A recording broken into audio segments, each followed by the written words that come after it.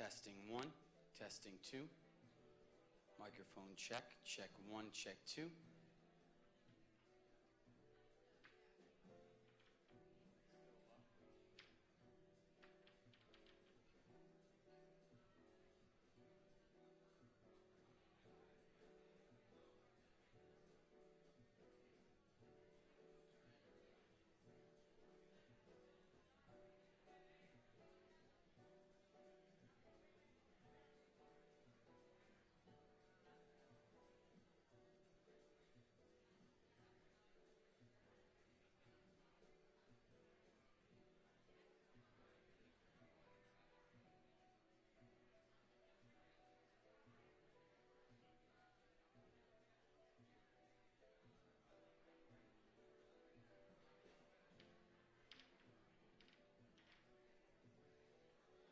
Microphone check, check 1, checking 2, checking 1, checking 2.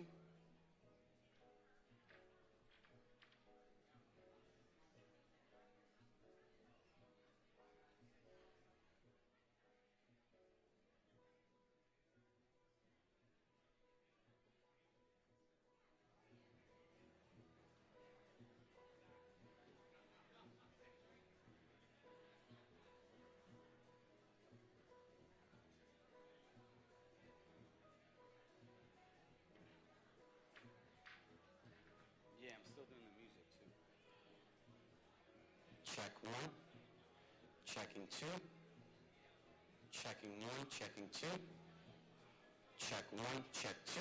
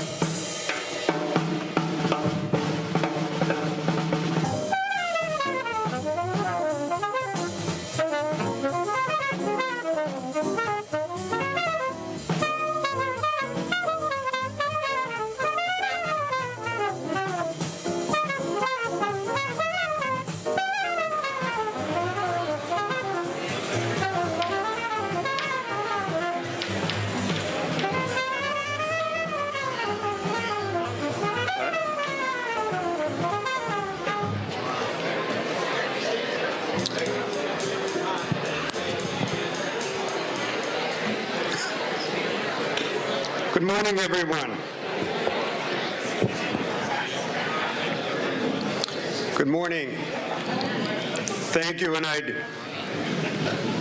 want to welcome everyone to our annual Reentry Conference, where we focus on the importance of reentry and returning citizens into our community.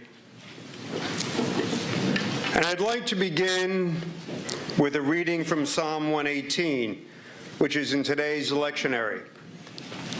And then I will next introduce a dear friend, Father Francis Schiller. Oh, praise the Lord, all ye heathen, praise him, all ye nations, for his merciful kindness is ever more and more towards us, and the truth of the Lord endureth forever. Praise the Lord. Amen. And now it's my great pleasure to introduce a dear friend, and with great humility, at a very young age, my parents brought me into his sanctuary to be baptized. I don't know if I hold him personally responsible for all my sins since that time, but it's a great honor, somebody who's spoken truth to justice, and someone who's a clear voice for those returning, a dear friend, Father Francis Schiller from St. Patrick's Parish.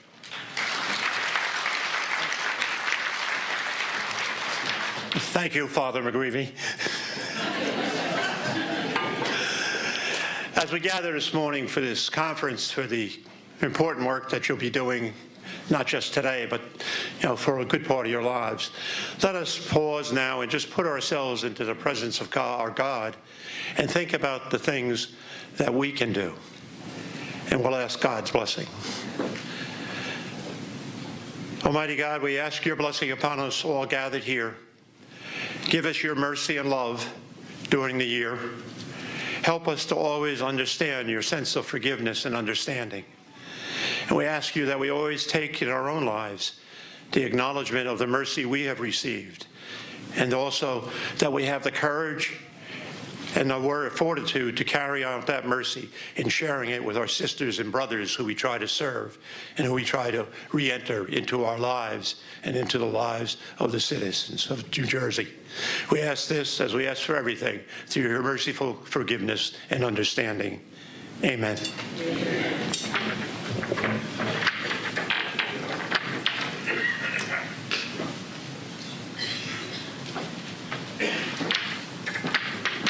Thank you, Father. The next gentleman, I was just having a chat with Bishop Ingram of the African Methodist Episcopal Church and introducing him to Mayor Fulop. And there are many things that you could say about the mayor. I just want to share my story. And Helena Muhammad, is Helena here in the house? Yes. Helena, could you please stand up and just wave? There she is. Helena's in the back. And Helena is a strong, powerful African-American Muslim woman. And my mother said, you know, God could be an African-American Muslim, so you better get used to the idea. And Helena was like a sister of mine working in the jail. And I had the privilege of working in Hudson County Jail under the leadership of Oscar Villas and under the leadership of Tom DeGise and Freeholder O'Day and so many others. And what was special is you understand that the women of Hudson County, as are the men that I worked with in Harlem at Exodus, want very much the same thing. They want an opportunity for employment. They want an opportunity for sobriety. They want an opportunity for work. And what's very special about this next young man is not only he's a leader, not only do he serve this nation proudly in the United States Marine Corps, but he understands the importance of one community. There can't be one community of wealth and assets and another community that's struggling to survive. And Mayor Fulop made Reentry, frankly, long before it achieved a sense of bipartisan support. He made it a cornerstone of his efforts. And I'm just very grateful on a personal level. There's not everybody who would take a risk on Jim McGreevey, considering my own story and my own failures in life. But he did because he believes, as I do, in a God of second chances. Ladies and gentlemen, the mayor of the great city of Jersey City, Steven Fulop.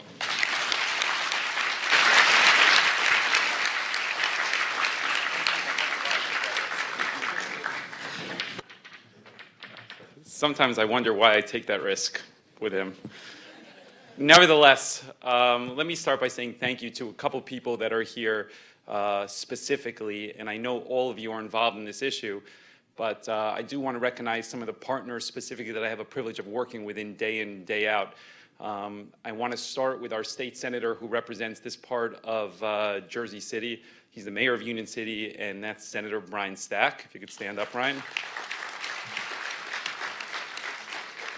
I want to recognize a partner in Essex County, and you'll hear about kind of some of the work that we're doing outside of Hudson County. And she found out about this conference a couple weeks ago, was excited to join, and that's the director or president of the Freeholder Board. That's Brittany Timberlake. Two other individuals that I do want to recognize. I'd be remiss if I didn't recognize another governor that we have in the room, and that's Governor Jim Florio. And a religious leader who represents a large community, not only in the entire state of New Jersey, but the entire region, and that's Bishop Ingram. So I want to say thank you, finally, to my friend and my coworker and a leader in Jim McGreevey. You all know him personally. He has taken up this issue long before it was something that you saw in a national conversation. And he certainly embodies much of the character traits that you want to see in a leader with regards to certainly caring about people that have been left behind. And so a big public thank you to Jim McGreevey. So I wanted to take a second to you and say thank you for all the work that you all do on this front. It's really an issue that's important to me. And as Jim touched on earlier, when we took office 3 years ago, we really have been trying to bridge the gap between different areas of Jersey City, areas that have been left behind. And it's a lesson that I'm continuously learning about different areas and different communities and the importance of the work that we do here. Sometimes I share instances between the 11 years that I've been in public office that have been really unique experiences, and none has been more important to me than one that you all know with regards to Officer Melvin Santiago. And that, to me, really highlighted why the work that we do is really important. Many of you know what happened. Melvin Santiago was an officer in Jersey City who was assassinated 2 years ago. That day actually started for me at 3 a.m. when I got a phone call from the public safety director saying that you need to get dressed and go to the Jersey Medical Center that a police officer was shot. So of course I got dressed as quickly as possible. I got there 10 minutes later, and they brought in a stretcher with Melvin. And Melvin had a bullet hole in his eye. And of course I recognized Melvin because I'd sworn him in 6 months earlier. He was a Latino officer, grew up in Jersey City, wanted to serve in the toughest parts of Jersey City on the west side, comes from a family of police officers, recognized him right away. And about 5 minutes after that, his mother came in, Kathy McBride. And she kept repeating the same thing. It can't be badge number 2650. Melvin just left for work. And then she saw Melvin lying there and she said, oh, Melvin's very cold. We need blankets for Melvin. And of course, Melvin was lifeless. 20 minutes before I got that phone call from the public safety director, what happened was an individual by the name of Lawrence Campbell that the Jersey City Police Department was looking for went into a Walgreens not far from here. The video cameras show that he cased the Walgreens, assaulted the security officer, took the security officer's firearm, and as people were leaving, he grabbed a woman and said, watch the news later, I'm going to be famous. And then he waited for the 911 calls to go into the police department and for the police to respond. And you could see on the videos that he actually became impatient. So he was waiting and he was waiting 30 seconds, 45 seconds, and then he went outside the door for Walgreens, and Melvin's car was the first one to come up. And the reality is that if anybody was in Melvin's car, any of us in this room, we would have assumed the same thing that Melvin assumed, that Lawrence Campbell, the individual kneeling down 10 yards outside of the Walgreens store, was not the individual that they were called for, that he was a witness, you would have assumed, and the individual was still inside the store. So as soon as Melvin got there, he opened the door, and Lawrence shot him and killed him. And then Lawrence Campbell was subsequently killed. Now, you all know that component of that, and Jersey City did the best it possibly could to highlight the life and service of a police officer. And the community came together from all parts of the community to highlight his life. President Obama reached out, many of you remember. What happened in the days after was really important to me on so many fronts, because it was, of course, important to honor Melvin Santiago. But if you remember, there was also a memorial that went up in a part of Jersey City for Lawrence Campbell. And it was national news. And as soon as it went up, I asked our public works to take it down. I said, we're not going to be a city that memorializes somebody who assassinated a police officer. And we had the DPW go out there. They took down this makeshift memorial. And then right after that, the community came back out and put up something for Lawrence Campbell. We had it taken down again, and then it stayed down. It bothered me for the better part of a year, thinking about who would memorialize Lawrence Campbell and why. And then I realized over time that it wasn't really about Lawrence Campbell. It had really nothing to do with Lawrence Campbell at the end of the day. It had to do with parts of the community that were getting left behind. And Jersey City is no different on many of those fronts. I mean, if you think about Jersey City in many ways, when we took office in 2013, in arguably the most diverse city in the entire country, generally, we're the home of Ellis Island, the golden door of immigrants here, a police department of 800 officers to 850 officers. We fluctuate in those two numbers. The number of African-American officers in 2013 above the entry-level rank of patrolmen in Jersey City was 1. Not 1%, it was 1. If you think about the issue of incarceration, a city like Jersey City has close to 2,000 people per year coming out of the jail system back into Jersey City. And you're going to hear again and again today about what those challenges are like, what we pay to incarcerate somebody in the state of New Jersey or in this country, more than tuition in most universities, that we're 3% of the world's population and 25% of the incarcerated population here in the world. If you think about the number of Africans in the jail system in South Africa versus African Americans today in this country incarcerated, our numbers exceed what was there in the height of apartheid. So there is an issue here, a real big issue. And it's important that Jersey City is at the forefront of that, and that has been a partnership with all of you in this room, because we really want to make sure that nobody gets left behind. When that community is calling out, not about Lawrence Campbell, about really being left behind on so many fronts, one of those components is how we break this cycle. So the work that you're all doing today is really important. And I'm proud that this has become a national model. I'm proud that this is something that has been replicated throughout the state of New Jersey. And I'm proud that all of you continue to be partners on that front. But we still have a lot of work to do. There's no question about it. This is hard work, because it's single-handedly blocking and tackling an individual at a time. There's no solution that covers everybody.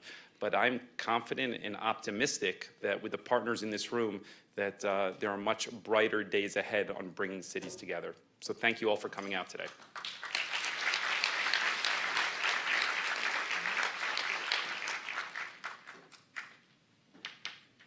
So thank you, Mayor. And obviously having Mayor Fulop at the head of the helm and receiving that support is very meaningful. We just have the great Mayor of Newark just walked into the room, Baraka. Can we have a round of applause? The Mayor. The next gentleman is the chief federal law enforcement official in the state of New Jersey. And one of the most, I've had being in Reentry, you have a lot of moving times in your life. Bob Riccadelli's here from parole, and my dear friend Senator Bernie Kenney and Senator Stack. And when you're talking to people, and you're seeing people where they live and they work and they pray, but one of the most meaningful occasions was I had the occasion to be in a federal district court where somebody who was sentenced in that same court was now having their sentence reduced because of the federal reentry program. And this next gentleman was involved in a great weed and seed program in Camden years ago. But as the chief law enforcement official in the state of New Jersey, he's brought federal reentry to a whole new level, not only in Essex County, but in Trenton and Camden.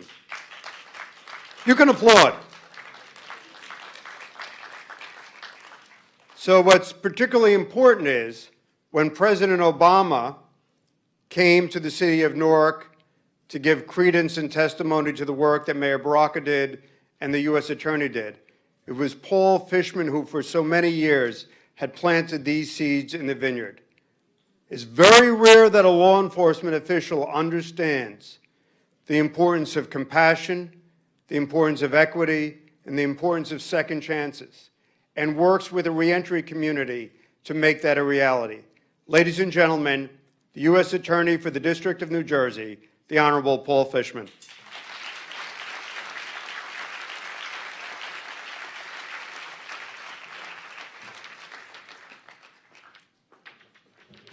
Good morning. Oh, that was very sad. Good morning. Good morning. So, thank you, Jim, for that lovely introduction. And I'm going to leave now because I can't do any better than that. I want to thank Mayor Fulop and your colleagues, John Kufos, and everyone who's working on this unbelievably significant issue. It's a law enforcement issue. It's an equal opportunity issue. It's a civil rights issue. And I am enormously proud of the work that the people in the federal family have done on the reentry project that we have in Newark and really in the U.S. Attorney's offices across the country. I have prepared remarks. I'm going to get to them in a second, but I do want to, because Jim talked about that reentry graduation that he attended in the summer of 2014, I just want to tell one story from that graduation. The way the graduation was set up, we have now had 30 some odd men and one woman go through our federal reentry program in Newark. And that graduation was for the first 6 who had successfully completed the program. They have to go through 52 weeks of showing up to court every 2 weeks. meeting with a federal judge and a probation officer and getting intensive, and I'll talk about this in a second, getting intensive attention from us to find jobs and housing and mental health treatment and schools for their kids and a variety of other things that are unbelievably important. But that day was the single most inspiring moment in my 33 years of practicing law I have ever spent in a federal courtroom. And what was remarkable about it was that the probation officer, the way this program was styled, I was going to speak, and then the probation officer who runs the program was going to make a formal motion to the court to reduce the term of supervision for these 6 people who had just come out of prison a year and a half earlier. What we had not put into the program, and what we didn't expect, is that when the first of those men went to the front of the courtroom to have his period of supervision reduced and get his certificate, that he would step to the podium and speak. And of course, once he did that, the other 5 felt compelled to do the same thing. And one by one, they each told what the program had meant to them. But the one story from that day that stuck with me, and I talked about this a couple of years ago, for those of you who were in the room 2 years ago, I apologize. A fellow named Amari Terrell said that one night at the end of court, because the court runs from 5 o'clock to 7 o'clock, it was dark, it was winter, and one of the public defenders, a young woman, said to him, listen, I know you just moved into a new apartment and I have some sheets and towels that I don't need. They're back at my car. Do you want to come get them? And so he walked her to his car and to her car. They got the sheets and towels and she said to him, how are you getting home? And he said, my car is about 6 blocks from here. She said, I'll drive you. And this 6'4", 250-pound African-American man with a double I Bloods tattoo on the side of his neck said to the people in that courtroom, I knew that my life had changed at that moment. Because 5, 10 years earlier, there is no way that that woman ever would have let me into her car. And that's what our program is about, making those kinds of changes. Now, this is the 3rd year. This is the 3rd year that I've helped to kick off this conference, and I'm flattered to be invited back. But I was also a little, honestly, confounded about what I wanted to talk about this morning. In the 2 previous times I've been here, I've talked about the huge incarceration rate that the mayor just alluded to, the awful recidivism rates for people who get out of prison, the employment, mental health, and educational obstacles at which all reentering prisoners are looking, the excitement of our federal reentry court, which I just talked a little bit about, and honestly, my regret that we have been unable to do even more. But I don't want to give that speech again. I also thought that I could tout the things that we're doing, events that are coming up, plans that we're making. I could talk at length about the 2nd federal reentry court we started in Newark, the one we've now started in Camden, and the one that I hope we're going to get started in Trenton this year, which is where our 3 federal courthouses are. I could talk about the fact that the White House has designated the last week in April of this year as Federal Reentry Week, and that my colleagues all across the country will be highlighting the work of their federal reentry courts, which now number about 60. I could mention our own office's plans for that week, which include an employment fair in Camden, working with HUD on applicant screening for publicly funded housing, a breakfast for current and prospective employers that we're going to host on the morning of April 29th. I could talk about our, what we call our pre-entry court, which we now have in Newark. It's after you plead guilty, if you do, and you're drug addicted, before you get sentenced, you get a year of treatment. And if you do well, real credit at the time of sentence. And that program just got off the ground in the last year, and it's being run by, among others, Joe Hayden's wife, Catherine, who was a federal judge. And I could talk about our 3rd reentry graduation, which is also going to be on April 29th, where both I and Senator Booker will speak. But I don't want to give that speech. I don't want to do that laundry list speech, although I sort of just did it. Anyway, what I really want to do is just tell you a couple of stories. In 1994, a young man named Daquan Rosario was arrested for the first time. He was 16. Looking back, it probably was not much of a surprise that that's where he would be. When he was growing up and he wanted to leave the house where he lived in the morning to go to school, he would literally step over people who were passed out in his apartment or in the hallway outside from drug abuse. When he came home from school, he would step over the exact same bodies on the floor. In 1995, shortly after he turned 17, Daquan was arrested again, this time sentenced to his first term of incarceration for selling drugs with his uncle. The spiral continued, and 10 years later, at the age of 27, the office I now run, although I wasn't there at the time, but the office I now run prosecuted him for drug distribution. We asked for, and he received, a 10-year federal sentence. Now, I don't know if you know how the federal prison system works. Federal prisons have levels from 1 to 6, 1 being the lowest and 6 being the highest. The lowest risk folks go to what we call federal prison camp. It's a euphemistic name. It's very low security and has barracks that some people describe as a little like the Army. The highest risk people, those who are truly dangerous, go to the Supermax facility in Colorado. And in between, you get assigned based on your criminal history, the nature of your offense, and a variety of other factors. Often, as was true for Daquan, you get sent to a prison far away because there are only 2 federal prisons in New Jersey. And in Daquan's case, that prison was in Oklahoma. Sometimes that's good because it keeps people away from gang members and other running buddies who might otherwise keep in contact with them and suck them back in as soon as they get out.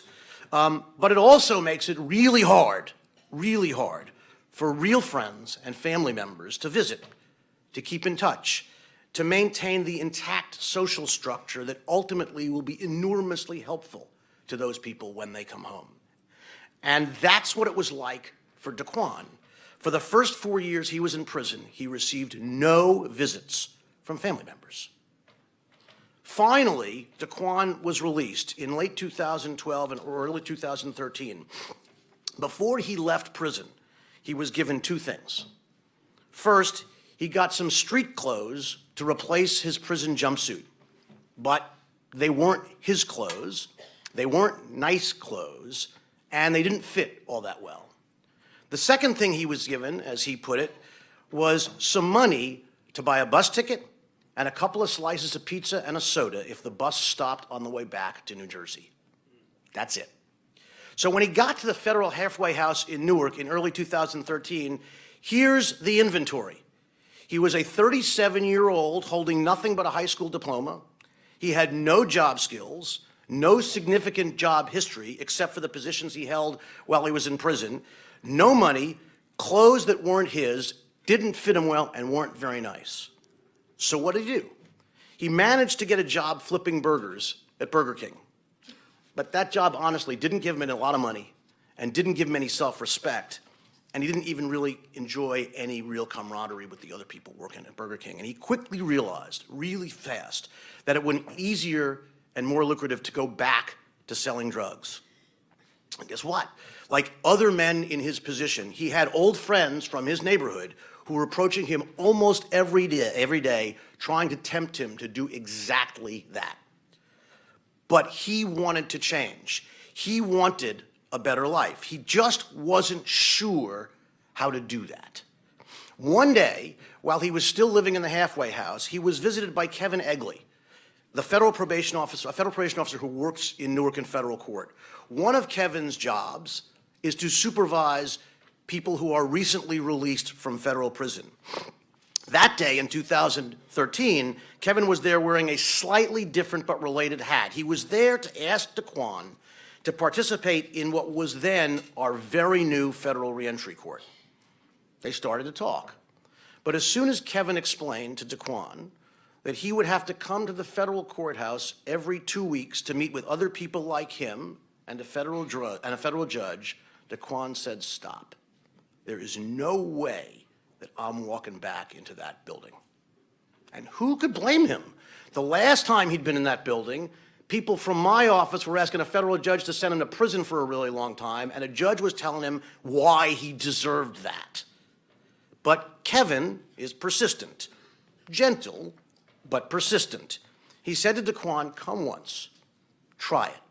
If you don't like it, I won't bug you again." So Daquan came, and he realized within a half an hour that he had found a place where he could be safe, a place where he could get the help that he wanted, a place where he wouldn't be tempted or threatened to go back instead of forward. So what happened? Well, the people who work in that court, Judge Madeline Arleo, Kevin Egley, the probation officer, lawyers and staff from my office and from the Federal Public Defender's Office, brainstormed every week about how to help him, just like they were doing that for everybody else in the program. And so they helped Daquan get a job working for a medical transport company. It's a fancy way, basically, of talking private ambulances and vans that transport patients where they need to go. And then when Daquan said he wanted to become an EMT, the team helped get him into the right training program.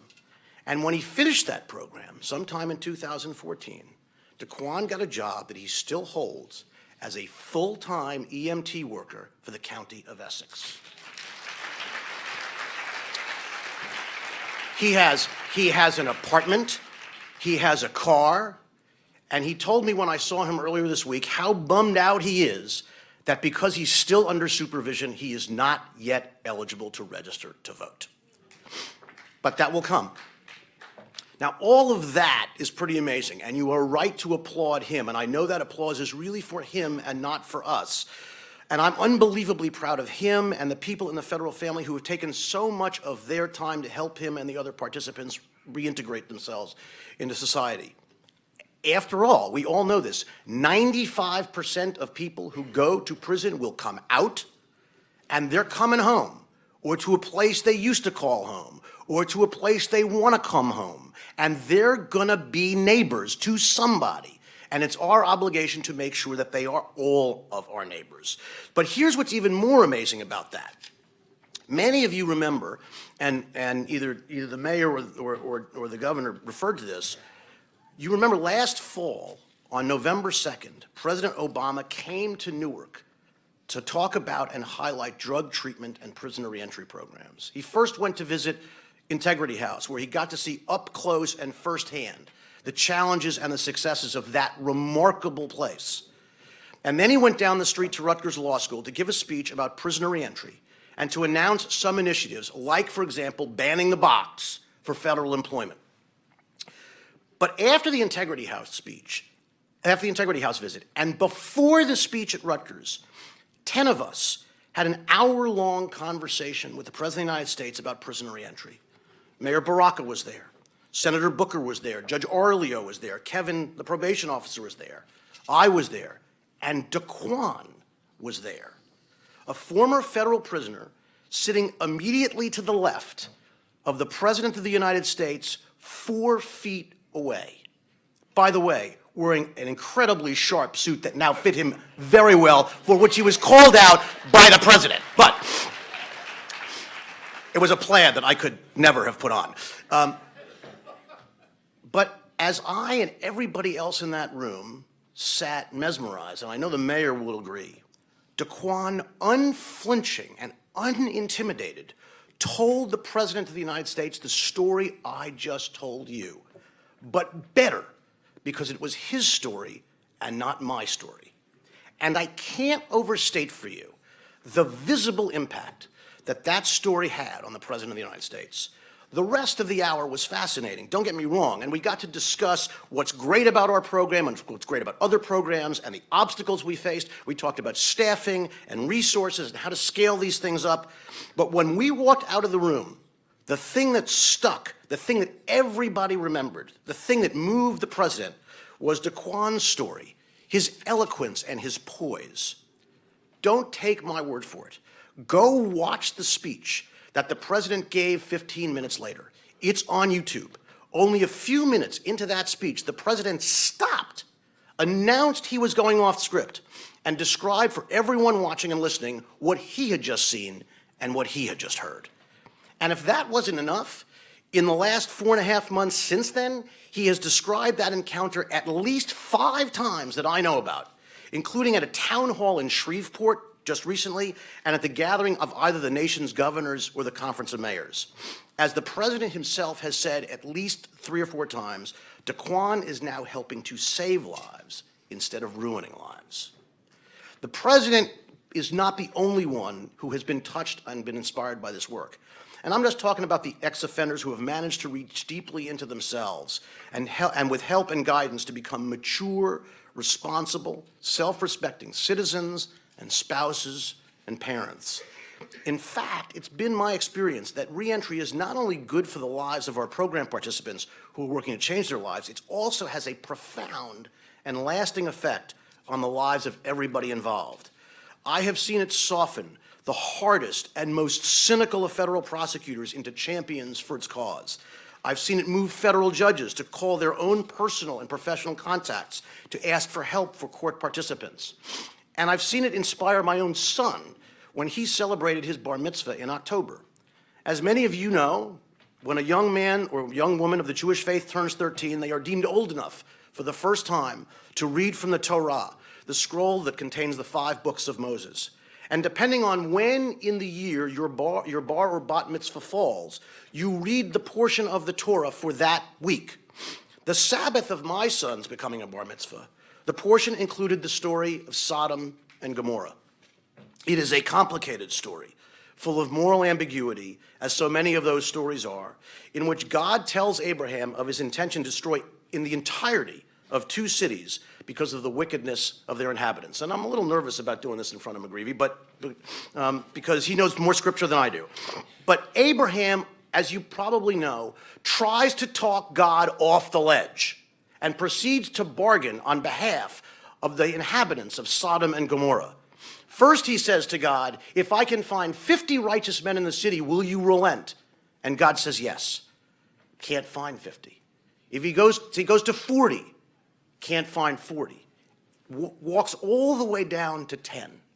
And finally, when he cannot find 10 righteous men, he gives up and God destroys the cities. It is the custom in my synagogue, as it is in many others, that the young man or woman who is called to the Torah that day gives, in addition to reading from the Torah, gives a teaching, a small little sermon, if you will, what we call a Devar Torah, a teaching of the Torah about that week's portion. So Ian asked the question at the beginning of his Torah Devar, of his Devar Torah, if God knew, and he must have, how it was all going to turn out, why did he bother to tell Abraham in the first place to have Abraham bargain for nothing? Ian's take was that God wanted Abraham to learn for himself that he had the character and the confidence and the skills necessary to be the leader of the Jewish people. And he then proceeded to list and explain what he thought were those attributes. I won't tarry with the details. I'm already a little too much of the obnoxious, proud father up here. But I do want to share the end of it, because the quality at the end that Ian focused on was compassion. Abraham, he said, stands up for the innocent people of Sodom and Gomorrah that he doesn't even know. And he feels so strongly that he would rather let the wicked go free than let the innocent people perish. It also seems that he didn't think the punishment was fair, and that maybe the wicked shouldn't be punished this harshly at all. Even if they are bad people, that doesn't mean they should die. Maybe they deserve a second chance. He went on, another lesson we learned from this week's Torah portion is that even if people do something bad, then maybe they deserve a second chance, and maybe we should think about how they get punished. And that's what my Tikkun Olam project is about. My Tikkun Olam project is helping people who have just gotten out of federal prison with everyday things, such as learning how to set up a social media account for their business, teaching them how to use their smartphones, and teaching them how to use Google Docs for notes and presentations. I believe that these returning prisoners have learned their lesson, and I think they should get a second chance. I'm glad they get that chance, and I'm glad that I can help them have it. I think Abraham would have wanted the same thing. So my son, moved by this work, hearing me talk about it incessantly, having met 1 or 2 of the men who graduated, decided for his bar mitzvah project that what he would do is teach them how to use their smartphones, how to create Instagram accounts, how to enter a world that they have only seen on television from prison. Earlier this week, we marked the beginning of spring, the season that brings us renewal, the promise of warmth, and flowers from plants that looked like they had lost their potential for growth. This weekend, those of you who are Christians will celebrate Easter, a holiday that is all about redemption, hope, renewal, and new life. And in a few short weeks, those of us who are Jews will celebrate Passover, a holiday that is dedicated to the idea of freedom. In this season, we remember that helping ex-offenders reintegrate themselves into society embodies all of that and more. Today, as we spend the day talking, reflecting, and thinking about reentry, we are inspired by our respective faiths and by the understanding that together we can perform acts of tikkun olam and begin to repair the world. That's what DeQuan is doing when he stabilizes the victim of a car accident for a ride to the hospital, when he resuscitates someone in cardiac arrest, when he puts a tourniquet on a wound from a gunshot. The people he helps, the people he saves, and the people who love them could not care less. They just don't care that he did time. All they care about is that he is giving those patients and those families exactly what we're giving him, a second chance. Thank you for believing in this work.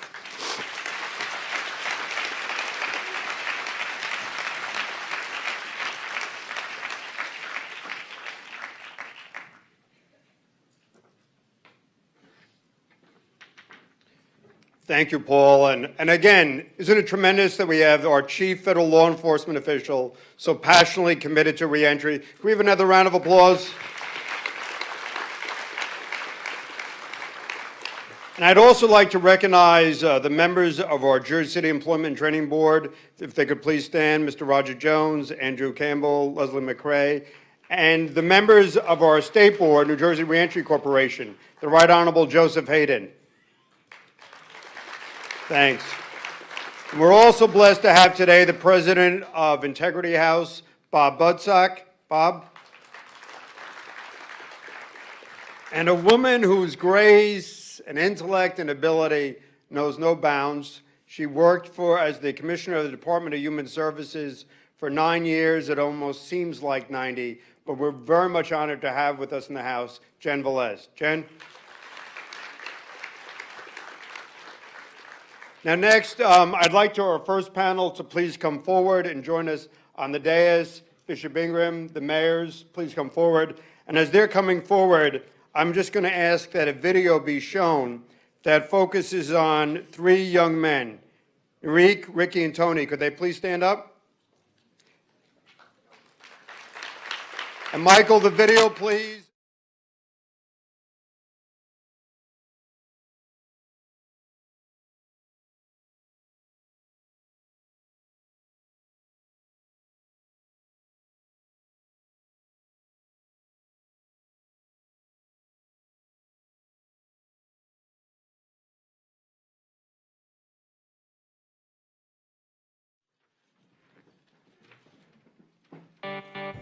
We manufacture woodwork specifically for commercial buildings.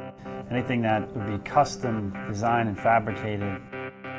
We did Jazz at Lincoln Center, we did Signature Theater, Princeton University, Princeton Hospital, large corporate conference centers. We did Goldman Sachs, Hearst, Time Inc. We are very mechanized, and so our factory is set up in a way that it's very nimble, but it needs high-tech workers to drive it.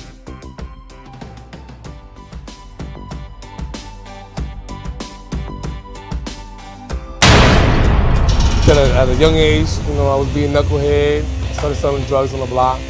I was incarcerated in 2010. Yes, it was very difficult finding a job.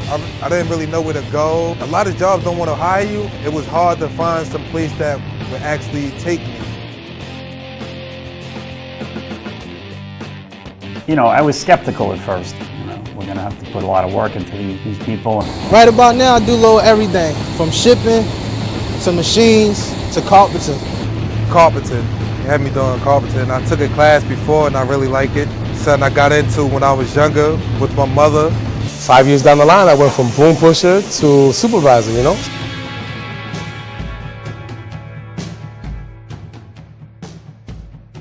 And it was quite a surprise to see the talent that's there. And I think, but for circumstances, these young guys that we have would have probably been successful.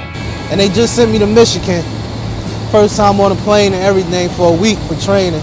They're very intelligent, and they are able to see opportunity and capitalize on it. I got 14 months in now, and I'm pretty good. So I guess, give me another year, I could be running with all the big bosses soon.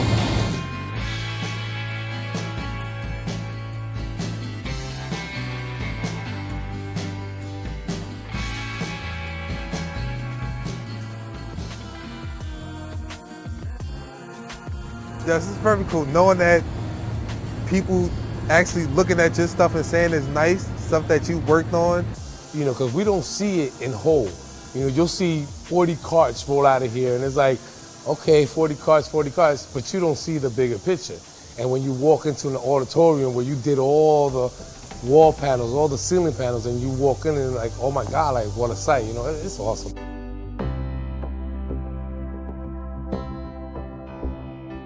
So we're constantly looking to try to find the talent that we need to continue to grow, and we are in the process now of building a new facility with the ability to double our capacity in every department.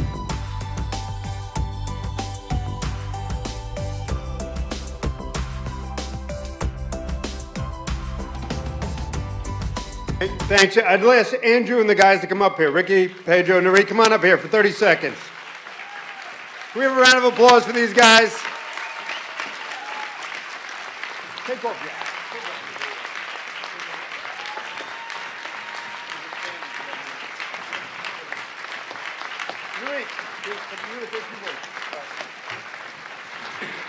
And I just want Andrew's philosophy is no millennials, only those returning. Go ahead, Andrew, a few words. You stole my line. Yes, we've struggled to find young people that want to be involved in manufacturing, and there's a tremendous amount of opportunity there. And I'll admit I was skeptical early on, but what I found is really that the young guys behind me, I'm not doing them any favor. They're bringing great value to our company. There probably were circumstances that drove them to situations, and it hadn't been for those circumstances, they would be exactly where they are today, or even beyond. And it's a tribute to the governor's great work that I understand that now, and I've been able to capitalize on it strictly from a commercial perspective and find the talent that I need. Thanks. Thanks. Ricky, you want to say anything? Ricky, come on. Rick, just 2 words. How y'all doing? He wanted me to speak on my plane experience. First time on the plane.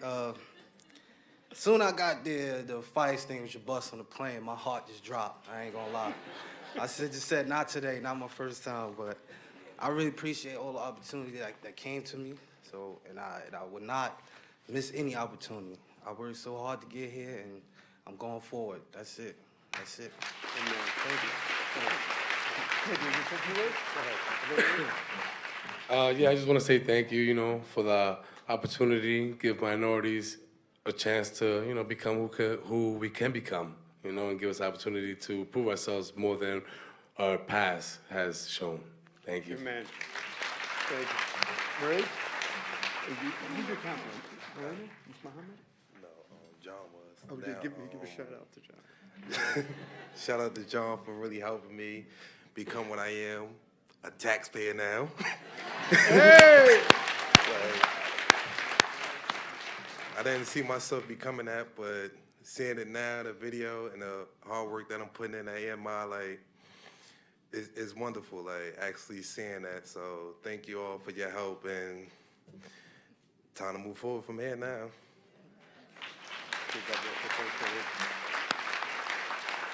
Thank you. Thank you, and thank you to Andrew and the EMI. Thank you very much. We're just...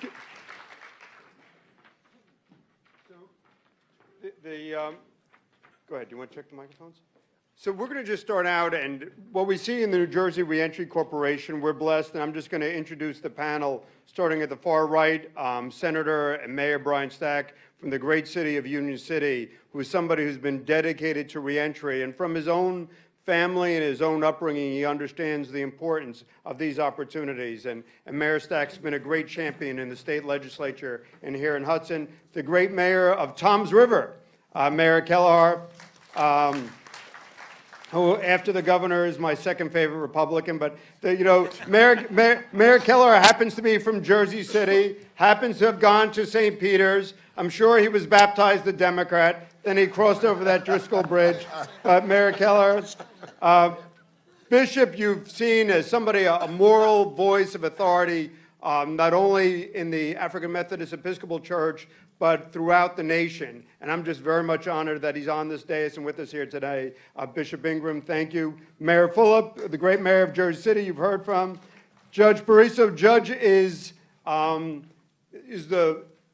domo, is the man in charge of Hudson County Court, and he's been a great advocate, not only in drug court, not only in the criminal side of the bench and on the civil side of the bench, but he's been a great supporter for us, and I'm just really grateful that he's here today.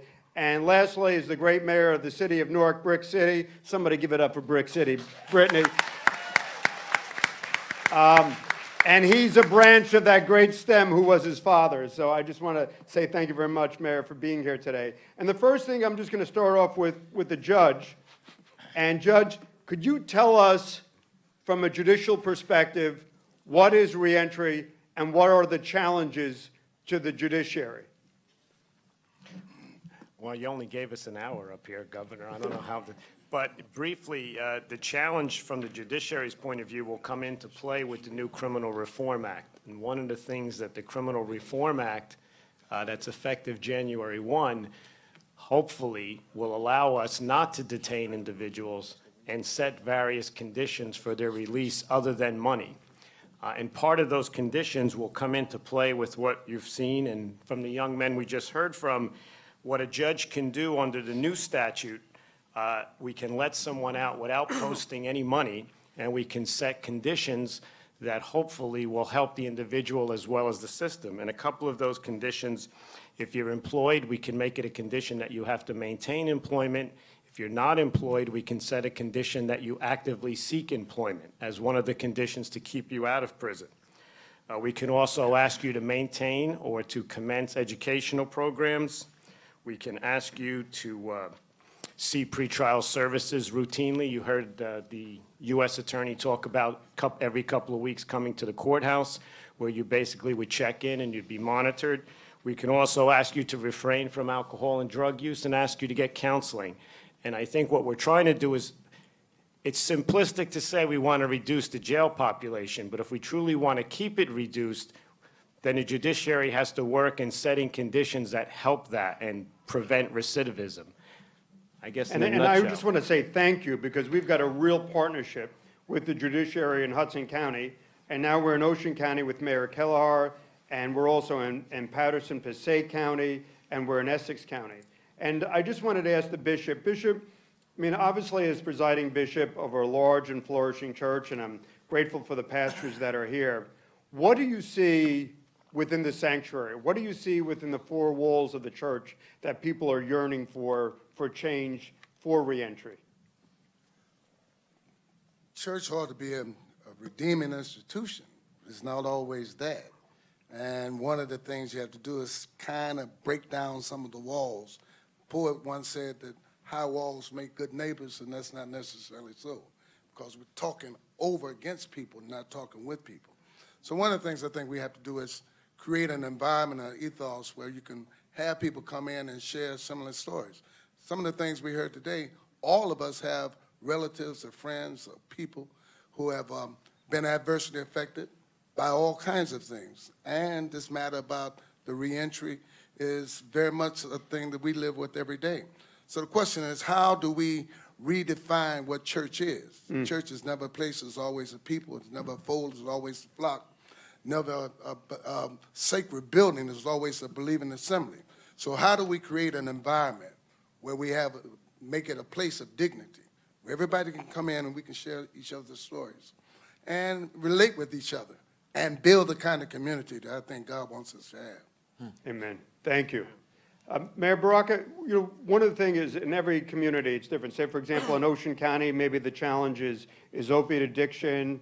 In Essex County, it might be more gang violence. What do you see in the great city of Newark? What do you see as some of the challenges? And I just want to also recognize the mayor's work because he's a full partner with us in our work and what we do in the Conservancy.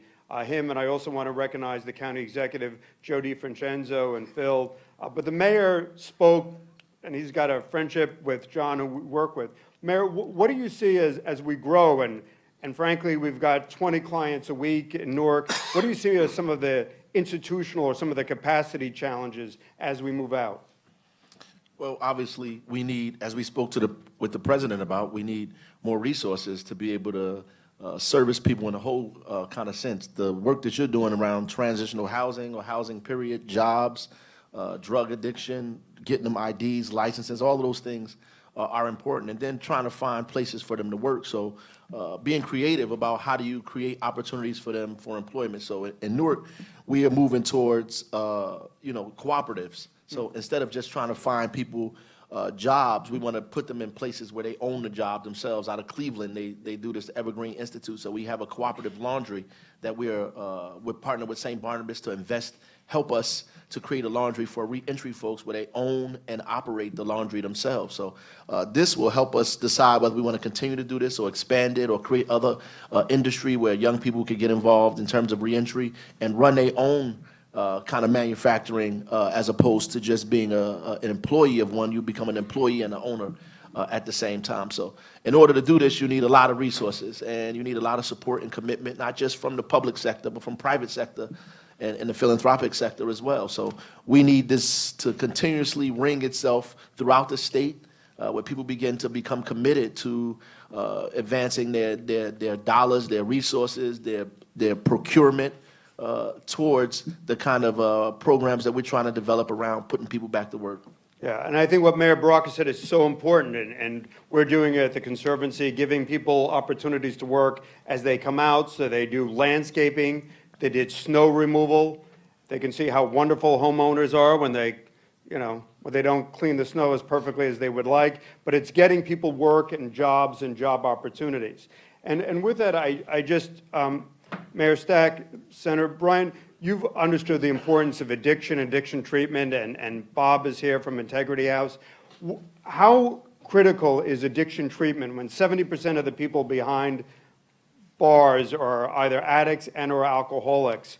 What component is that, in addition to jobs, as part of the reentry cycle? It's very, very critical. I mean, I've had addiction issues within my own family, so I've seen it firsthand, Governor. And first, I'd like to say thank you for your work and thank you for all that you do on this. It's so important. I see it on a daily basis, more as a mayor than I do as a state senator, but it's very important. We try, in the mayor's office, when people come in for assistance, we try firsthand to help them get into programs, to help them with addiction treatment, also help them find employment. But we even try to take it a step further and tie into what Mayor Baraka just said, trying to help them get set up somewhere in an apartment, even if we can get them into a room to start, but just the basic necessities of getting a bed, helping them with a refrigerator, things that we might take for granted that they just don't have, especially people who have been addicted or just coming out of prison.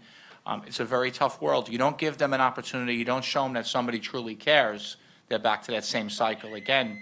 Tying in what the U.S. Attorney said, it's very, very true. They just need to see that somebody cares and that there's somebody out there. Resources is definitely important. Transitional housing is critical to help them with, just to get them on their feet again. So I just wanted, with what you just said about somebody cares, and in our program, we believe in addiction treatment with our partners with Integrity House and Avis Village. We believe in transitional housing, which we support, employment, as Mayor Baraka said, linking people to health care, federally qualified health center. And again, I want to thank Jen Velez and Barnabas. And lastly, legal services. But one of the areas is, and I want to thank Mayor Kelaher, in Toms River and in Ocean County, where there is an addiction crisis. Mayor, how important is it to build community support? And how did you achieve this? Well, Governor, I think everybody should know from all the news media that we are in an epidemic of heroin deaths in Ocean County. I used to be the Ocean County prosecutor a dozen years ago, and we would experience maybe 50 deaths of a combination of cocaine, alcohol, or some other mixed drugs, a little bit of heroin. Right now, all of these deaths are heroin related, and it's just a tragic situation. I know our folks in the prosecutor's office would estimate that of the 5,000 cases that the prosecutor's office was screening back then, 85% or so were drug-related, either the actual use, possession, or the spin-off crimes of burglaries and so on. So it's so important to address that problem from so many sources. The law enforcement people can't do it themselves. One of the most successful things I had as the prosecutor was the establishment of the drug court in our county. And, you know, when people say, oh, you were a prosecutor, you must have had a lot of interesting things. You know, yes, unfortunately, there are murders, robberies, and things of that nature. But the most important thing, and I'll always remember it, was our drug court program. During the 5.5 years I was a prosecutor, 350 some odd people graduated from that program. Women got their children back from DIFAS. People got on the payroll and started paying taxes. And one of the big problems that we had then was getting jobs for these people, because that was one of the conditions of drug court. The Toms River doesn't have a lot of industry, and so it was a little bit difficult. Some of the big part-time employers were a big help, like Great Adventure and Blue Claw Stadium and so on. Right now, there's a greater opportunity, and I'm so glad you're going to be a part of our community to help on this project. As I guess one good benefit of Hurricane Superstorm Sandy, which destroyed us, is that there's so much construction work available, and I'm hoping that with your efforts too, we'd be able to place a lot of these people who have to have something to do when they come out of treatment or custody, because otherwise they're going to be like Taekwondo and go right back into it, or be tempted to go back into it. Sure. Bishop, did you want to say? Well, I think several things. We're addressing a problem of hopelessness and despair. There are only two ways people can get things in life. Either you earn it or you steal it. And chances, possibility to get people getting away with things are not very great. That's why the prisons are packed, the jails are jammed, courtrooms are crowded. One of the issues that we're dealing with is how do you, there's a great question, a theological question, will thou be made whole? So how do we bring a sense of wholeness to people when they feel as though they've been overlooked, undercounted, and there's this overwhelming sense of people trying to get to the point where they can feel good about themselves. This whole issue about self-esteem, I mean, it's out the window. We live in a country, or we live in a culture now that over-exaggerates and enamours people based on what they wear, what they see. I mean, it's a strange dynamic that persons go out here trying to buy a $400 or $500 pair of tennis shoes as though that's going to make you jump higher or run faster. Question is, what are we doing in this society to affirm people and their somebodyness, if you want to say that? Finally, let me say this matter about values, because that's what we're talking about. Values are no more than what's socially acceptable by the masses. When I heard the senator over here speak about some things, he used a reference about in Genesis, and I call it, what can save the city in an X-rated society? I mean, this whole matter about Abraham when he said, if you find 50 righteous, and he went down to and you find one. Well, all have sinned and come short of the glory of God. That's why the church has to be fundamentally different, and to bring all the community together. So we're not talking at each other, we're talking with each other. Yeah.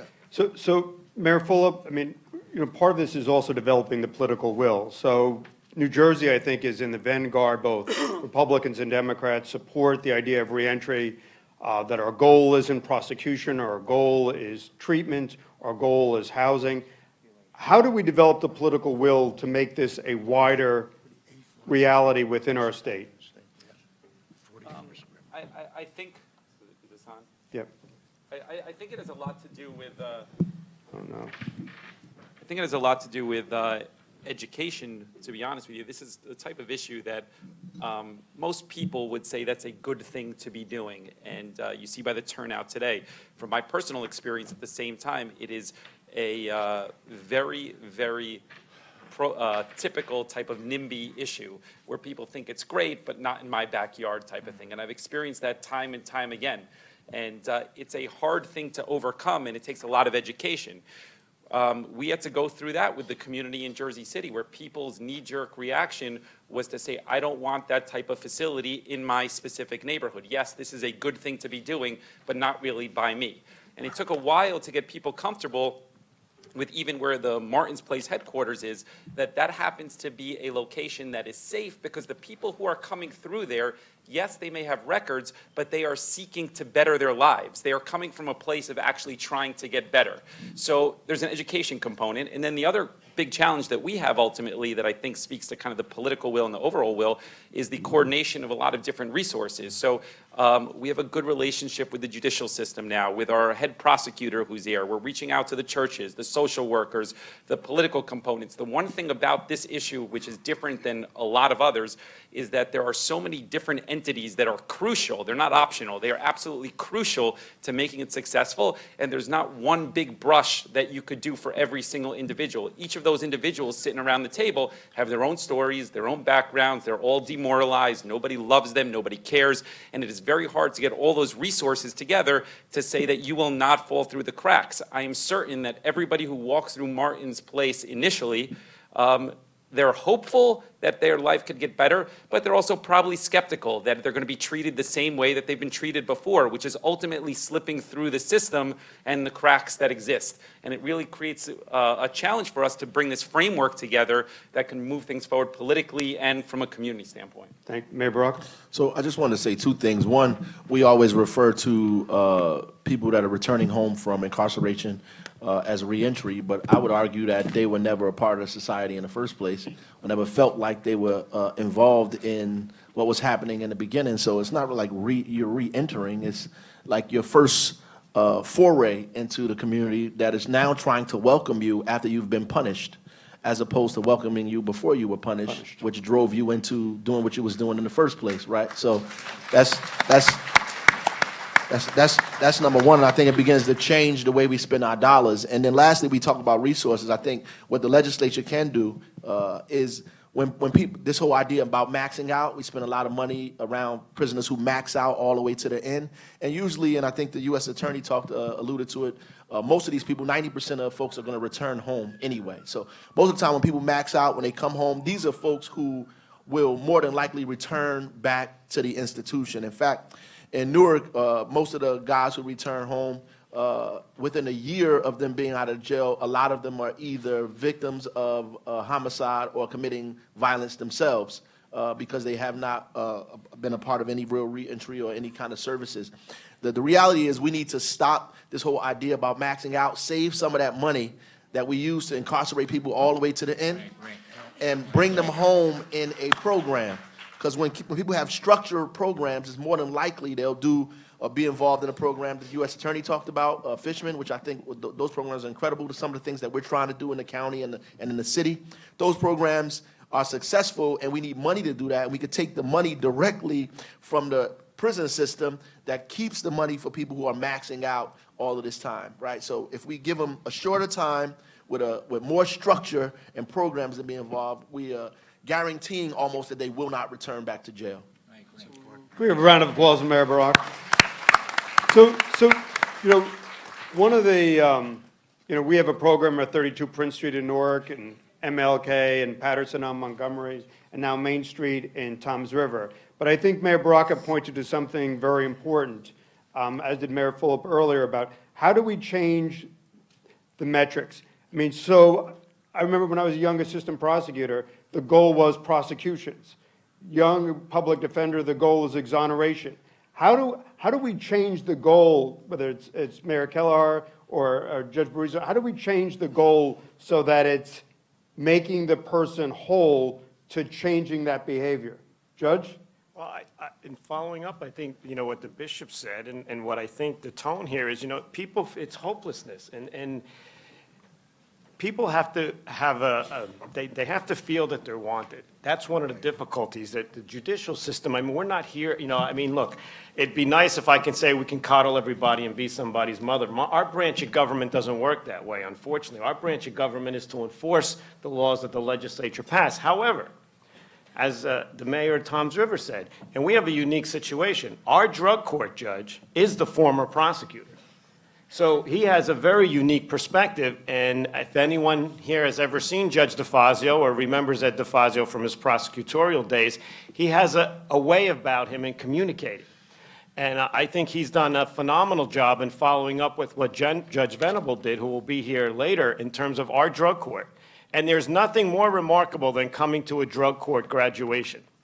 And that's what it is, and I emphasize that in my opening remarks. These young men and women have worked extremely hard and did not take the easy way out because someone cared about them.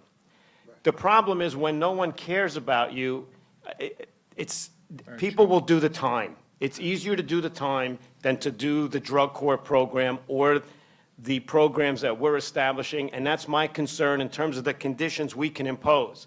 We have a wonderful statute that the legislature passed to prevent incarceration.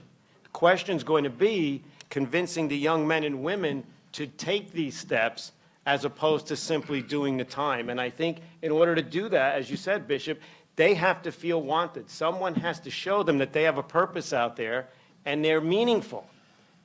It's easy for me to sit up there in a robe and say that, but I'm a stranger.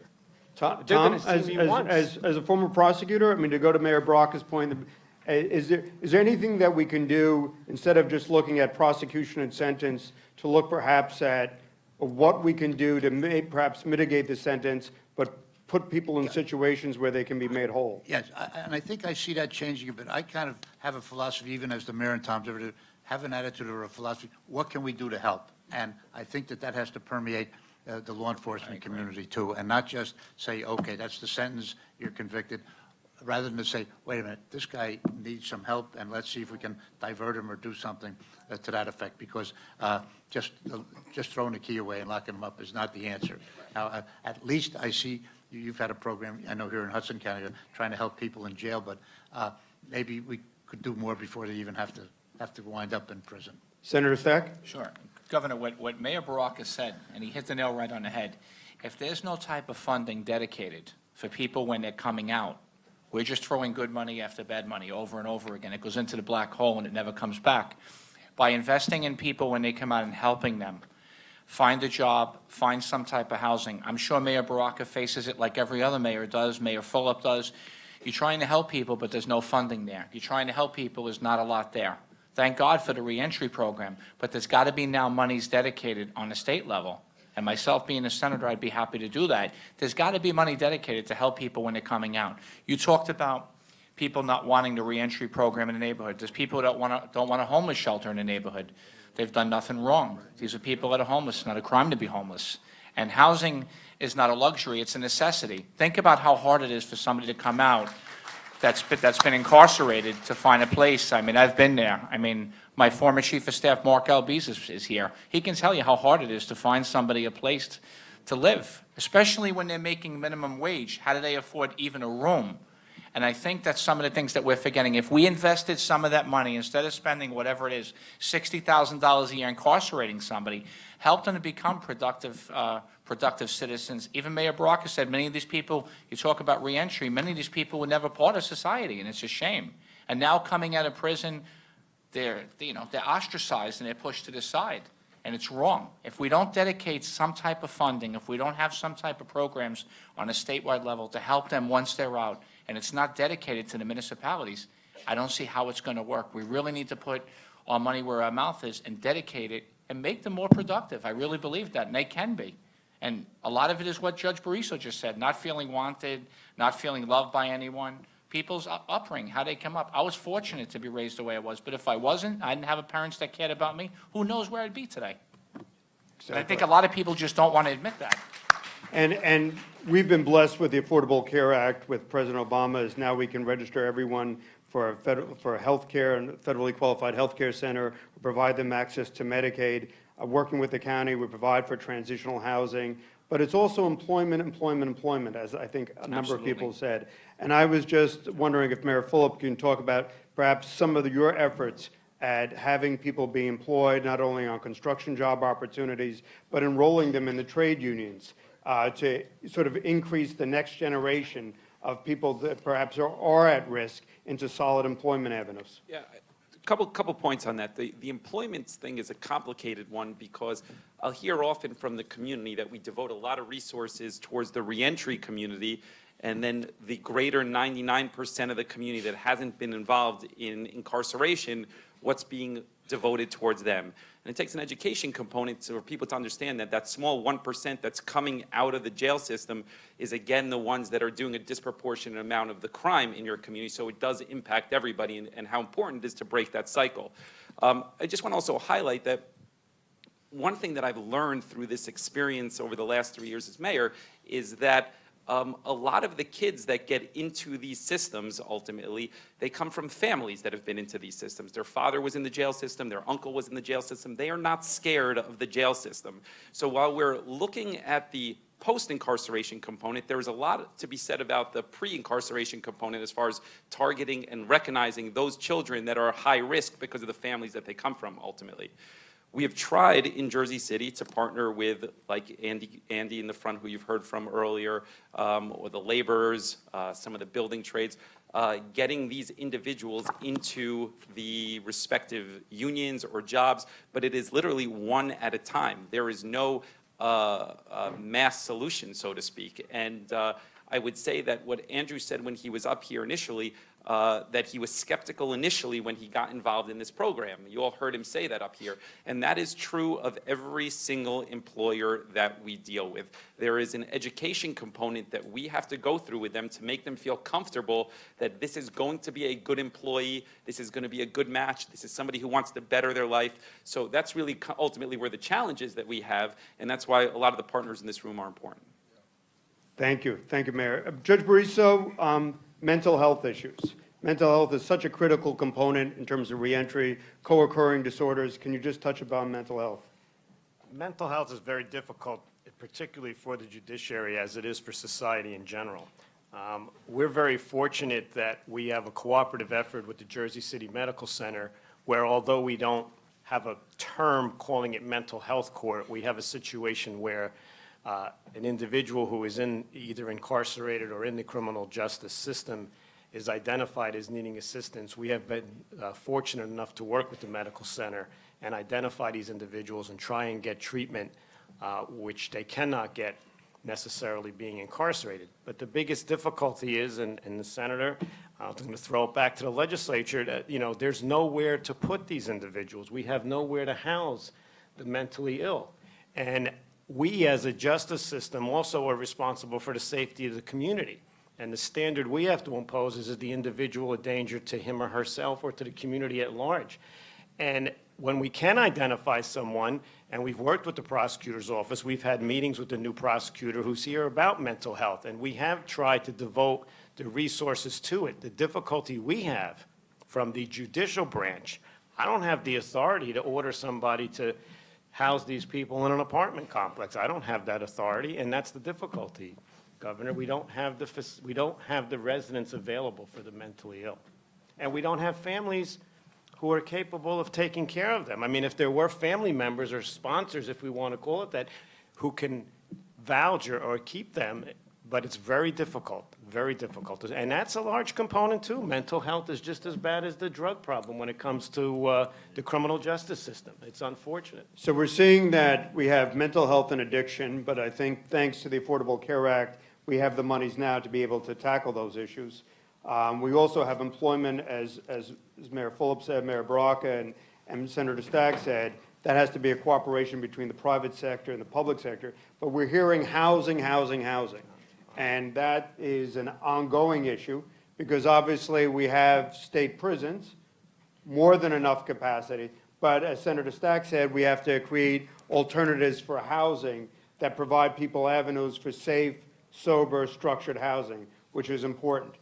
Could you just also, Tom, Mayor Kelaher, talk a little bit about identification and driver's licenses and the burdens that are so important that I know John Kufos and our team at the New Jersey Reentry Corporation grapples every day with? That was always one of the frustrations with the drug court program, that these people were task organized by the courts to get employment, and most of them, for one reason or another, prior to their arrest, had lost their license for driving under the influence or points or failure to pay insurance or whatever.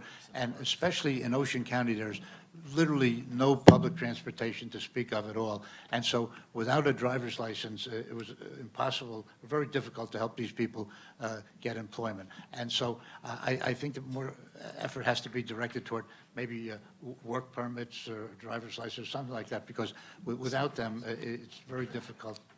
Mayor Baraka? You know, Senator Rice has a bill that I think people should be aware of that allows people to work off their surcharge on the driver's license as well. So that's something that people should keep their eye on and make sure we support on a state level to get all of the impediments and obstacles away that prevent people from getting their driver's license back. Thank you. And I just want to emphasize what Mayor Baraka said is that we track legislation that deals with the reentry population affecting addiction, mental health, housing, employment, and a number of those issues. And I just wanted to ask, and then I'll just open it for questions. I see my friend Joe Hayden had a question. Bishop, so in terms of creating a moral agenda, and it seems as if, thanks to the gentleman on this table, how do we change, and we're going to hear from Mark a little later on, who represents General Counsel of Koch Industries. This isn't a Republican or Democratic issue, but how do we create critical mass within the church, within the body politic, to say that, as I think as Paul Fishman said so articulately, if 95% of the people are coming back, as Mayor Baraka referred to, why don't we do this system better? How do we create that motivation in the church, as Senator Stack said, in the community? Well, and let me commend you. This whole dynamic of people here today, all of us are stakeholders. So all of us have a vested interest. Let me refer to a biblical piece. Story about the Good Samaritan. Goes down the road, and he's literally taken advantage of, stripped of all of his goods. Priest comes by, goes on the other side. Levi comes by, goes on the other side. But then the Samaritan comes, and he picks him up, takes him to the inn, and says, take care of him. And whatever is more, when I return. Now, the story stops there, but the question is, you have to envision, where did he go? Obviously, there's something wrong with this society, that someone will take advantage or rob another person. And all the things we've talked about here today, employment, mental health, housing, all of that is endemic about things happening in this society. So how do we bring all the people together so we can create an ethos, an environment where we are, again, talking? Because all the problems we all share. And the misery index knows no color. Amen. It's not Democrat, it's not Republican. All of that, we all are impacted. So how do we do it? We do it one by one, sharing each other's stories, understanding we have each other's investment. So I think we got to speak truth to power. Isn't it interesting? We can find money to imprison people, but not enough money to educate people to help people. Right, right. Thank you. And thank you, Bishop. And I just, before I open up, I just would like to, the men and women from the New Jersey Reentry Corporation, the case managers, could they just stand up and be recognized? All from all the, wherever you're from, they're in the back. All right, if you could give them a round of applause. Thank you, folks. Thanks, Joshua. And I'm proud to say that we have a 19.2% recidivism rate, and we have a 58% employment rate, in no small measure to the efforts of the mayors on this table that are working with us. Next, I just asked my friend Joe Hayden had a question. Joe? Could you just...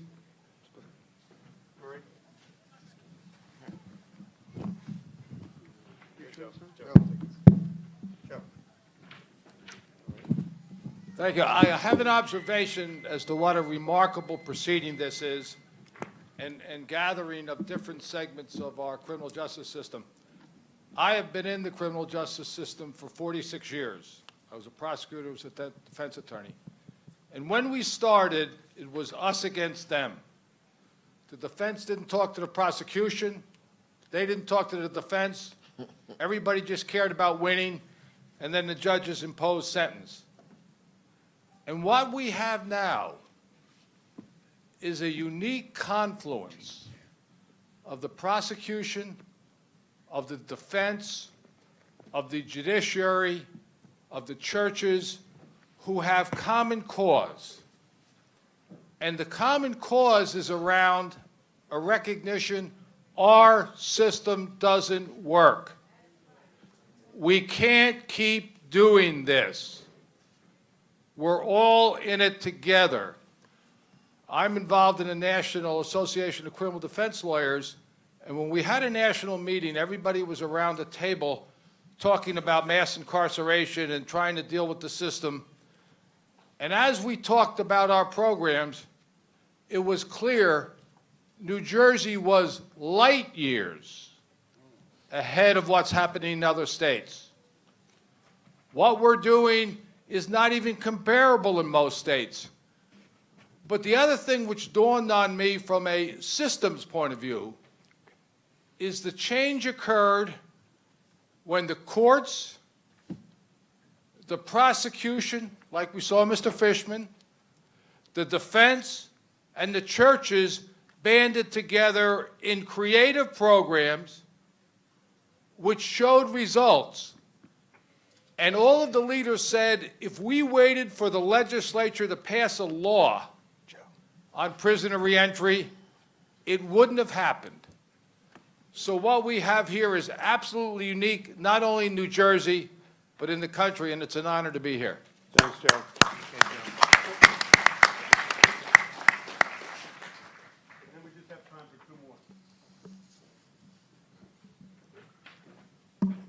Thanks, Joe. And Joe is also a member of our board. Thank you. Good morning. Just introduce I love you, Governor Gregory. Thank you. My name is Janine Butler, and I'm a program coordinator of the Essex County Correctional Facility. But more important, I'm a resident of Newark and a proud American of these United States. So as I'm driving around and we see all these abandoned properties, I'm just wondering, I'm a little nervous, why haven't any of us decided that we have a huge untapped labor force coming out? Those abandoned, there shouldn't be one abandoned house anywhere. Because that way, you solve quite a few problems. You solve the housing problem. When people have ownership, they feel a part of something, they can look at it. Listen to what these young men said. When you go there and they know that their hard work created that, sure, move them in, there's housing, jobs, skills, responsibility. So we should think about that. Great idea. You just passed, go ahead. We have a program, and Ellen Chinnery's in the back. And Youth Build. And exactly, Youth Build, and with out-of-school, at-risk youth, and now we have 145 young men and women, as Ellen reminds me daily, young men and women that are registered that are going into the building trades, which is so critically important. We'll eventually also, we're also doing veterans housing now, Mayor, in Jersey City, which is putting people to work who have had historical challenges with the criminal justice system. Hi, my name is Dawn Winiger. I'm a convicted felon. I want to thank you all for the programs because I've benefited from some part of the programs. I was in ISP, not drug court, graduated from ISP. So I just want to thank you. And the few observations I just have to make is I have been out of prison for 7 years, and I had a wonderful job, and I've lost it. And I cannot find employment again. And the employment opportunities that have been presented have been awesome, but I can't lift 50 pounds of things. You want me to type a 10-page memo? I can do that for you. So I'm wondering what services there are that are more white collar, which is harder to get into, I understand. I'm also from Somerset and Middlesex County, and in central New Jersey, nothing is being discussed. I know they try to help me, but I have to come up to Hudson County. I'm willing to take the train. But what are services that are being done statewide? I understand we're reaching the South, which is awesome, but there's been no talk of New Brunswick. There's no talk of Rahway. There's nothing in Middlesex or Somerset County. So let me just say, you know, McGreevy, got to go down there. And you know, you've got, you know, my dear friend Mayor Stacks on the Appropriation Committee. No pressure. But in any event, can we have a round of applause for that witness? And by the way, could you ask the same question when the governor? No. But what we've done with the New Jersey Reentry Corporation and the Volunteers of America, The Volunteers of America have sites in Atlantic County and Mercer County, and we now have sites in Hudson County, Essex County, Passaic County, and Ocean County. And we're going to be talking to the legislature, and Speaker Prieto's been very supportive, and Senator Sweeney and the governor. And I just want to give recognition that this is a bipartisan event. But as been said, we can have, and we do have a great parole board, Jim Pelosis and Bob, and we have the Department of Corrections that we're working with, but it's also providing, as the mayor said, integrated services, case management when people come out. And when they walk into Martin's Place, or they walk into Newark, or they walk into Paterson, we're your advocates. We're there for one reason, for you. And we'd like to expand that statewide. And we're going to have a women's panel. I agree with you. We're blessed to have all this construction in Jersey City. By the way, I can't lift the 24-year-old. I'm lucky to walk down the stairs. But I mean, the point is that we work with the hospitality industry. We work with the logistics industry, trying to find jobs in each city that we're in. We do an economic cluster analysis. And we try, and different people, based on their age, their youth, and their experience, do different jobs. In fact, we're embarking on a program now with Columbia University to do, if you will, employment coaching for that. But maybe if you stay afterwards. One last question, go ahead. Yes. Brittany. I'm an officer from Hudson County Corrections. Now, what I didn't realize that nobody talked about the basics. We are the basics, corrections. It starts with us. We are the foundation to them to get the state and everything else. Nobody talked about giving us extra training on how to deal with, well, first of all, our passe corrections alone, that says it all, what we're supposed to do. We're supposed to start with us. The seed's supposed to be planted with us to plant them to go to state, to acknowledge them and give them the courage to go to reentry. And nobody talked about the basic, which is corrections. It starts with us. Thank you. We are the motivation for them to get to where they need to be. The seed starts with us. And also, one thing about the driver's license, you also don't need a major crime. You can just have child support backup and get your license taken. We deal with that every day. Brittany? Very true. So, Brittany, and then let me just say on corrections, we had a really positive support of Director Villas and also the Hudson County, and I believe Freeholder O'Day is here, and representatives from Hudson County, so we have a good partnership. And I just wanted to say that they included us in their training program, so corrections is changing. John and I both addressed the Department of Corrections, all the superintendents, and now we're actually in the prisons. Like, I go into Northern State Prison and recruit people that are coming back to Hudson County, coming back to Essex to come into a program. So I think there is that change that's occurring.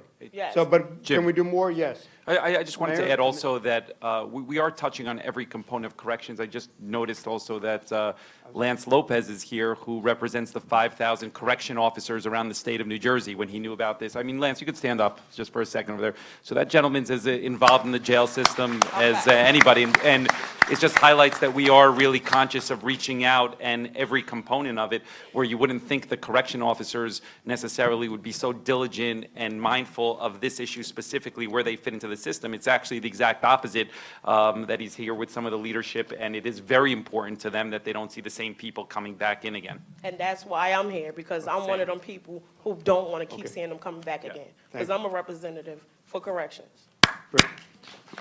Thank you. And I just also want to thank Lance for, as the mayor said, for his leadership, because we've got a great partnership with corrections and also with the locals, because they understand that reentry is part of the process. So again, I just want to say thank you to him for his willingness to partner with us on any number of occasions. And his presence here, his leadership here today means a lot. So thank you very much. Freeholder President? Yes. And then we got to move on. Good morning. Thank you so much for having me here today, and I have to say how important this issue is to Essex County. Thank you to your organization, Governor McGreevey. Very early on in my term, as I was also running for office, I said that reentry would certainly be a platform, and when I walked in and saw you in there having a meeting, all I had to do was say, do exactly what he said. And that made the work so much easier. So Essex is proud to also be a partner in this entire process. But, you know, to the questions of solutions and legislation, you know, I just wanted it to be known to everyone here that we have been passing resolutions in support of our state legislators, coming down with legislation to help with these issues. But also, if there's anyone in this room that has creative ideas that you want to run through our board and help be a catapult to get it to the state level, we're also more than open for business to take those suggestions as well. So please contact the Essex County Board of Chosen Freeholders office if that is the case. And I do share the same sentiment of my sister here, which is that there's so many abandoned properties. You can drive throughout Essex and you can see entire complexes abandoned and closed down. There's no reason that we see the homeless people on the street. There's no reason that housing is still an issue for people who need to be re-entered into society when there are so many different, abandoned areas. And I'm not suggesting that you take entire complexes and only put one type of income level in those complexes, because that's not the answer either. The answer is certainly mixed income, mixed use, but also integrating with all of society. So thank you. Thank you. I just want to last, and by the way, we'll have more, we're going to move to another panel where Reverend Sharpton is going to be here, but I'm on time, and you can ask the question in the next session. But I just want to give our panelists, before they leave, last comment. Senator Stack? Sure. Thank you, Governor, for all that you're doing. I appreciate that. You have a partner in the legislature and as mayor of Union City. So you heard it. Senator Stack strongly Absolutely. supports an appropriation. Absolutely. And whatever I can do in my role, I'll be there. Thank you.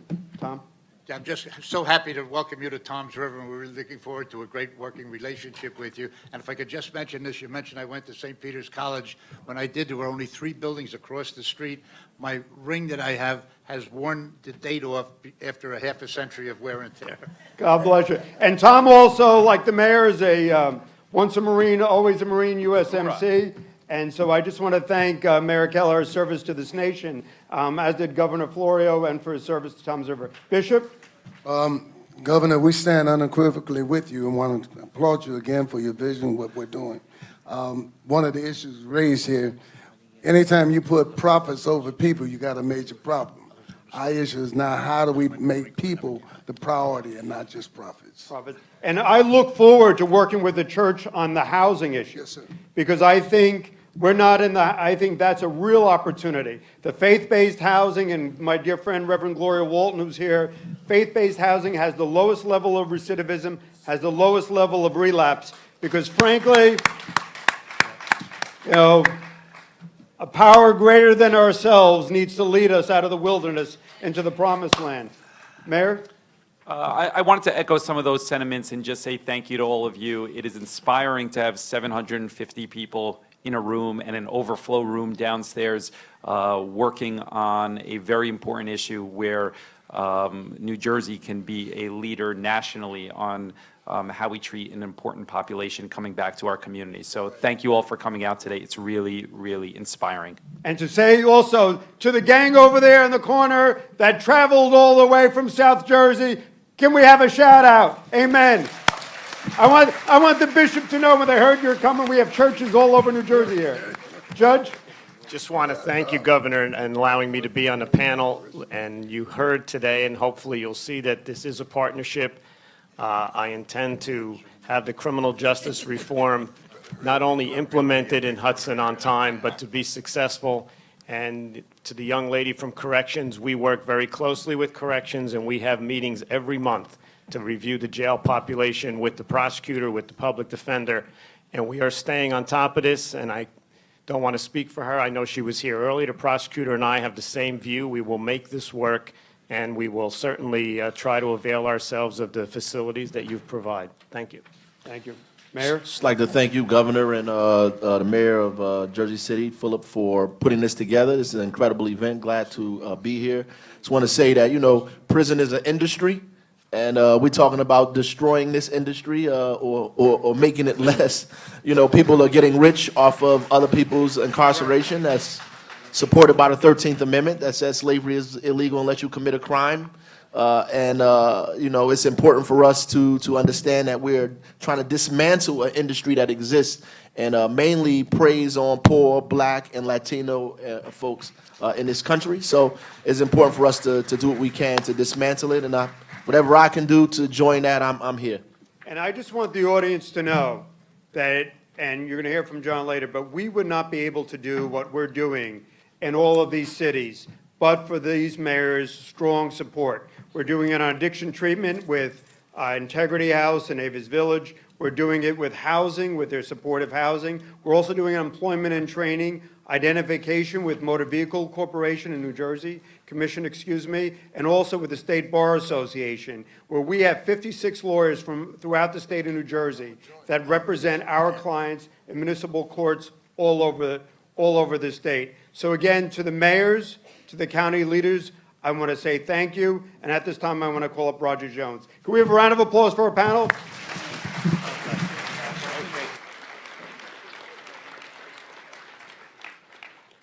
And now we're just going to ask, I'd just like to introduce you to Roger Jones, who's going to introduce our next video.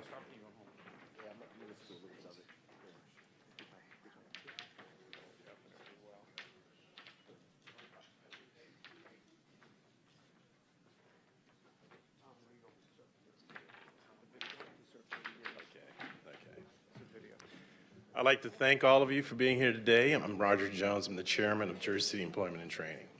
And I'd like to give a special thanks to the mayors and all our political figures that are here today and how they've been here to be supportive and to take action to do a number of things to help us along the way. It's been an interesting journey with this man. I've enjoyed his company. I've enjoyed being a part of the process. And I also want to thank my board members because every day they contribute something in some way, somehow that makes a difference. And Andrew, thank you tremendously for what you're doing for the young men who are being here. It brings to mind one quick statement, and that is, tough times don't last, but tough people do. And you guys truly are tough. And I thank you once again for sharing your stories with us. And I'd also like to be able to tell you that Tom Rigo, who served 30 years, is here today, and we're looking forward to his story. We're going to see it right now, video. Okay, thank you very much.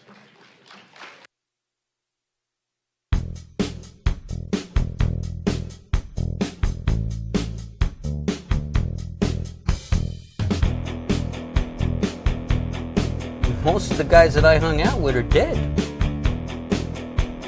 You know, motorcycles and sex and drugs and rock and roll and just that crazy lifestyle. In a really crazy way, the 30 years that I did in prison may have actually saved me.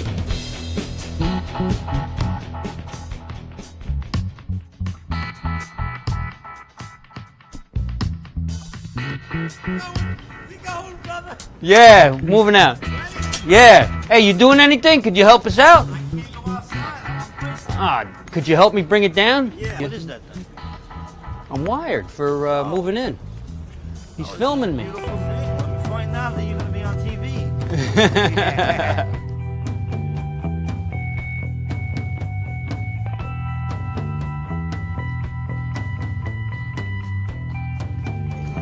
Is this car going to be big enough? Yeah, I don't have a lot of stuff. I don't have... Yeah, this should be all right. I brought this from the prison. This is one of the containers. There's my prison number. It was this, and maybe a couple of bags. And that was it.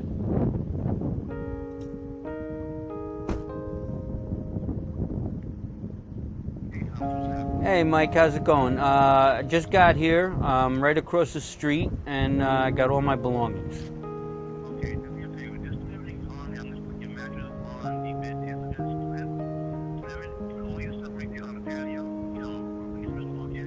Okay, out front, out on the outside patio.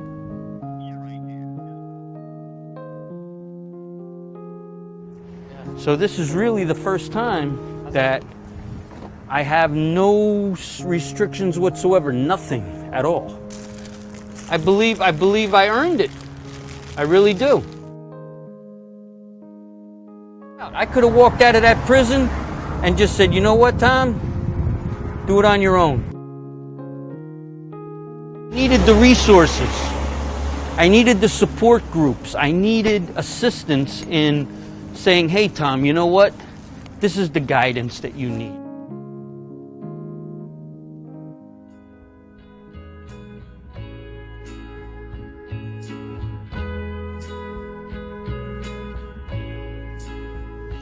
And All she kept saying was, Tommy, you're gonna get out someday. I want you to be successful. I know you can do it. The first week that I was out, I went to the cemetery.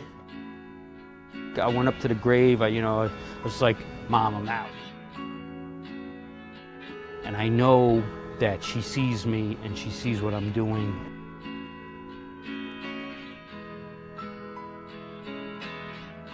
You know, it means a lot to me that I've really done what she wanted me to do, you know?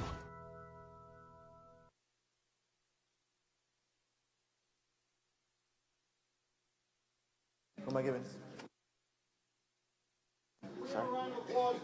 Go. And now, ladies and gentlemen, we're blessed to have with us two great, outstanding gentlemen. One, a great jurist, a thinker, Princeton, Notre Dame, brilliant. He's made his mark in New Jersey, and on Fox News, Judge Andrew Napolitano. Judge? And the second gentleman is from the Action Network, Bishop. This man, he may not be AME, but he can preach. And he's from the Action, he's been a voice particularly in the field of reentry, one of the most powerful voices in this nation, Reverend Al Sharpton.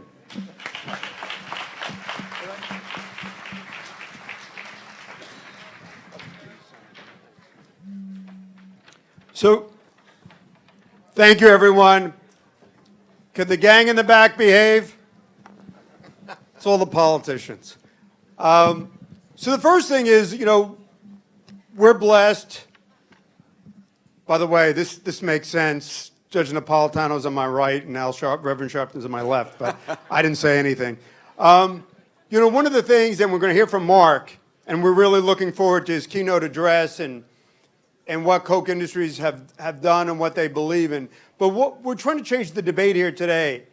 And when we have leaders like whether it's Senator Stack and Mayor Fulop, Mayor Baraka, Mayor Kelaher, and from all aspects of the spectrum, the political spectrum, is that we're with the New Jersey Reentry Corporation trying to say this is all of our business. This is a shared responsibility. So first, I just would like to ask Judge Napolitano, who happens to be good friends with Reverend Sharpton on a personal basis, if you could look at reentry and see where we are today as a nation, where do you think it looks like in the next 10 years? Well, Governor, thanks very much for having me here and inviting me to share my thoughts. And even though we appear to be opposite numbers on cable TV, the Reverend Al and I are very good friends. Sometimes we get in trouble for being too friendly with each other, but not in this environment. My years on the bench, in which I sat in Hackensack and Bergen County and in Freehold in Monmouth County, were not marked by anything like what we have today.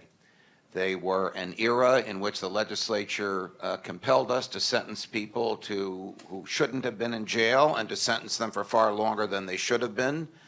And the courts reluctantly and today regrettably took the position that they were subject to the legislature and they were going to go ahead and do it. Today we see a realization that most of the people in jail today do not belong there in the first place. There are too many criminal statutes on the books, and crime is no longer defined as harm. It is defined as however the legislature or the Congress wants to define it. So we are confronted with an enormous problem. And the problem is too many people in jail for crimes where they didn't harm anybody, and now they come out, and they are confronted with no place to go and nothing to do. As was said in one of the earlier panels, we are light years ahead of the rest of the country. Like Reverend Al, I get to travel all over the country to speak to all kinds of groups, political groups, religious groups, think tanks, judges, and lawyers in my case, a lot of them. And I don't know of anything quite like what Governor McGreevey has done and what all of you are doing here.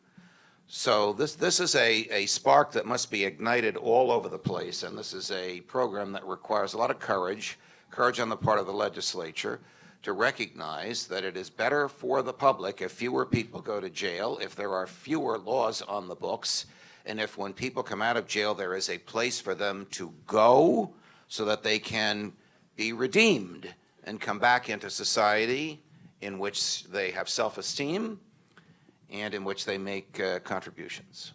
Thanks, Judge, and thanks for that powerful witness. Rev, you know, I think when I walk through a prison or a jail that there's so much economic denigration in this country and tragically still racism. How do we move past that legacy to focus as much on merging opportunities for people when they come back, as opposed to, as Judge Napolitano said, willingness to put people behind those walls? Well, I think I see the judge gave me the dead mic. You're starting, Reverend. Yeah, here we go. But and I think that one of the ways you start is by what you're doing here today. When you can get us to talk about this with unlikely people, then I think society has to stop and listen to what's being said rather than take sides. The judge is right. He and I have always been very good friends, even though we may disagree. And I think that the rancor and the animosity in the country has brought us to where we don't look at common sense solutions. The fact of the matter is nobody should want people in jail that don't belong there. That's one. I mean, that's not Republican, that's not Democrat, that's not, you know, whether you for whoever. No one should want that. And the other fact is everyone needs to understand they're paying for it. So before we deal with whether we're going to take care of immigrants or not, we are taking care of inmates that ought not be inmates. All of us are. And when you can have the judge and I sit on the stage together, when you can have the Koch brothers involved, who I disagree with on a lot of things, but have to salute them on having the courage to do that, I think that will lead to a change, because then the divisions come down and people start to say, well, wait a minute, they must be saying something important. And that is why I think what you're doing and what you've done with this program is so important, why I wanted to be a part of it. Because for you to do this, given where you've sat and your credibility, is important. And it gives you the unique reach that you can call somebody like me and somebody on the opposite, and both of us will respond, because we know that you are a person that does not play a divisive game or that really is not concerned about it. The fact is that the ramifications of what the judge raised, of people being locked up wrongly, the ramifications goes in our community. It tears up families. It gives children no father at home or no mother. It hurts the community because they come back in a community that there's no housing. In some cities, public housing, they legally can't even stay in. And you got no jobs for them. And so you not only have the problem of inmates there that shouldn't be there, you have the recurring problem of what are you going to do when they come out, laws against them that limit them, so they come out feeling they never should have went in, and in many cases they're right, and now they're labeled for life. And the community they come in incurs that wrath, that anger, and those negative effects. That's why we've got to come together, because we're all impacted by it. Amen. Thank you, Reverend. Bishop, he may qualify for an AME seminary. But he'd have to run the seminary. But I just want to, Reverend Sharpton, sort of, and Bishop Ingram earlier talked about the moral imperative. And one of the challenges is employment and the difficulty, frankly, of expungement, the difficulty of moving back into civil society. Even in this past congressional session, the difficulty that Senator Booker had in moving legislation. How do we change both the laws to, if somebody has come back and somebody's abided by the rules, how do we allow them to recover their legal integrity so that they're not carrying the scarlet F for felony for the rest of their lives?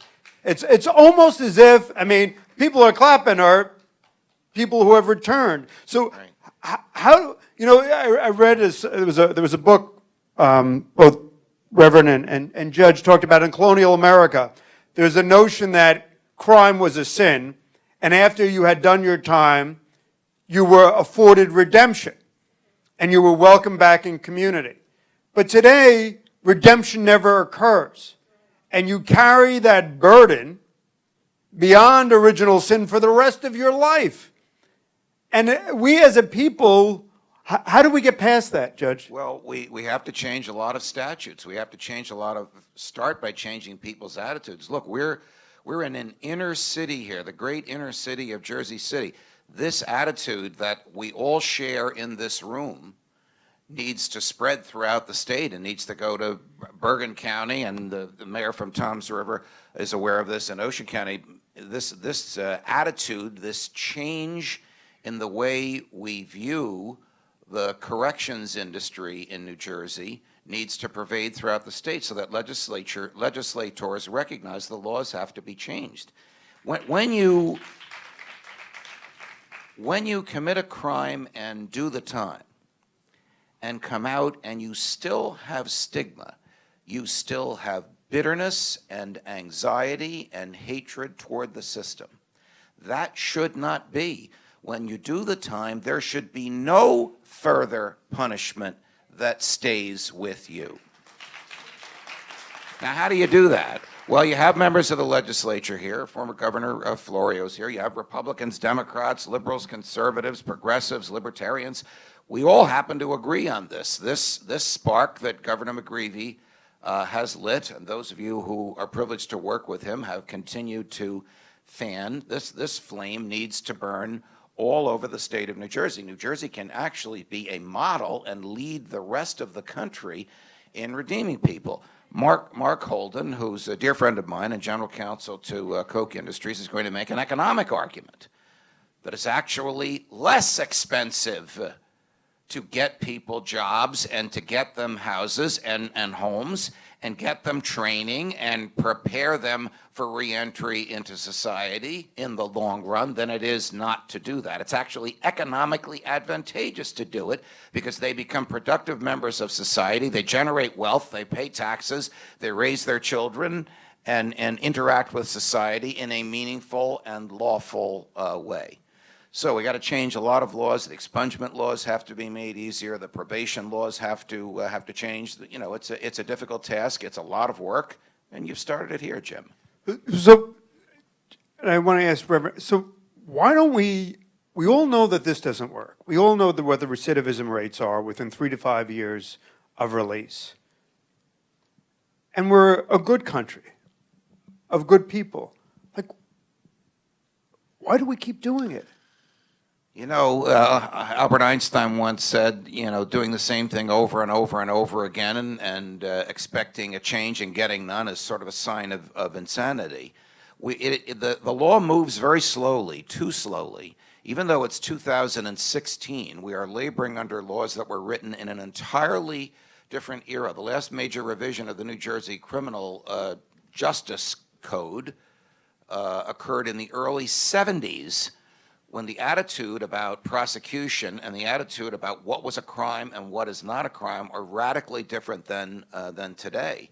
So there's nothing more powerful than an idea whose time has come. This is an idea that has come, and more people than the people in this room need to embrace the idea. But the people in the room are beautifully representative of everybody in the state of New Jersey. We all need to grab another 10 or 15 people who are not here and remind them of this problem. It affects everybody.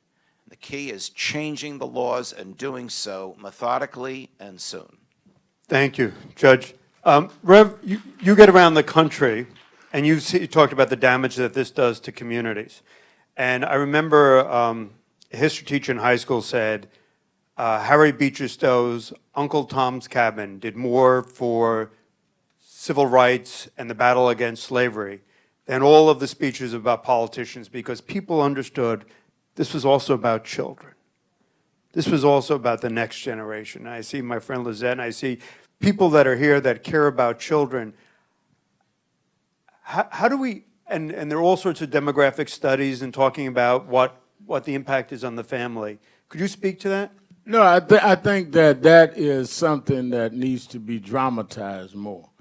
Because even though we know that there are a lot of people that have done time, some significant time, for nothing, no one could argue that their children didn't do anything.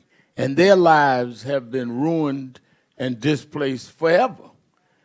I grew up in a single-parent home. No one could ever give me my father back. I don't care what I achieve in life. I don't care what I do in life. With a missing father, you always are guessing what manhood should be because you didn't directly do it. I tell my daughters that I'm going to make mistakes as a father because I'm learning how to do it because my father wasn't there. Well, imagine all of the kids that have grown up without a father at home who the system took for no reason. If we put their faces out there, maybe if they can't sympathize with those in jail, they can sympathize with the child who was robbed wrongly of having his daddy or his mother in some cases there. And I think that one of the ways of doing that is we've got to project those children. The other is what I think is the wisdom of what you're doing is getting unlikely people together to do it. I remember years ago, Dr. Charles Ogletree of Harvard had Mayor Ed Koch and I come and speak because both of us disagreed on everything politically. First, one of the first arrests I had leading a demonstration, Ed Koch locked me up. And we both went to Harvard to agree on the second chance legislation program of reentry in New York State. And I think that is what you do, is that you get people that, because nobody ignores unlikelies coming together. President Obama had Newt Gingrich and I tour together on education. If you got unlikelies to talk about the children and show the videos of the children, and then have the children talk about how my father's not here, my mother's not here, and then look at their case that they should never have been in jail, that can raise, as Bishop said, a moral question of not who's on the right or the left, but what is right. We do not need a country that does not deal with the morality of breaking up families. Thank you. One of the other areas in reentry, and you see Ricky here and Tony, is that changing of behaviors. And Reverend, an old pastor said to me that thinking doesn't change behaviors, but new behaviors can change thinking. And our program is pretty rigorous. Everybody gets up, does morning prayer, does community meals. Everybody either goes to school or goes to work. Can you talk a little bit about changing the culture and how important that is in reentry? Like the young men that are here, everybody goes to work, everybody goes to school. We work hard to make sure they have that opportunity, but changing the culture to give them that sense of dignity. No, by changing the culture, first of all, you change people's self-concept. You know, the Bible says, as a man thinketh, so is he. You've got to first change people's self-concept in order to change their thought process. And once their thought process is corrected by self-concept, what you do, tell them, get up, do your prayer, get up and deal with scriptures, then go to work. Well, you'd be surprised how many people never thought anyone thought they were worth having a job, worth having prayer. People want some kind of regimentation in their life because it's a sense of worth. Because when you don't have anyone that instructs you or that makes you go by something, they're really saying you're worthless and I don't expect you to be able to do anything anyway, so do whatever you want to do. And I think that becomes significant. I was in the Caribbean yesterday and I was telling some youngsters, again, I grew up in a single-parent home, and I don't even think I told the judge this. I said, do you know why I wear my hairstyle like this? They said, no. I said, you think it's out of an error. James Brown, the soul singer, took me on as a son. His son got killed. And we were flying to Washington one day. I was a kid.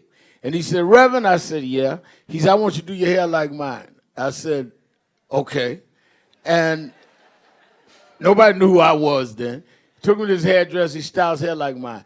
Years later, someone asked me, why did I do that? I said, because no man ever made me feel I was worth emulating them. I would have given anything for my father to say, I want you to be like me. James Brown did that for me. You don't know the value, Governor, of you getting people up in the morning that makes them feel somebody cares that I got up in the morning. Somebody cares that I have a job. And I think that we've got to build that self-worth and that value in people, because if you build a value in people, they will make sure that they do the rest. But you got to open the door. If you just crack the door, I'll get through. But crack the door for me to come through. Hey, Reverend Al, did James Brown also suggest that you wear those socks? I want a pair. No, but he put me on the good foot. They're fabulous. So, not too long ago, the Reverend and I were on a flight together. In front of me, I don't know how this group got together. In front of me is Bill O'Reilly. Next to me is Al Sharpton. Behind Sharpton is Chuck Schumer. So Schumer, and we all prayed that the plane wouldn't go down, right? Right. So Schumer stands up and says, let's do a selfie. Nobody will believe that the four of us are together and we actually get along. And that 6'8" grouch that I work with said, I don't want to do a selfie. My picture's taken enough. So we never took the picture. No. But the four of us did kibitz quite a bit. Look, in our society where we choose the government, the law follows culture. So culture, cultural attitudes, open-mindedness, welcoming of people, redeeming people, all of these are value sets that must spread before we can expect the law to change. Not everybody's like, in the legislature, is like Brian Stack and what other legislators might be here. They're going to move in the direction of salvation when the culture pushes them there. So what is happening here, man, if you can do this in other counties, Reverend Al and I will come to wherever you do this, because the public needs to know. And the public's attitude needs to change. We can make a lot of sophisticated arguments and pat ourselves on the back that we're all doing the right thing. But we have to get out there and change the culture, and cultural attitudes will eventually mature into a change in the law. So do you think of this in this presidential debate, whenever it gets to criminal justice, and I'd like to give recognition to Governor Christie, because he's spoken forcefully on the question of addiction and on the question of reentry. But do you think that we're achieving a platform where there's bipartisan consensus on the need to, I know we're blessed with Mark here, but there's the need to change how America does reentry and does prisons? Well, you have in this room the best United States attorney in the United States today, Paul Fishman. And, you know, Paul's the chief federal prosecutor in the state of New Jersey. He operates the largest office and has the most FBI agents and most assistant U.S. attorneys working for him of any U.S. attorney anywhere in the country. And he understands the need for redemption and reentry. Is this going to filter its way into the presidential campaign? Man, it is so divisive, and I live with this. Reverend Al lives with this. It's a blessing to be here in Jersey City and not to be staring at a television screen for an hour. It is so divisive, yet I haven't heard any of them addressing seriously the problems that we're addressing here today. So I suggest to you, it's a state issue, at least at this point. Obviously, it needs to change nationally, but we've made such progress in New Jersey. I suggest that we continue making the progress here to change people's attitudes so they can grab legislators by the lapel and say, are you aware of this? Are you aware of that? Get people like Brian Stack to get legislation out there so there can be debate on the legislation, and legislators from Sussex County who might not even think of this issue can be aware of it because they'll see this proposed legislation on their desks. I agree. I think that clearly it needs to, New Jersey can be the model for the nation. And I think, I don't agree with Governor Christie on many things, but he has spoken out on this.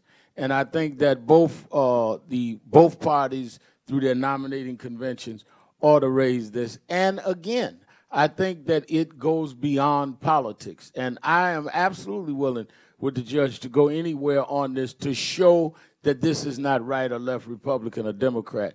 And he's already arranged for me with Stack's legislature. I can go in your district. I'll endorse your opponent to help you out, Stack, if you just get this legislation going.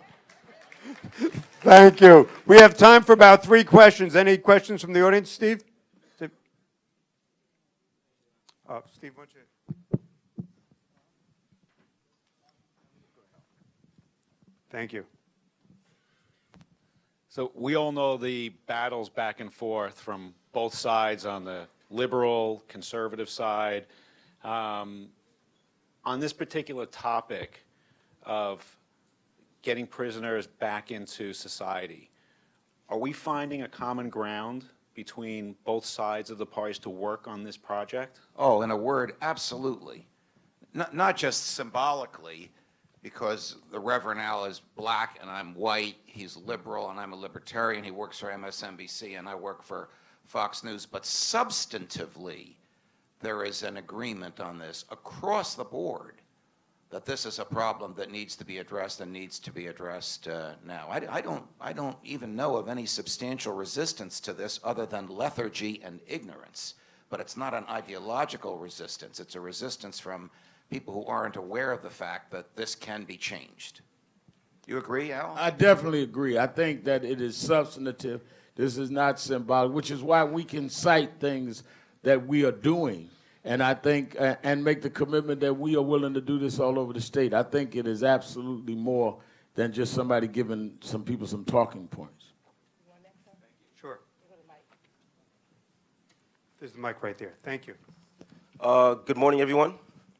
I just want to preface my question by saying that 1 year, 2 weeks ago, I was released from prison after 25 years for an unjust and very high-profile conviction. Now, as someone who has been spotlighted in the media in one of the most negative ways, one of my passions in coming out into a brand new society is a bit ambitious, but what I'm hoping to do is to change public perception about what it means to have done a significant amount of time in prison. So my question is, how willing are we, the people in the room today, our panelists up here up front, in supporting initiatives that bring and spotlight people who have done time in prison, came home and are doing some absolutely amazing things, but they're the success stories that we rarely hear about. And I believe that the media can play a large portion in helping us reshape the stereotypical images that we have of formerly incarcerated people. Well, you got 2 guys from the media right here, and we have vastly different audiences. And both of those audiences will soon begin to know a lot more about your wonderful story, which gives me goosebumps on my arms because you don't even look 25 years old, and the wonderful stories of others in this room as well. We have to do it. Thank you. I'd like to get your story, so try to get it to me. Thank you. Hi, my name is Cassandra Dock, and don't leave Union County out. Please don't leave Union County out. Racist, horrible, don't leave them out, Governor. Make sure you get there. Then I'd like to ask you, Governor, because we've been doing this is the third year. So in biblical mathematics, 3 is usually completion. So do you think that some of the things we talked about in the first year, the second year, do you think that we've accomplished some of those things? Have we reached some benchmarks here? That's one. And then particularly when we talk about surcharges, because we have a lot of people in this room that worked in other areas before they started working in reentry that were part of the problem. So now they working in reentry, and so now they want us to look at them as if they are part of the solution. Sure. So what the hell? So go ahead. No, go ahead, because we got to move on because we only got these guys. Okay, so you're going to answer that. So particularly talk about when we talked about we had conference 1. Yep. We talked about doing the safe surrender program in the jail, in the prison before they come home.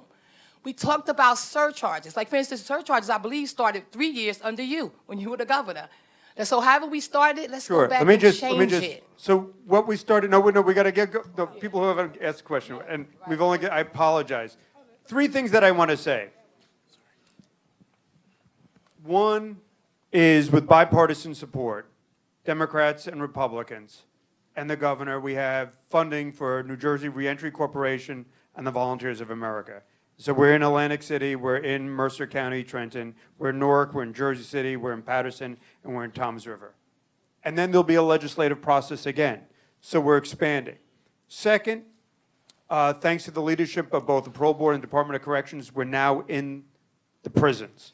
I go into the prisons, Shay, we go into the state prisons and we recruit people. So we're creating linkages between what's happening in the prisons and people going into the outside. Let me just say, on so many other issues, on surcharges and expungements, we're not where we need to be. It does need to be legislative changes. What we have is a partnership with the State Bar Association to address the problems as they are now, but we have to do so much more to enable people to rid themselves of the legacy of what's happened in the past. And that's where legislation is so important. That's not the focus of today, but it's also what we're doing with the New Jersey Reentry Corporation. So what our focus is integration of services to help people reenter into community and make themselves whole. And do I feel like we've made significant? Yeah, our recidivism rate is 19.2%, as opposed to a national recidivism rate of 68%. Our average employment rate is 58%. So we're getting there. We've made changes. But do we have so much more to do? This is going to be my life's work. So, amen. Go ahead, quick. Thank you. Okay, yes.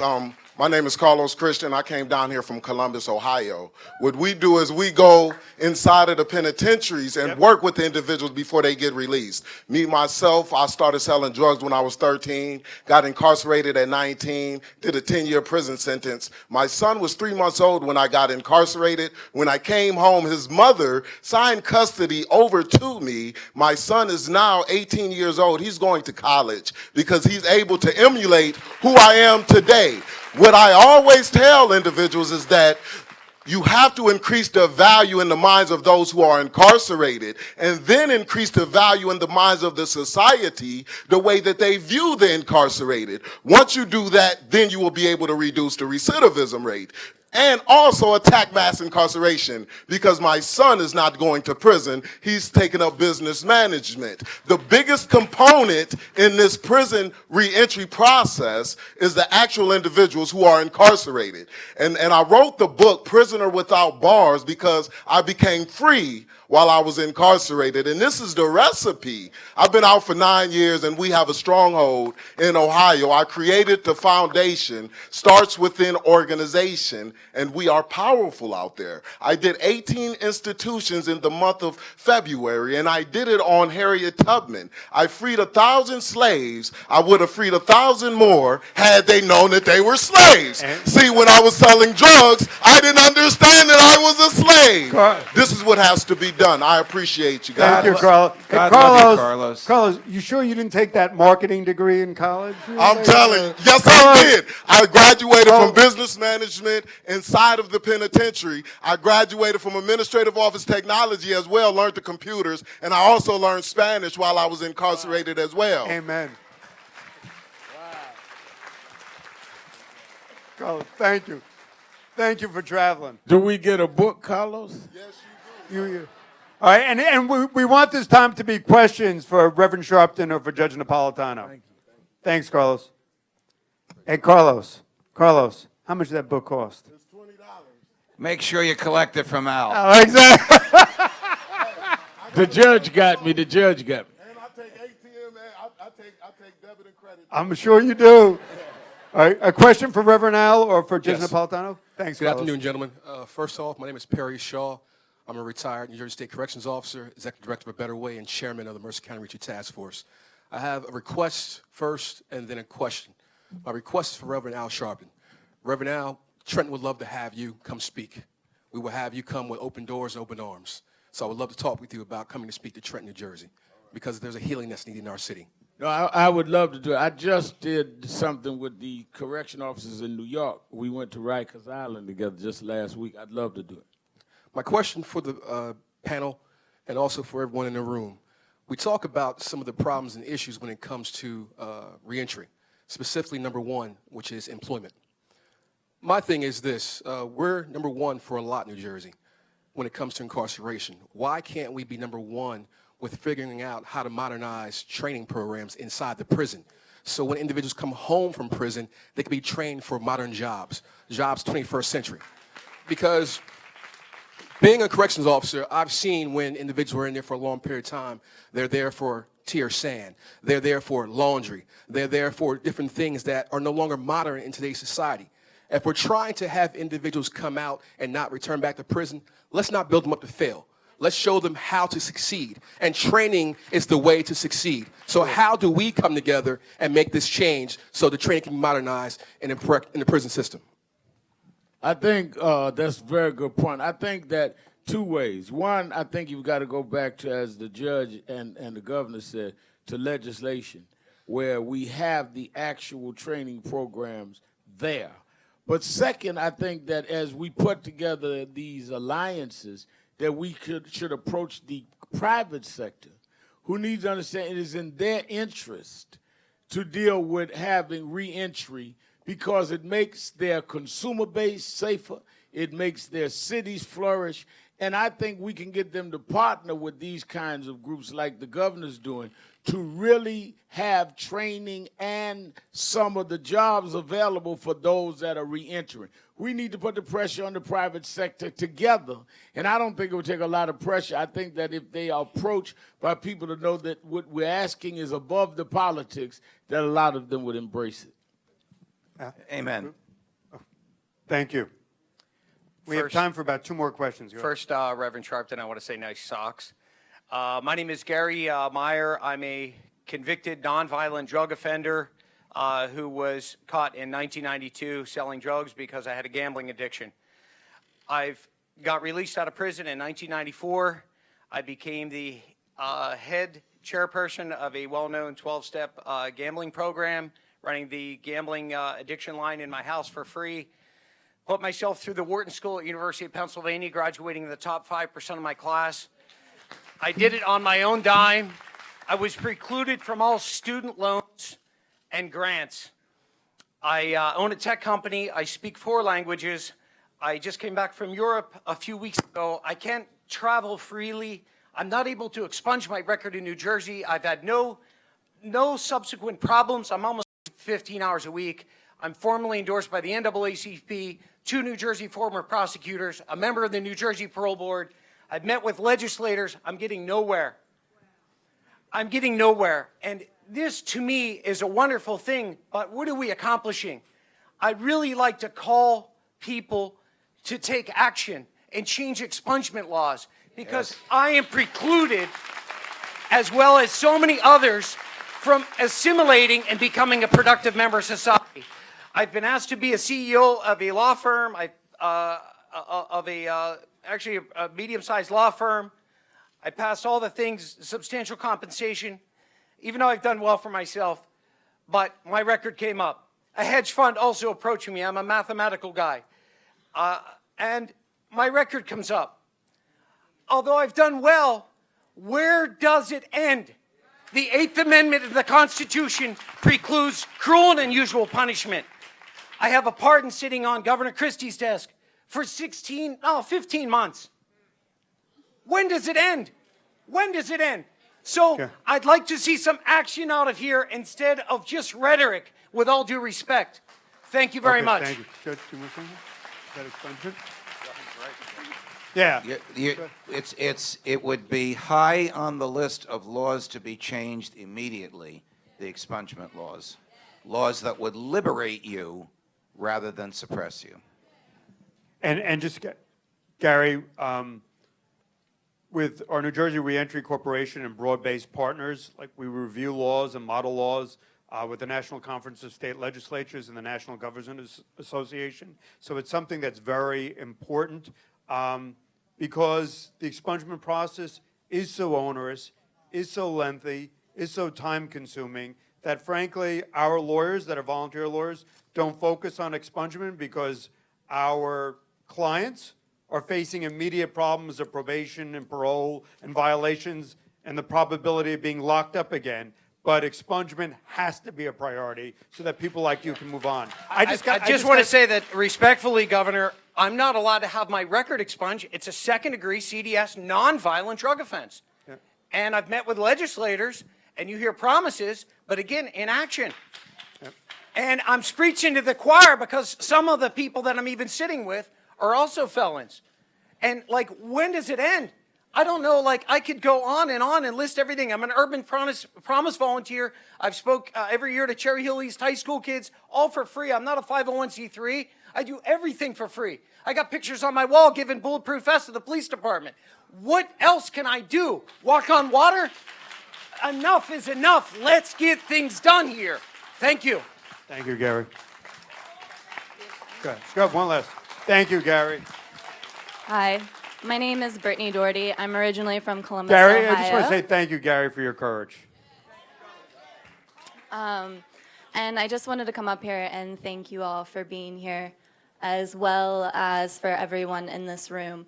I am currently trying to take on a project which is cycling across the country from Boston, clear across to Oregon into LA. And my goal is to work with different organizations across the country who work in the prison system and also work in the jails. And so far, I am getting into 16 different organizations, supporting it all on my own. It's a big task over 5,000 miles, and you said you would meet me, right?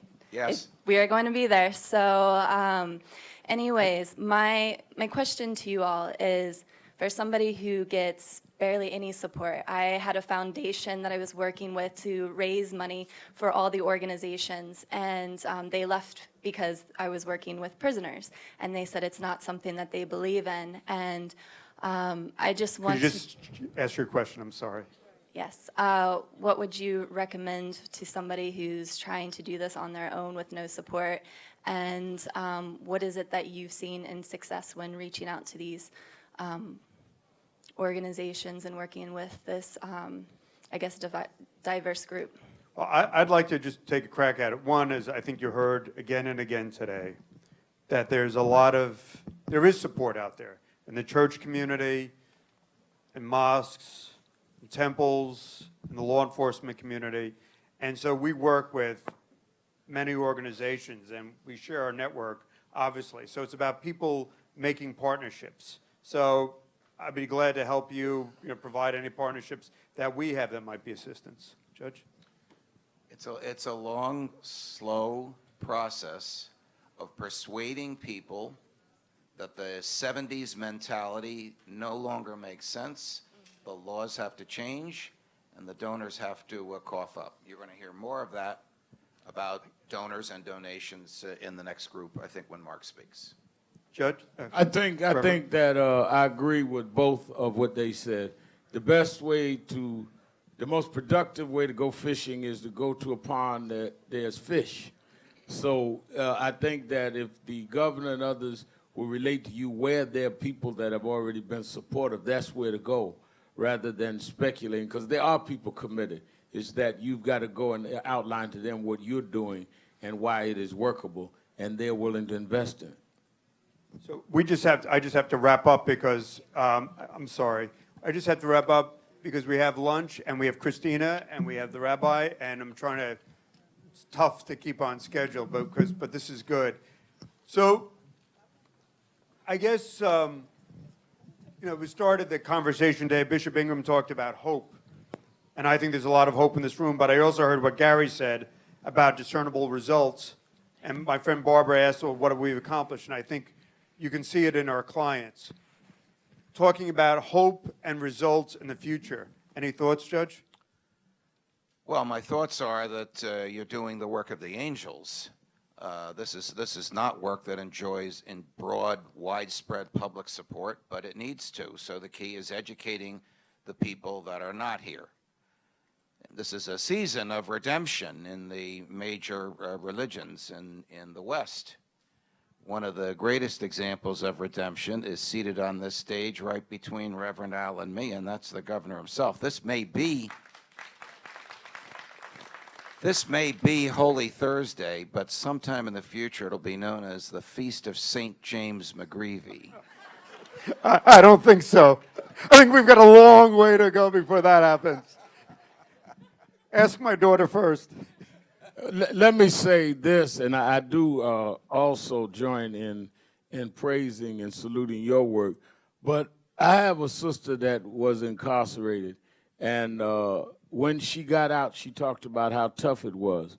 And I told her the story of Esther in the Bible, where her uncle Mordecai had told her to go to the king and talk about the oppression of her people.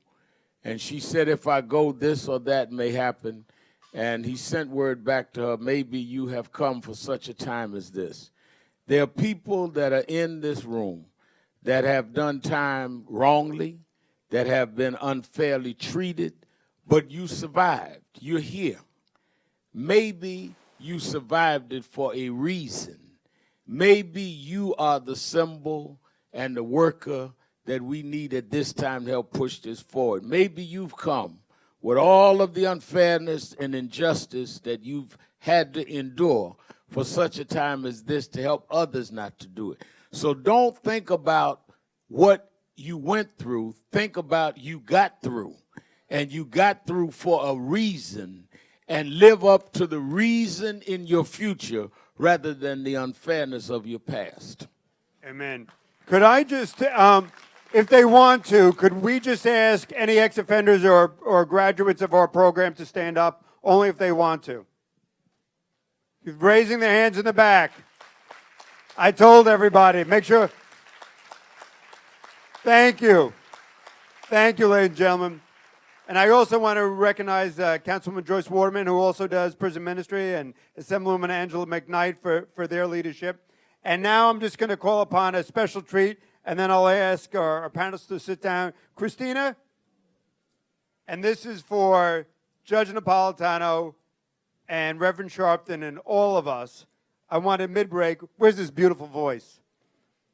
And this is, as we know, Passover will happen soon, but this is Holy Thursday. And it's also understanding in all that God is always with us. And with that, I want you to introduce you to a magnificent voice. Christine.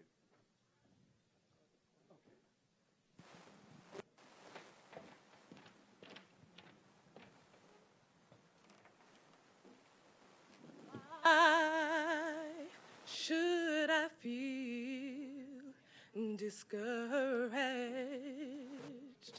And why should the shadows come? Why should my heart be lonely and long for heaven and home? When Jesus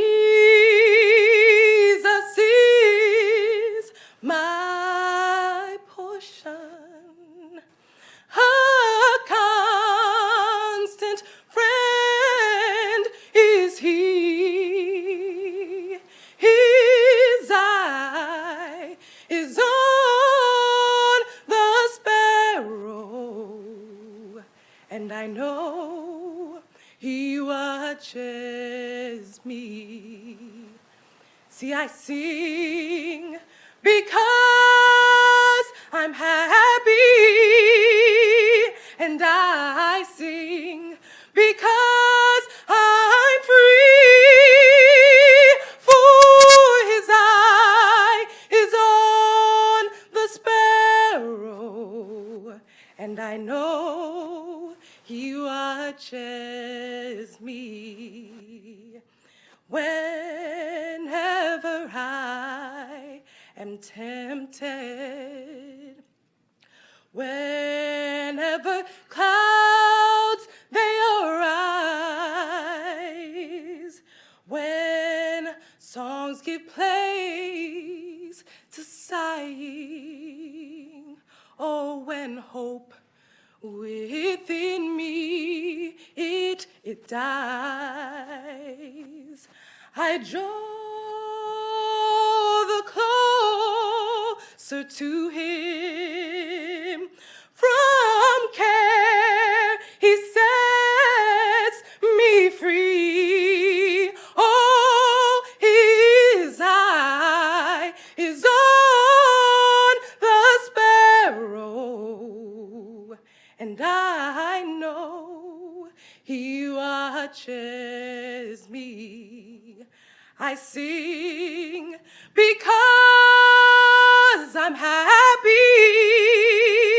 and I sing because I'm free. Ooh, his eye is on the sparrow, and I know, and I know, and I know he watches over me.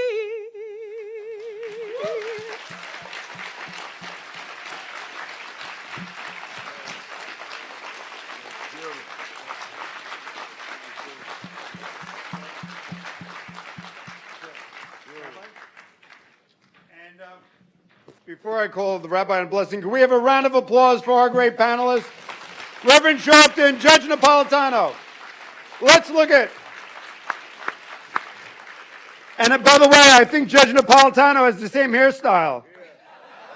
Maybe you were both adopted sons. Where's Carlos?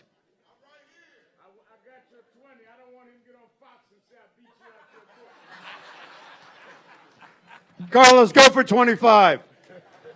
And now I'd like to call upon a dear friend, Rabbi Menachem Genek, who's been with me throughout this journey of life, and somebody who understands the importance of the Hebrew Bible, and somebody who understands the importance of second chances and opportunities. For the blessing of the day, Rabbi Menachem Genek.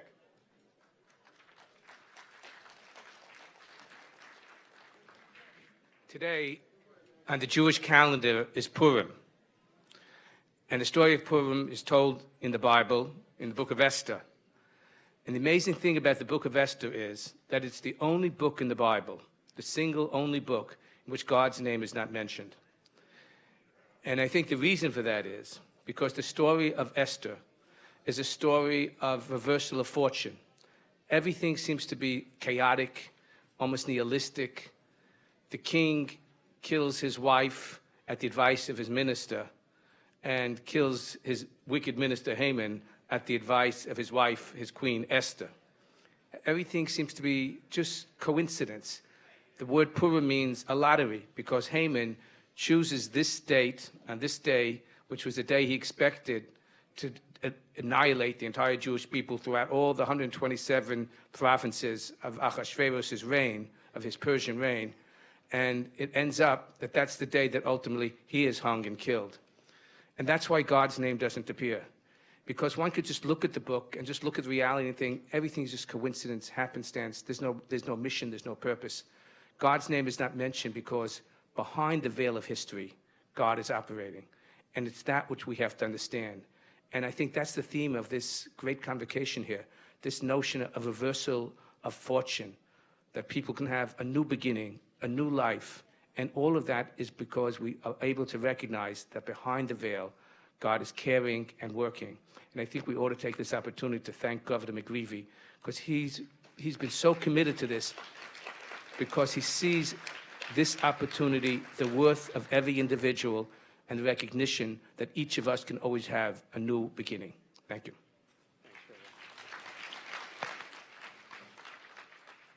Thank you, Rabbi. Thank you for your and thank you for, most importantly, thank you to all of you for being here. Now, we all know the parable of the fishes and the loaves. How many of us know that parable, Bishop? Do I have a witness? So, in my own inimitable way, and I just ask us, this is the spirit of, as Rabbi said, this is redemption and transformation. So, of course, and I asked Mayor Fulop, and I see my dear friend Tom Giblin here, and member of our board, Governor Florio, like I'm a little tight. I still have my first Holy Communion money. So there are enough sandwiches for most of us. So, as it says in the good book, the first will be last and the last will be first. My dear friend, Freehold Romano. So I just ask us, the back rows go first and then to the front rows. So I just want everybody to know, we have to grab your sandwich and go back, and then we'll continue, and we're going to hear from our keynote speaker. So the back rows first, the least will be first, and those VIPs will be least. God willing, leave something. All right, so we're going to take a 15-minute break and back to our tables. Thank you, everyone.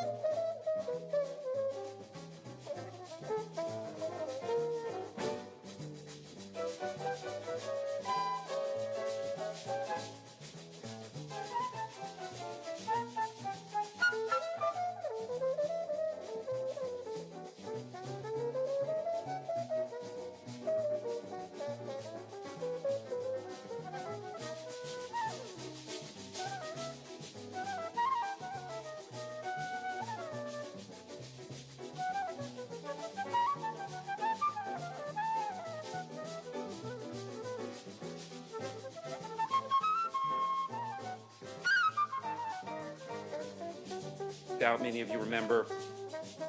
What happened in the days after was really important to me on so many fronts.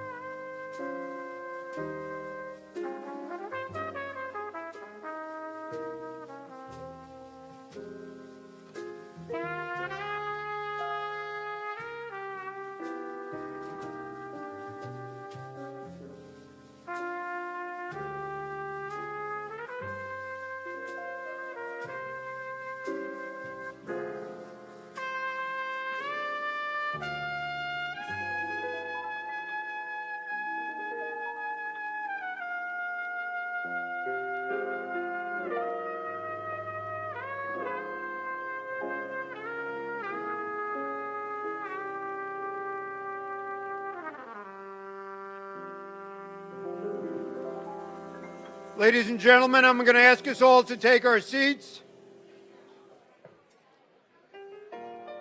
Thank you.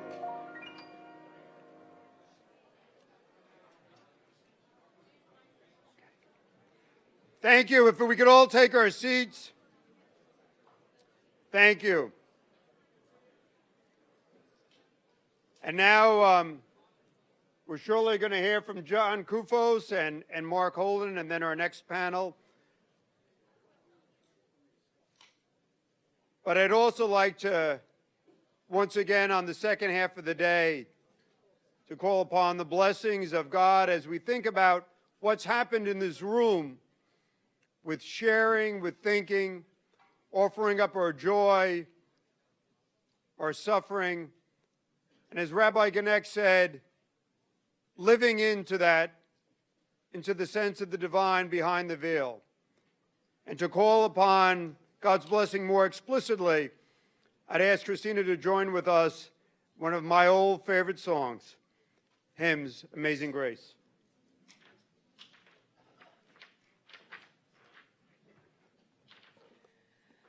Amazing grace, how sweet the sound that saved a wretch like me. I once was lost, but now I'm found, was blind, but now I see. 'Twas grace that taught my heart to fear, and grace my fears then relieved.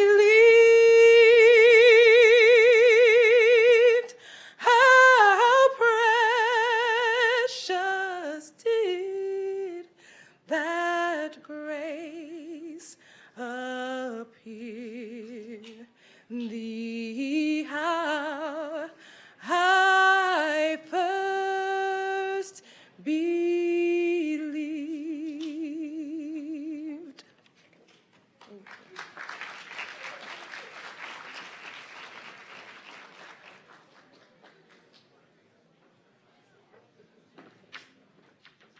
And Christina actually has to get back to work, so can we have another round of applause for our guest soloist?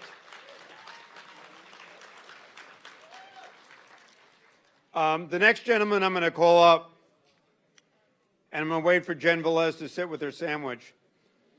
It's so great to be here. You can see where everybody is. And I want to thank all of our panelists. Can we have a round of applause for everybody who participated? The next person who I'd like to introduce you to is somebody whose life is the embodiment of second chances and giving back. He's a young man who came from difficult circumstances growing up, with challenges in his own family, and achieved great recognition. Bachelor's and a master's degree at John Jay, a law degree from Fordham, ranked as super lawyers, and had a very significant career. And then, because of the struggle with alcoholism and an accident, his life took a very different turn. Now, we all have suffering in our lives. We all have pain in our lives. But I think, as the bishop said and Rabbi Ganek said, it's what we do with that. And do we turn it to an opportunity of grace, an opportunity of awareness, and an opportunity of wisdom to give back to the community? Ladies and gentlemen, I don't know another human being who has so fully and thoroughly committed himself to reentry as the person I'm about to introduce, who I have the privilege of working with every single day, our dear friend, John Koufos. Let's give it up, come on!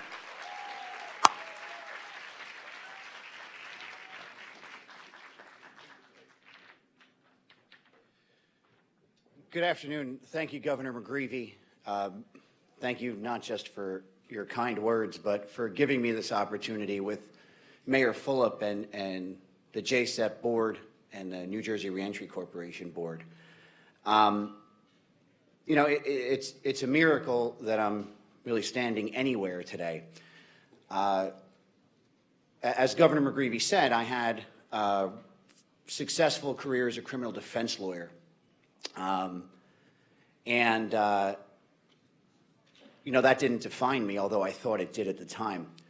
What was constantly defining me was my battle with alcoholism. And when I say battle, I was essentially letting it kick the hell out of me for 20 years. So it wasn't much of a battle in the sense that I wasn't able to fight it. I've had the privilege of serving the reentry community first as a volunteer in February of 2014, and then I was granted the blessing of having this job. When you think about time, and I did mine at Bayside State Prison, when you think about time, I think just over 4 years ago, I put on a relatively nice suit like I have on today, and I argued before the New Jersey Supreme Court, a very complex search and seizure case. For any lawyer, especially in his mid-30s, this would have sort of been the capstone to, you know, it's the place you want to be as a criminal defense lawyer. And I argued that case, and in a different time, again, it would have been something to feed my ego. But the most unique thing about 4 years ago when I argued that case is that I did it while I was out on $150,000 bail and under indictment. So I argued that case, and that was the last case of my career for all intents and purposes. 2 months later, I would plead guilty. And I would plead guilty to crimes related to my addiction and unchecked post-traumatic stress disorder and other issues that I had not resolved for my entire life. I had hurt an innocent person quite badly at the time in a drunk driving accident, and then tried to lie my way out of it. And for that, I was sentenced to 6 years in state prison. So 4 years ago, I argued before the Supreme Court. 2 months later, I plead guilty. 2 months later, I traded my lawyer suit in for a jumpsuit as an inmate. And one would think the most significant part of when I pled guilty was the fact that I pled guilty. But in fact, you know, by the grace of God, the most important reason, the most important thing that occurred on the day that I pled guilty was it was finally my last relapse. And from that point forward, I've been blessed, working various programs with sobriety. And as I sat in prison, I started to get a perspective that I never had. I saw my clients, obviously, in a far different way, as I lived among them and forever will be someone with a record like we see in many of us in this room. And when you're sitting in a cell, you think about a lot. And I thought that I had it all prior to the accident. I really did. I owned a firm, certified criminal trial lawyer, super lawyer, the things Governor McGreevey mentioned. But all those were ways to hide, and ways to hide my alcoholism and the stress of a childhood that would make some horror movies blush. They say that 70% of those in prison had a parent in prison, and I did as well. In fact, my father is still in federal prison. We heard Reverend Sharpton talk about, the father as a role model. My role model consisted of, beating my mother within an inch of death, beating me within 2 inches of death, and when he had escaped from jail, being dragged around the country for 6 years. So throughout all of that situation caused my teenage mother, also an addict, her issue was prescription pills, caused her to beat on me in ways that, again, would be more fitting for a DIFUS case. So rather than resolve these issues, and had I resolved these issues, had I sought treatment, both mental health and addiction treatment, as I picked my first drink up at 15 and didn't stop until I was 35. My life might have been different, but far, far more important than that, the innocent person I hit's life would have been different. And by the grace of God, and by the way, God was someone I sort of blamed for all of my shortcomings, everything that didn't go my way. But by the grace of God, the person I hit lived. And it was that day that I knew that there was a God in my life. And when I paired that with my program, I finally got better. But reentry is about second chances, but it's about, for me, it was about being in a position to earn a second chance. And I couldn't earn a second chance without correcting behavior. And I think that's what we see in our reentry programs across the state. We have a model that addresses addiction and mental health issues at the front end.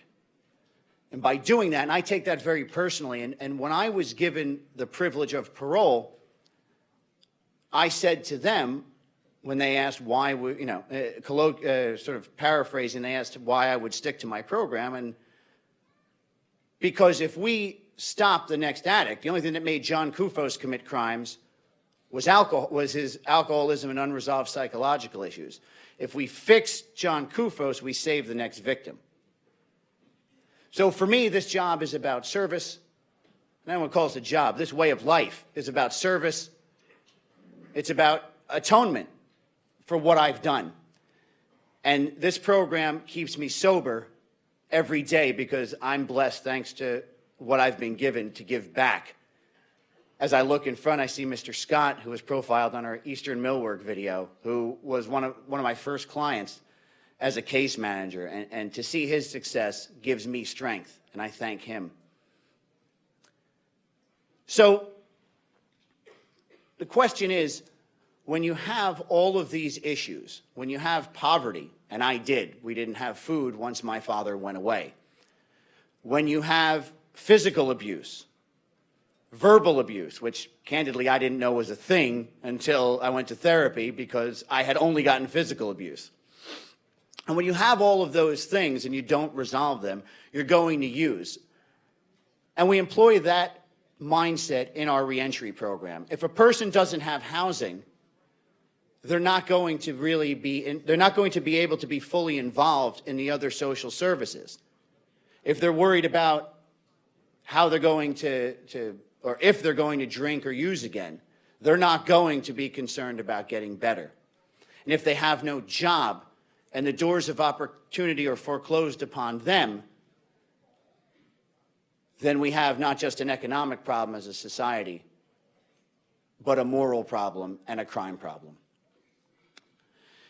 Today, I stand up here, blessed.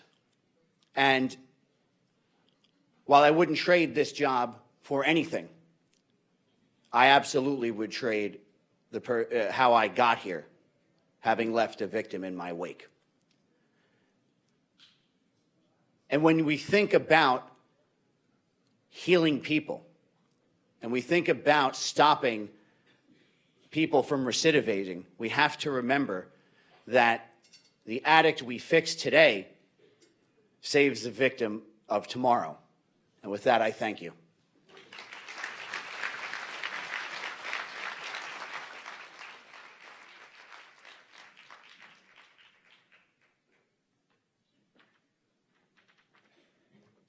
Thank you, John. And John, in his leadership in terms of our reentry and directing our Reentry Corporation, is also working to bring lawyers into our program. And now we have 56 lawyers through the Young Lawyers Division of the State Bar Association. And basically, we put on a similar panel with the State Bar Association every year to recruit lawyers. So again, John, thank you for what you do every day. And thank you for our lawyers. The next gentleman, Mark Holden, is, you can read his bio. He participated in law review in law school. He serves as general counsel to Koch Industries. And he's got a great bio. But what counts in the people in this room, he is, I would argue, with the exception of the President of the United States, the leading voice for the importance of reentry, the necessity of reentry as an economic justification. And so when we have the bishop and many people talk about the moral cancer of mass incarceration or failures to successfully reenter people into society, whether it's housing, employment, addiction, identification, the legal snares, access to medication. Mark Holden has made the argument powerfully, succinctly, that it's in America's national best economic interest to embark upon this challenge.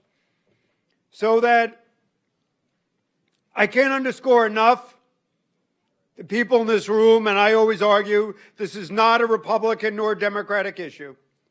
This isn't a question of the left or the right. This is a question of us as a nation being a better people, answering our better angels. The next gentleman who's made that argument more forcefully than I would argue anyone in this nation, it's a great honor to have with us Mark Holden. You've got to do better than that. Mark Holden.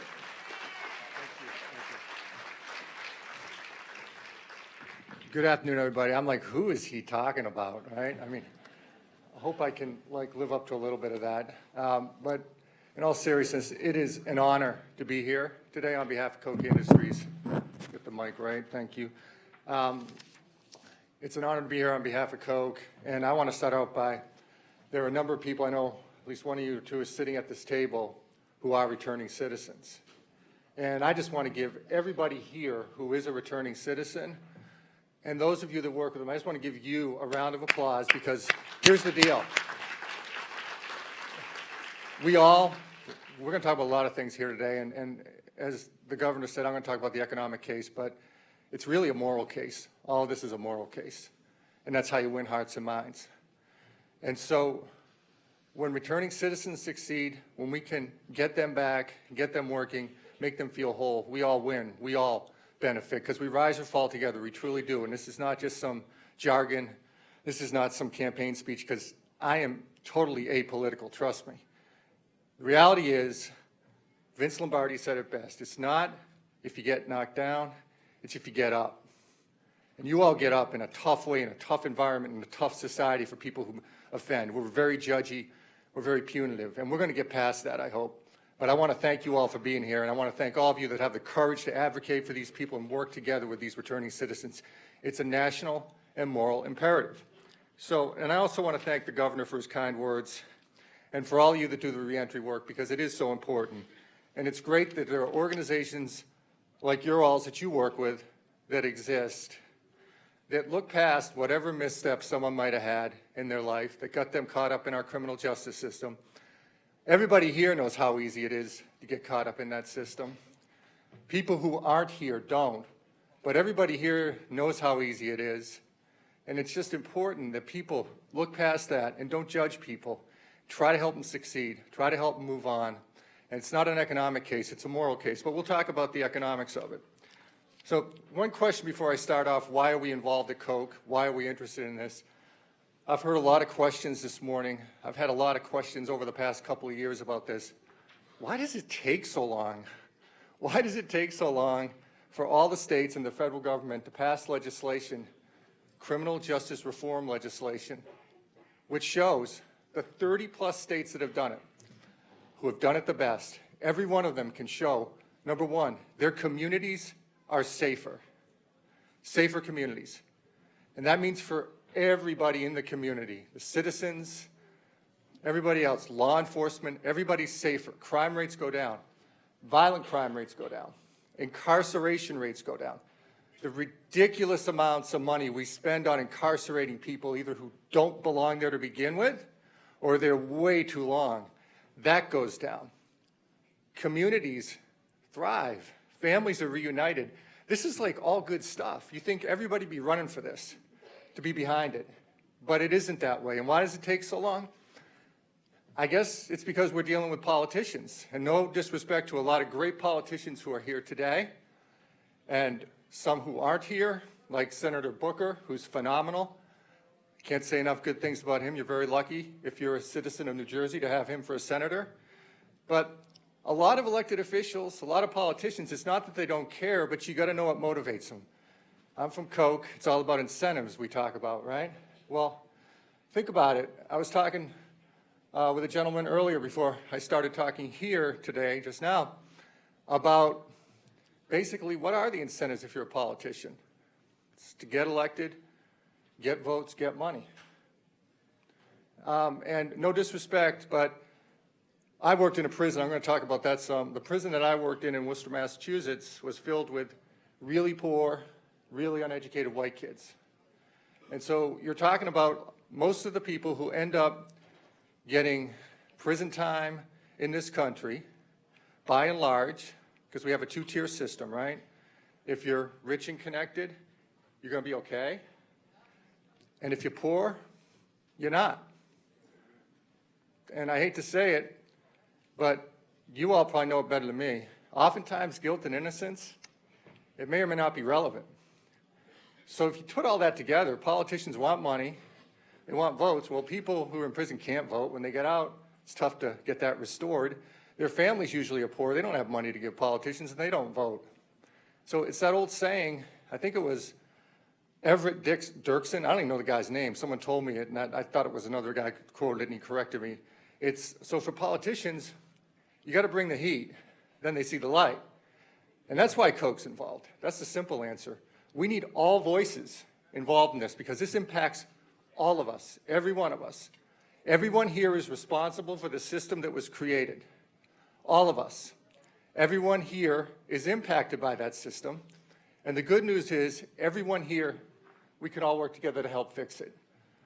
And if you look at the history of our criminal justice system, if you look at the track of our federal criminal laws, just the federal criminal laws, not the state ones, since the founding of this country to the present, we went from 3 criminal laws to right now in this country, we don't know how many federal criminal laws we have.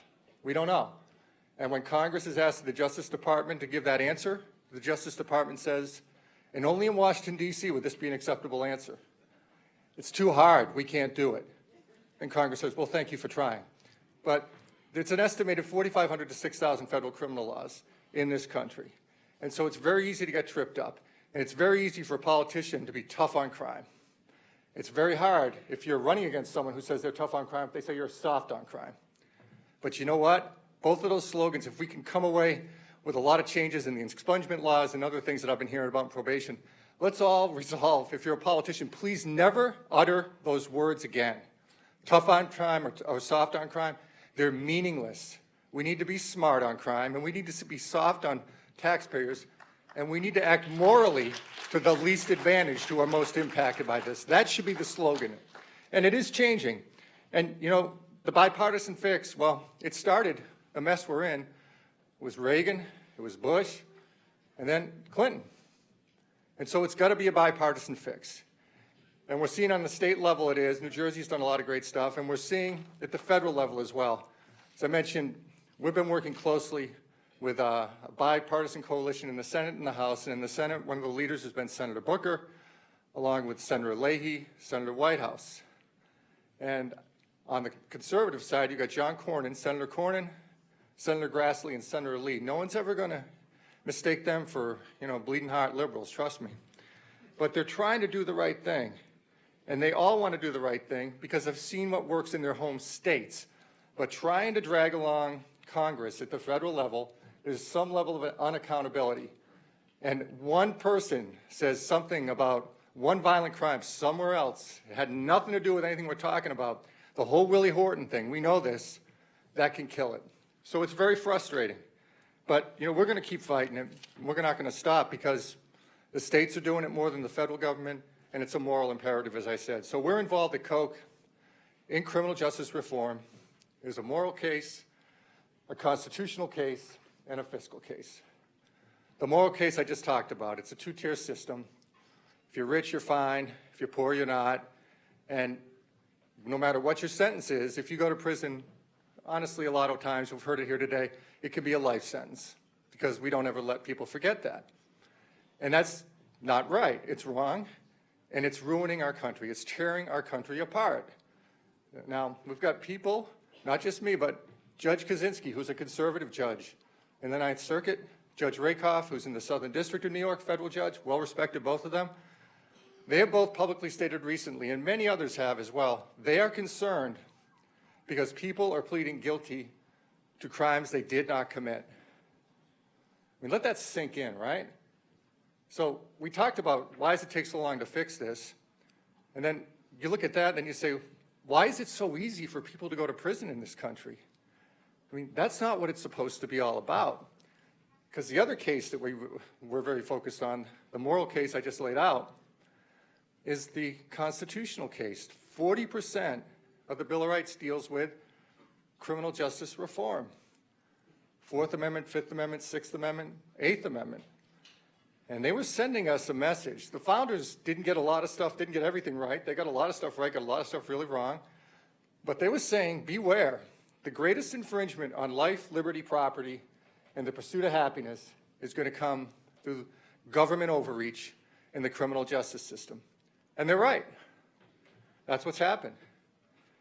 And the reality is the bar should be very high for anyone to ever lose their life, liberty, property, or pursuit of happiness in this country. It really should.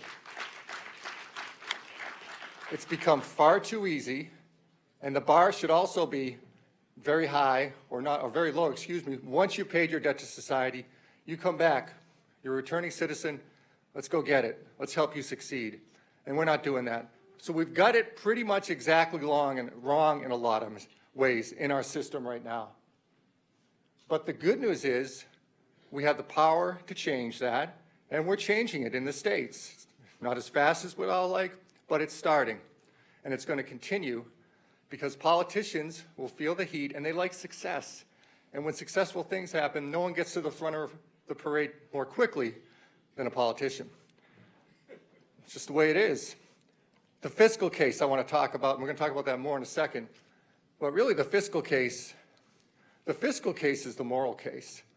You've heard the stats. We got 5% of the world's population, 25% of the world's prison population. We're the largest jailer in absolute numbers of any country in the world, more than anyone in civilization. And we're the largest among industrialized nations per rate of incarceration. That costs us, incarceration, $80 billion a year to incarcerate people. That's 3 to 4 times more per capita than we spend on education in this country. You are what you eat, you definitely are what you spend. What does that say about us? It says we got our priorities wrong. So, some other stats that are very troubling real quickly. We've got 1 in 14 children in this country have a parent in prison. We've got 1 in 3 Americans with a criminal record. We have, between people incarcerated in this country and people under some type of supervisory release, probation, 1 in 34 adults in this country. We've got as many people in this country with a criminal record as we do people with college degrees. Doesn't make sense, people. And you all are success stories that show how we can get out of this mess. And it gets frustrating having to rely on politicians to do this. But the good news is, a lot of these things we're going to talk about in reentry, we don't need an act of Congress. We just need an act of conscience. And we can make things happen. We can make a change. And the states are leading the way. New Jersey's done a really good job in a lot of respects. It's a start. I know it's frustrating for some, but with regard to reentry relief, drug courts, things of that nature. And they've been able to reduce incarceration rates, and they've been able to reduce spending on incarceration, and most importantly, keep crime rates down. Their crime rates are going down. So the lesson is, you don't have to incarcerate a lot of people to make them safer. You just have to give them a sane, just, moral system and some hope, is what we've been talking about. And really, our criminal justice reform work, 4 guideposts. One is everything we do must enhance public safety, what we've been talking about. And the states that do criminal justice reform the best have the safest states, safest citizenry. It's just the way it works. The stats show it. Number 2, everything needs to be consistent with the Bill of Rights. We've talked about that. We're not honoring it now. We're really, in my opinion, shredding the Bill of Rights with a lot of things to do. Number 3, we must ensure we have a system that treats everybody, and that's everybody, the accused, the convicted, the incarcerated, their families, victims, law enforcement, everybody as individuals and with dignity and respect. As individuals is key.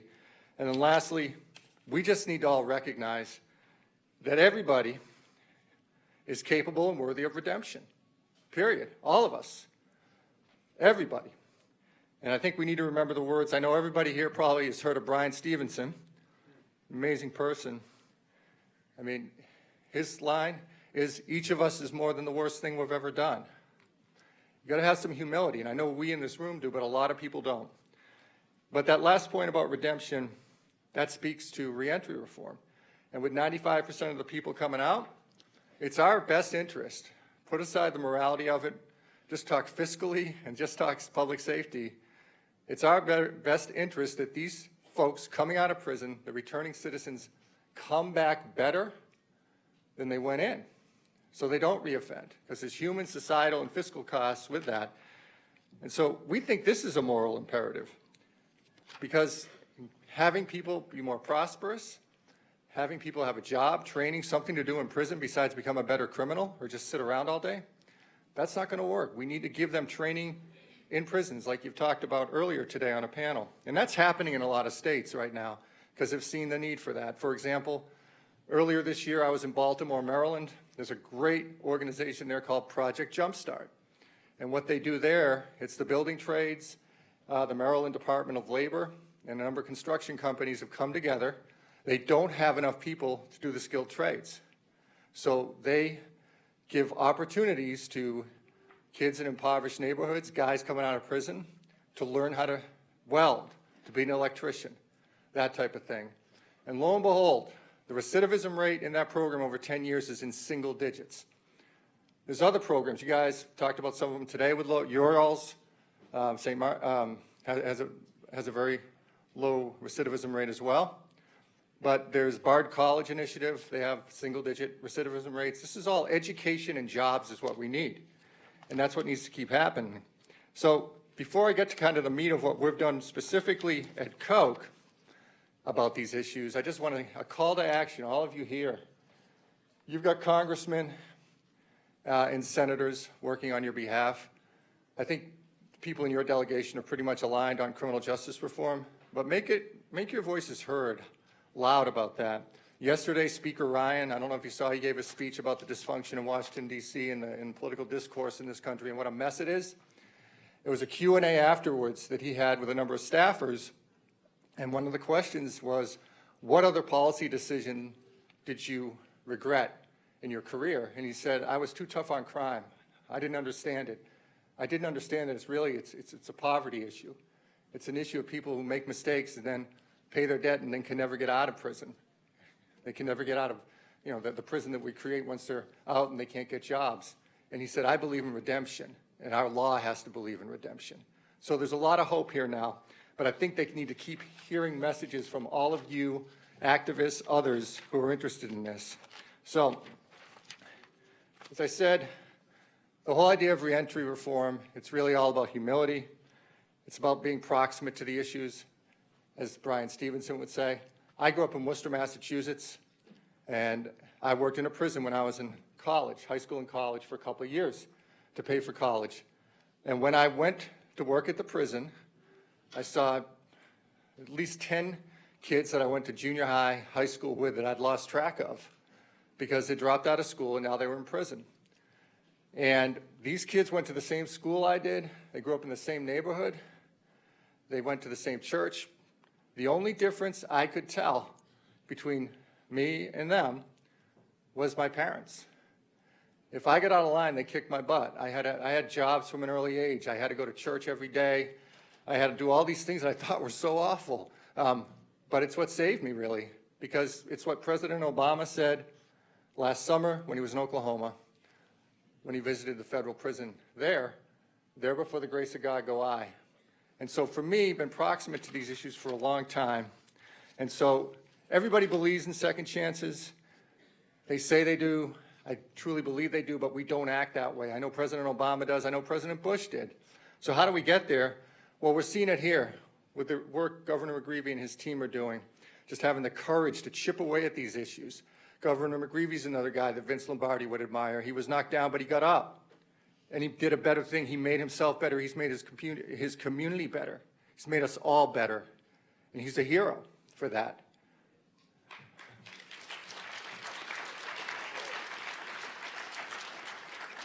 But it takes time. It's the way the Grand Canyon was created. It's the water over the stone. You got to be persistent. You always got to keep coming back. You can't just think it's going to be a one-time thing, because I'm telling you, this issue is one that politically it can go sideways so quickly. So the best thing to do, advocate for yourselves, but then everybody in this room just keep doing the right thing. And then we have these success stories that are sitting here today. Publicize those more. But all of you pushing this system, doing it a person at a time, and changing hearts and minds at a time, that's the way to go. Talked about proximity to the problem. The bottom line is, what we really need to understand is, I'm repeating things now that people have said already today. People come out of prison, want a job. They want a chance. They want a second chance.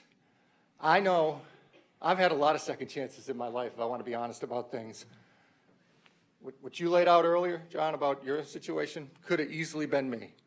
And so, thank you for what you've done, too.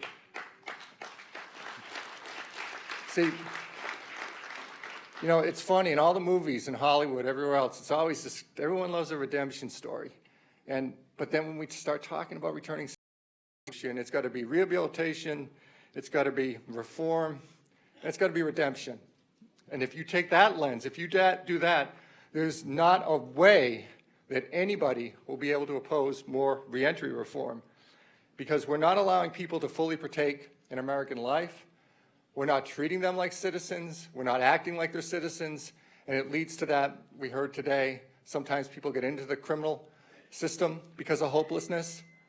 When we treat them the same way, then they get out, and it's worse now because of this scarlet letter F that's tattooed on them forever. Why do we think anything's going to be any different?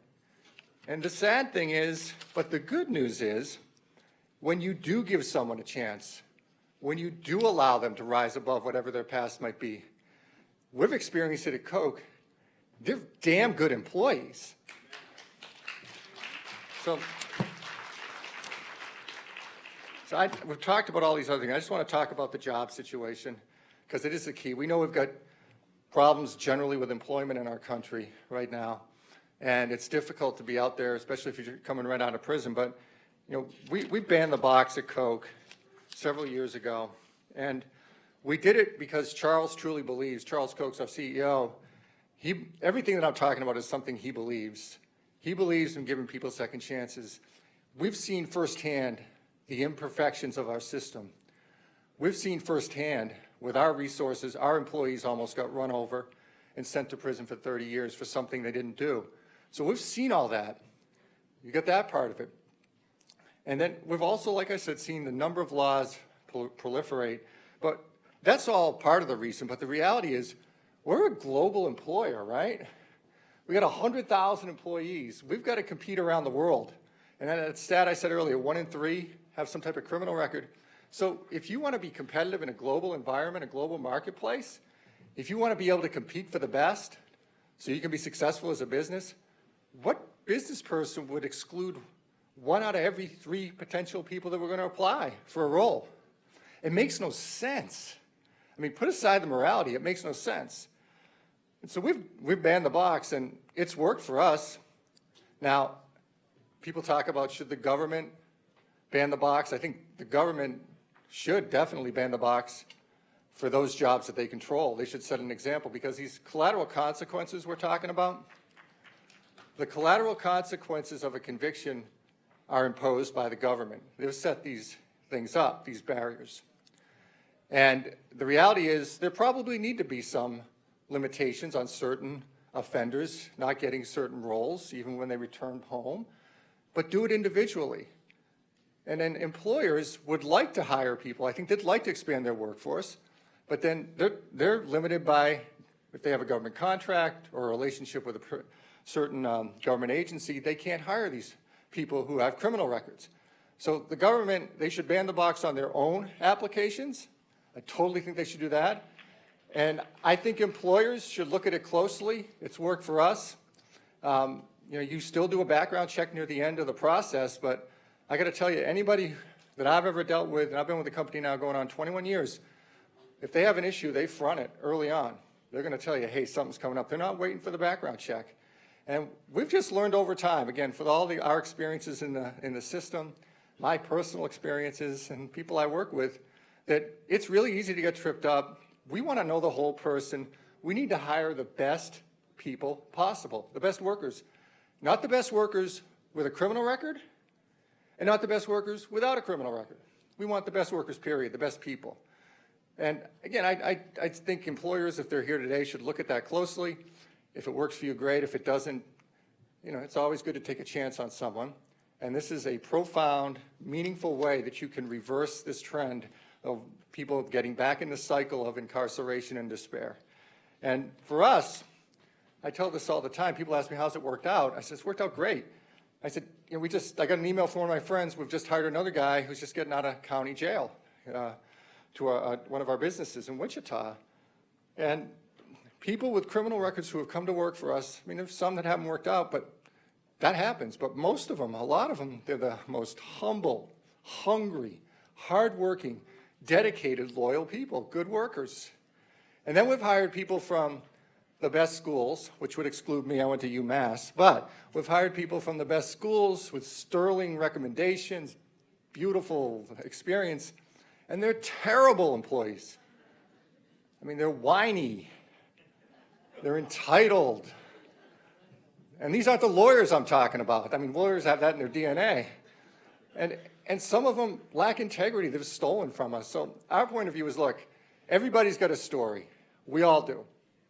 And like I said, I could easily have been on the other side of the bars when I was a kid. One of my good friends in Wichita is a prosecutor, and he's very much committed to the issues we're talking about here today. And his line is, none of us are innocent, we just haven't been caught yet. And he wasn't laughing. That's true. So that's what needs to happen. We've just seen it. It can turn people's lives around. It's good business sense. It's good for the employee. It's good for your community. It's good for your soul. And the bottom line is the fact that you have a criminal record doesn't define you. It shouldn't define you, and we need to start recognizing that in our country and how we treat people. And we need to welcome them back with open arms, and that includes getting them jobs and housing and things like that. Finally, and I'll stop talking, I promise. A couple people mentioned it's Holy Thursday, and so that means tomorrow is Good Friday, and then do the math or whatever. It's going to be Easter Sunday, so it's a time of renewal. And I just want to close with an excerpt that I think summarizes the moral case for second chances, reentry, and redemption much better than I ever could. It's from Pope Francis's speech at the Philadelphia jail that he visited last fall. And he said, life is a journey along different roads, different paths, which leave their marks on us. Life means getting our feet dirty from the dust-filled roads of life and history. All of us need to be cleansed, to be washed. The Lord tells us clearly with a sign. He washes our feet so we can come back to the table from which he wishes no one to be excluded. The table which is spread for all of us and to which all of us are invited. This time in your life can have only one purpose, to give you a hand in getting back on the right road, to give you a hand to help you rejoin society. All of us are part of that effort. All of us are invited to encourage, help, and enable your rehabilitation. A rehabilitation which everyone seeks and desires, inmates and their families, correctional authorities, social and educational programs. A rehabilitation which benefits and elevates the morale of the entire community. May the knowledge of that fact inspire us to live in solidarity, to support one another, and seek the best for others. So I just want to say thank you again. Congratulations to all the returning citizens. Congratulations to everybody in this room that's working with them to make their communities better. And thanks very much for all you do to help people get back on the road to success. May God bless all of you. Thank you. Yeah. So Mark has been gracious enough to take questions. Governor Florio, do you have a question? What? Oh, you do not? He's inspired. Oh, good. So, does anybody have any questions? All right, wait. All right, can we do this respectfully, please? If anybody wants to come up, somebody who hasn't spoken before, anybody, one at a time. Anybody? We have Les? Do you want a question? Okay. Well, Mark, Pierre, can you talk a little bit about what you do? Come on, seriously. Just explain what you do. Good afternoon, everybody. My name is Pierre Leandre. I'm currently, explain someone? Okay. How you doing, Mark? My name is Pierre Leandre. I'm currently the Director of Compliance for the City of Jersey City. I have my Assistant Director here, who's Kevin Kane. Currently, our mission is pretty much whenever developers are given tax abatement to construct projects in the city, essentially we have to make sure that they adhere to their project labor agreements as well as our project employment and contracting agreements.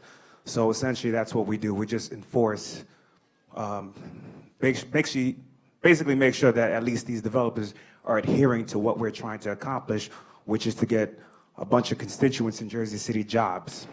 And currently we have been doing that successfully for Government of Greevy. Thank you. That's great. Yeah, and Pierre's been a wonderful addition. Jen?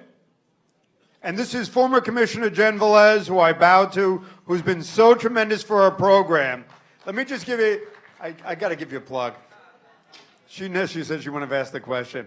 Jen, when she was commissioner, there was a ban, and John knows this far more articulately than I, there was a ban that you were ineligible for welfare, Mark, for 28 days when you came out of prison. And because of the success of our program, Jen obliterated the 28-day waiver and has now made it so that people can have benefits as soon as they walk out. She deserves a round of applause. Jen Velez. Thank you. Mark, I'm not sure if it's a question as much as maybe your call to action. I think your message is really important, really compassionate. My question is, what forum do you have in the larger business community to get that message across so that employers who can employ, you have employees all around the world, you have a tremendous forum at Koch Industries to get that message out, to be a more compassionate society, to give people that second chance. And I think collectively we can voice that, but the forum that Koch Industries has it can't be overstated. So whether it's a question or just a imposition maybe to do that in the business community. It's a really important message. Yeah, well, thank you. And I agree. And I am pretty amazing. I think that was the point of your question, so no, I'm kidding. No, seriously, we talk a lot about this. We go to a lot of different seminars and meetings and symposiums. We write op-eds on it. I talk to people locally where I live in Wichita, and it's just getting the word out. And I'm happy to do whatever we can, and we try to get it out. Charles Koch has written about this. He's a big proponent of it as well. We're doing what we can for sure. Oh yeah, no, we do all that. We do job fairs, small business, like all of the business forums that exist. So the advocacy community can partner with the business community. But if the business community takes a lead in this, it's going to have a huge we're impact. involved. There's the national. It's the NELP, the National Employment Law Project, I think is the name. They've done a lot to bring together different businesses that are doing this to highlight them. There's a few of them are like Bed Bath & Beyond, Walmart, a couple other big ones as well, and us. So there are a number of them. But again, a lot of employers are either reluctant to do it. They're small businesses. They don't have the resources to do all these. They want to know up front because they don't want to wait till the end. They go through the hiring process and then find out someone has a record. But a lot of it's driven also by government restrictions on certain jobs that these companies do. So a lot of it could be, again, the government has a lot of power to reduce these collateral consequences that don't make sense or apply them only to certain levels of offenders for a certain level of a time, not like in some places forever or 5 years or all things like that. That to me doesn't make sense. It needs to be case by case. So I think it's got to be multifaceted between business community, advocates, and then putting pressure on the government with success stories. Say, why wouldn't you want more of this? This is good stuff. That's what needs to happen. Thank you. Terry? Hello, everyone. Mr. Holden, how you doing, Governor? Can you introduce yourself there? Yes, I'm Terry Coleman. I served a substantial amount of time, more than a decade and a half in prison. You raised a question about housing and the ban the box. I wanted to know if legislation has asked that ban the box be stretched as far as to apartment applications, because a lot of times we get denied because they have that question on when you apply for an apartment and stuff like that. Yeah, I don't know the answer to that. I imagine it hasn't been. Yeah, thank you. And I just also, we're really graced to have Senator Cunningham join with us, who was the sponsor of the Ban the Box in the state of New Jersey. Thank you, Senator. Thank you, Terry. Bill? Sure. I'm Bill Armbruster. I'm an alumnus of St. Peter's and a member of the Board of Regents here. Just following up on Jen Velez's question about business, what about groups such as the U.S. Chamber of Commerce and the Business Roundtable, bringing it to their attention? Yeah, that's a good point. I think that's a mixed bag is the answer, but we've been pushing it.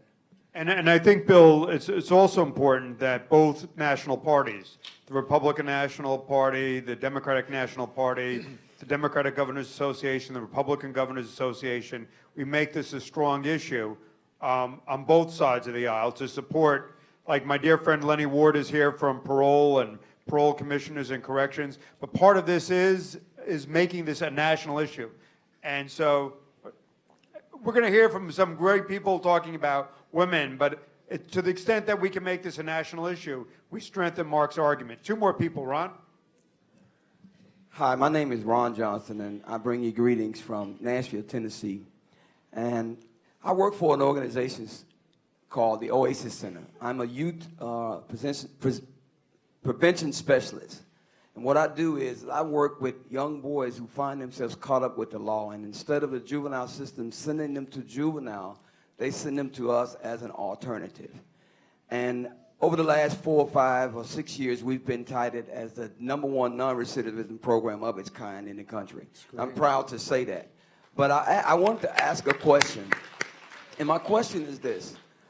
What are we doing for the youth that are caught up in the systemic things that they're in, and what can Koch or what are Koch willing to do to help that cause? No, that's a great question. Thank you so much for what you're doing. That's great stuff. So you're talking about juvenile justice, keeping kids out of the system to begin with, that type of thing. We sponsor a number of different organizations around the country that do that. Whether it's in Kansas, where I live, we've got Youth Entrepreneurs of Kansas, we've got Big Brothers Big Sisters, Rise Up for Youth, which was the Gilkey's organization, Boys and Girls Clubs, many other organizations like that. And then we also sponsor some educational programs as well. And then we do that, that's Wichita example. There are many other examples we do it as well. And then we've got other organizations we work with that support that particular market segmentation, youth, and we also are working on juvenile justice reform. So those are some of the things we are doing. And if you have a business card or information you'd like to share with me, I'd love to get it. Thank you. Thank you. Last question? Thanks, Linda. Linda Gammon, retired criminal probation officer from Bergen County Probation, okay? I've been there for 41 years and a supervisor for 27 years, so you are preaching to the choir. However, what I would ask of you is that you are in a unique position to be able to reach out to the business community. Yeah. We all know about politics. We all hear the phrase, and we're all so tired of hearing that, oh, spread the word, spread the word. You, sir, have the possibility with other large corporations to reach out to other businessmen, business corporations, and support those politicians who agree with this philosophy, rather than those who do not. You can affect the change better than all of us put together. So, in saying that, we'd love to have you come speak at Bergen County.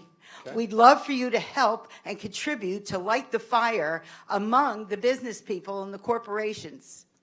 Sounds great. Thank you. Thank you. Thank you, Linda.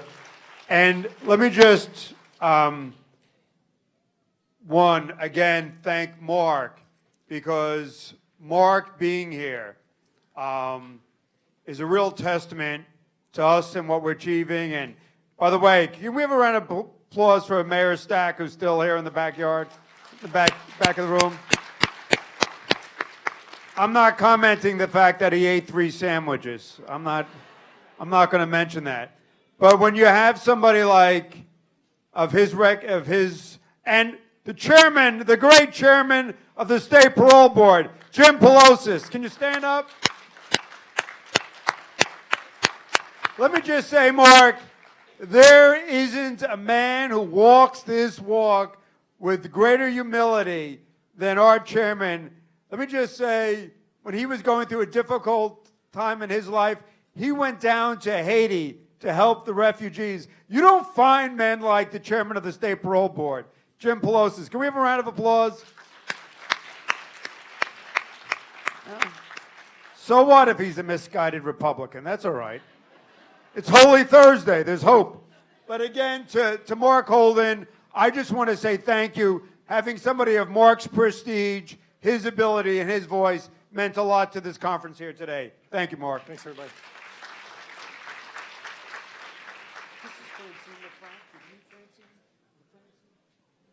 So now the next video, I would just like to add, shows the great work of Same Sky. And this is an organization that you'll see with the women. They make beautiful jewelry. Francine's family is a long tradition in Hudson County, but Francine was in Rwanda and developed a philanthropic organization, and she's been feted at the United Nations and also a Forbes magazine. And now we have the women of Jersey City making the beautiful jewelry. And now we'll see the video.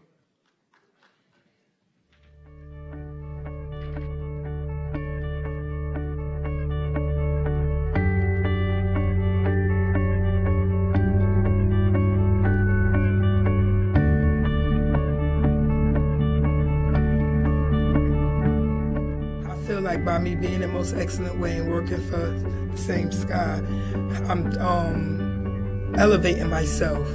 I have to crawl before I walk. I messed up along the line. So right now I'm just getting my life back in order to do the right thing. Somebody gave me a chance, so I just want to give back.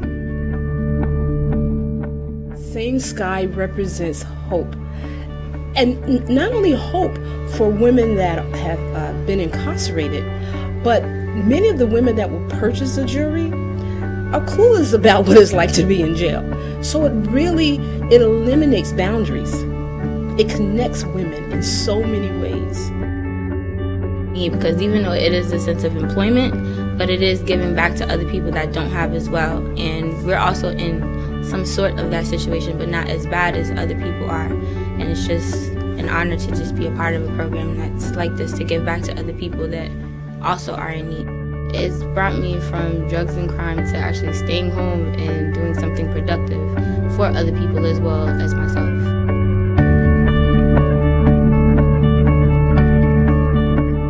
Because we all go through so many different things that sometimes we don't even have an opportunity to actually share, and we just have to bypass it. The Same Sky, it brings us together because I know that you have a problem and I know that you may have a problem, but all of us that have problems can make one big great solution, and brings all of us together as women, period. Women, young, old, it doesn't matter.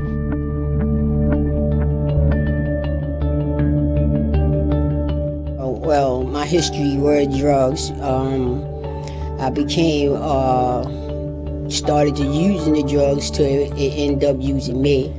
And it was at this point that I was desperate, but I just didn't know how to get out the grip. So as I returned to what I knew from growing up, is praying and asking for help. Of course, God placed me in a place that I really didn't ask for, but jail, but then that's where the help comes. And I learned that you can't tell help how to help you. We all come together as we have a purpose or doing something that we are given from our heart, that we are willing to put our best foot forward and put in hard work just to be able to help and save another. It enhanced my recovery, it enhanced my life, it enhanced me being a woman, and it also enhanced me of being able and willing to serve someone else. I always thought that it would be a job, it would be a paycheck, but now it's actually for some of the women become a vocation. It's given them a sense of beauty in their own lives. It's given them a new identity. They're actually rewriting the narrative of their future.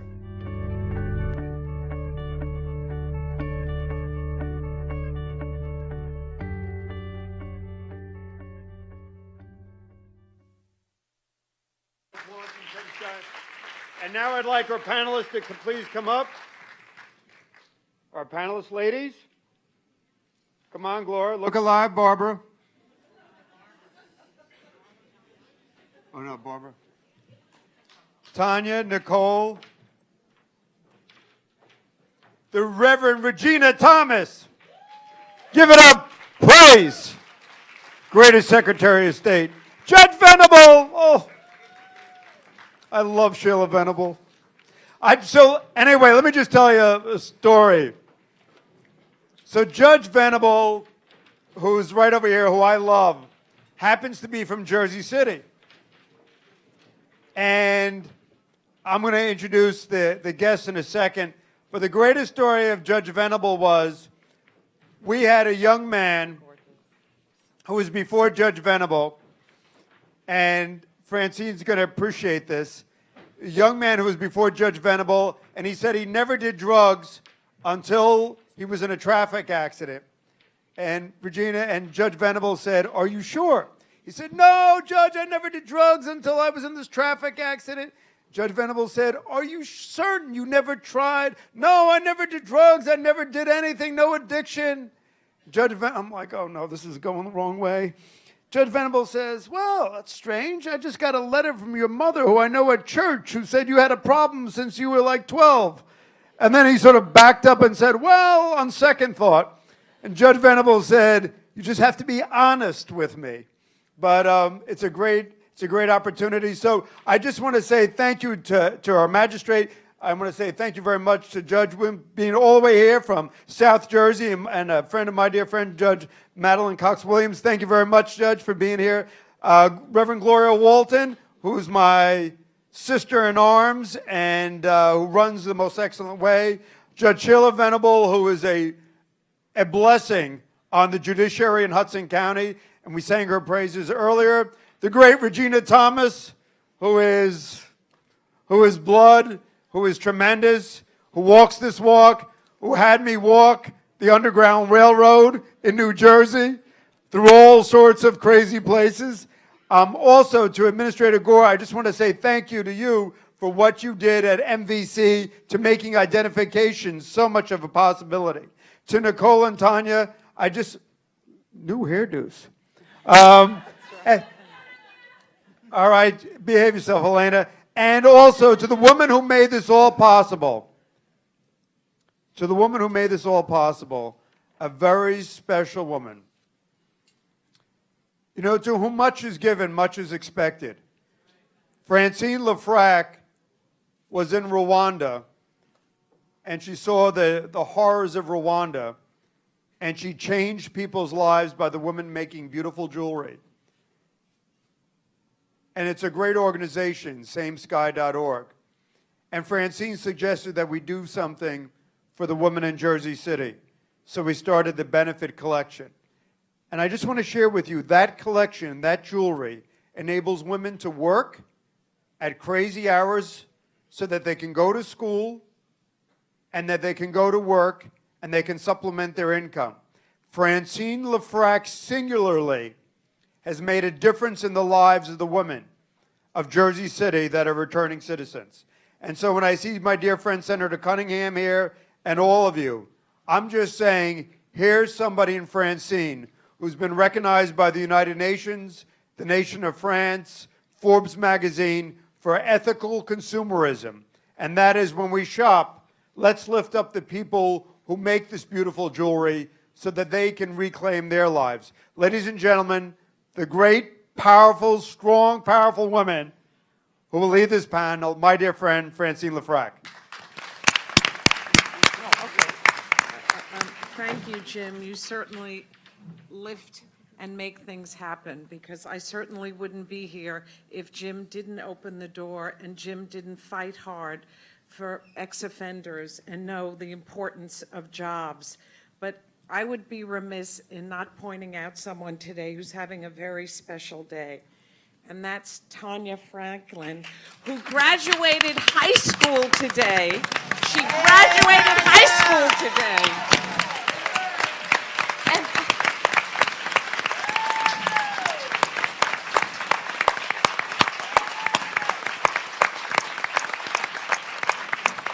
And Jim mentioned that I gave so much to the women of Jersey City. Well, let me tell you the truth. The women of Jersey City have given so much to me.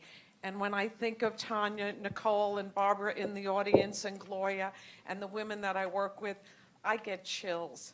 And I feel this unbelievable sense of pride that these women have reclaimed their life and took advantage of a job to give themselves a second chance. So please give them a round of applause.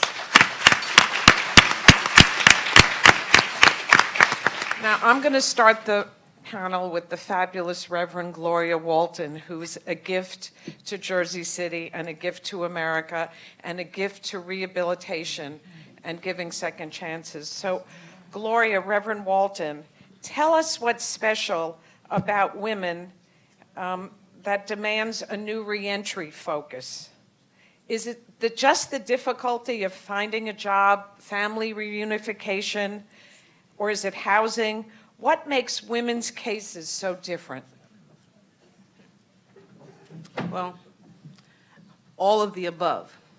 However, I house both men and women, and women particularly have a higher risk of mental illness, particularly depression.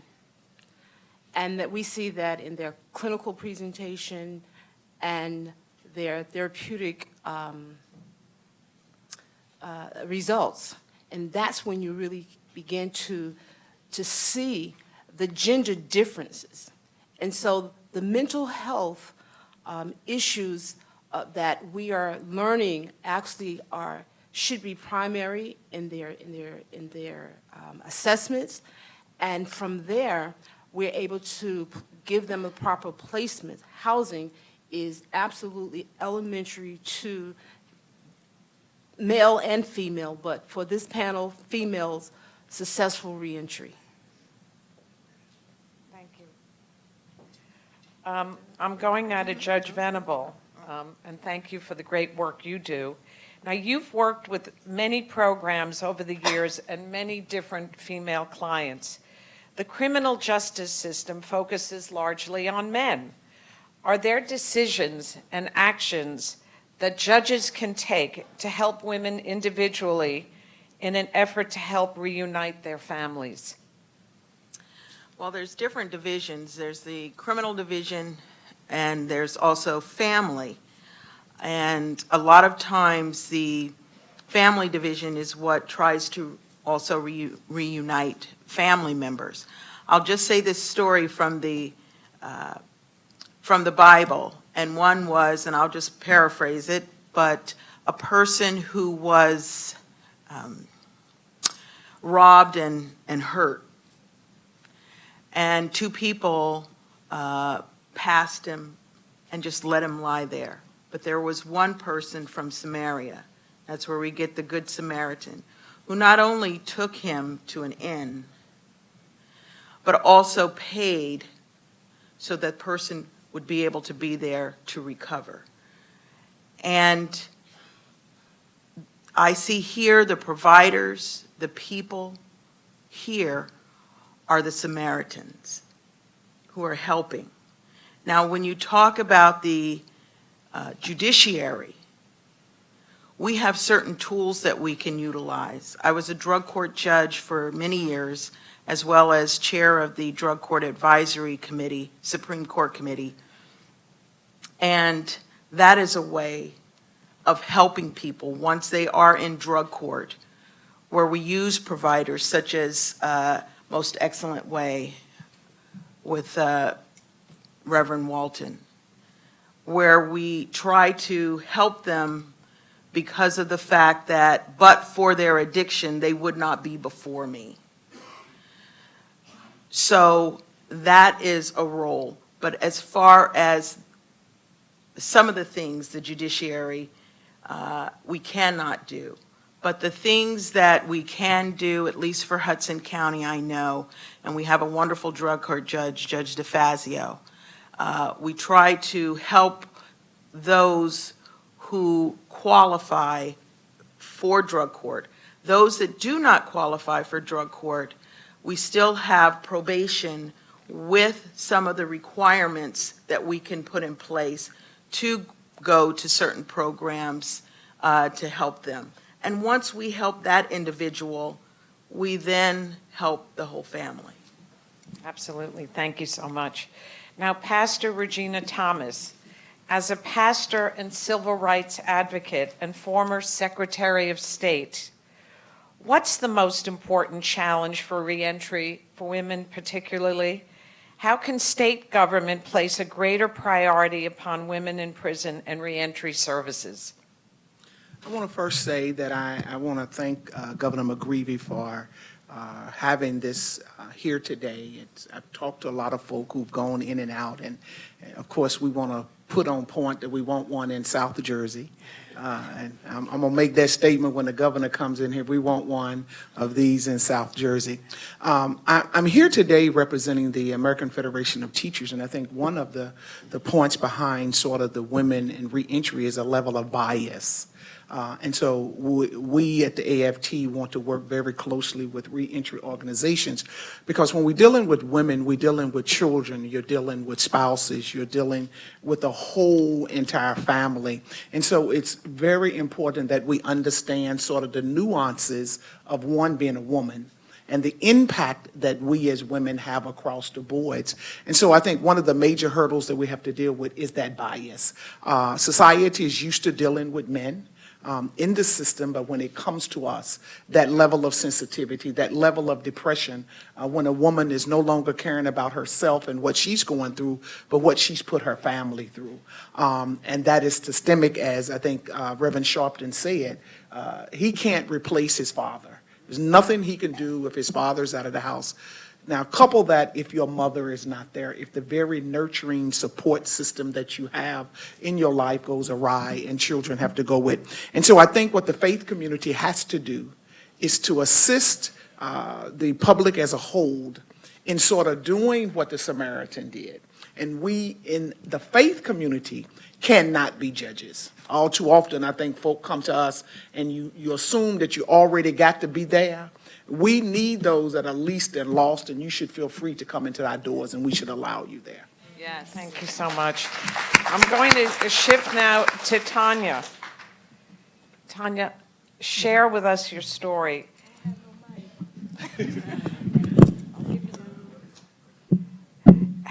How did this incredible program help you from jail to the most excellent way? What difference did Reentry make in your life? Can you share that with us? Yeah, just a little something. Well, I came to reintegration, actually, most excellent way, about 3 years ago. And I'm actually still there, but I'll be moving out April 1st into my new apartment.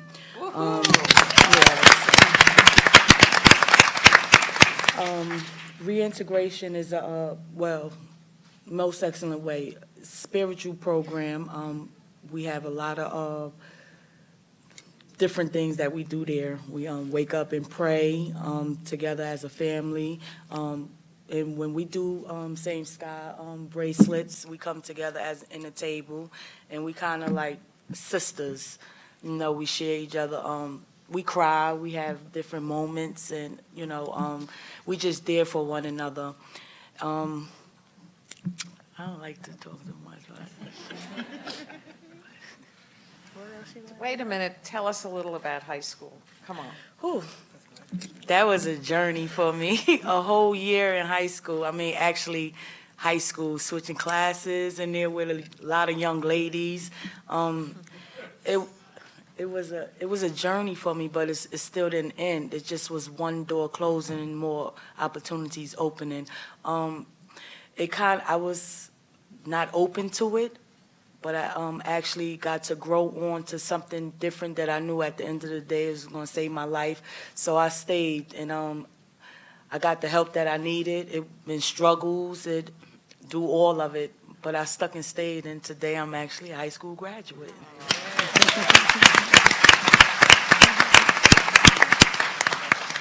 Now, Judge Williams.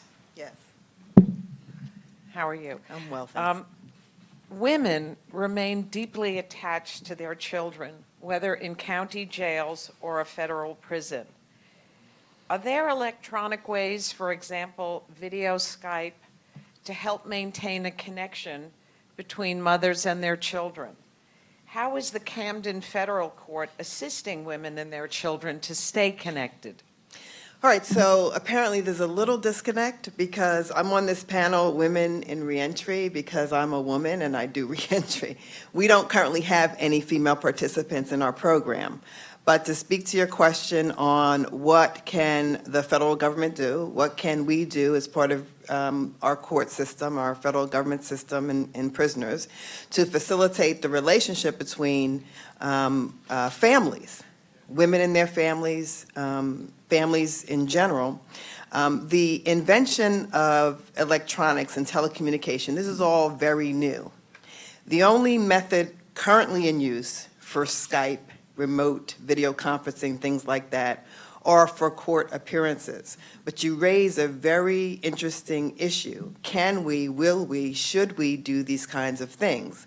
And it certainly sounds like something that's feasible. The technology's there. One of the things we talk about in our court quite often is getting to, we call them our participants, getting to our participants before being released from prison.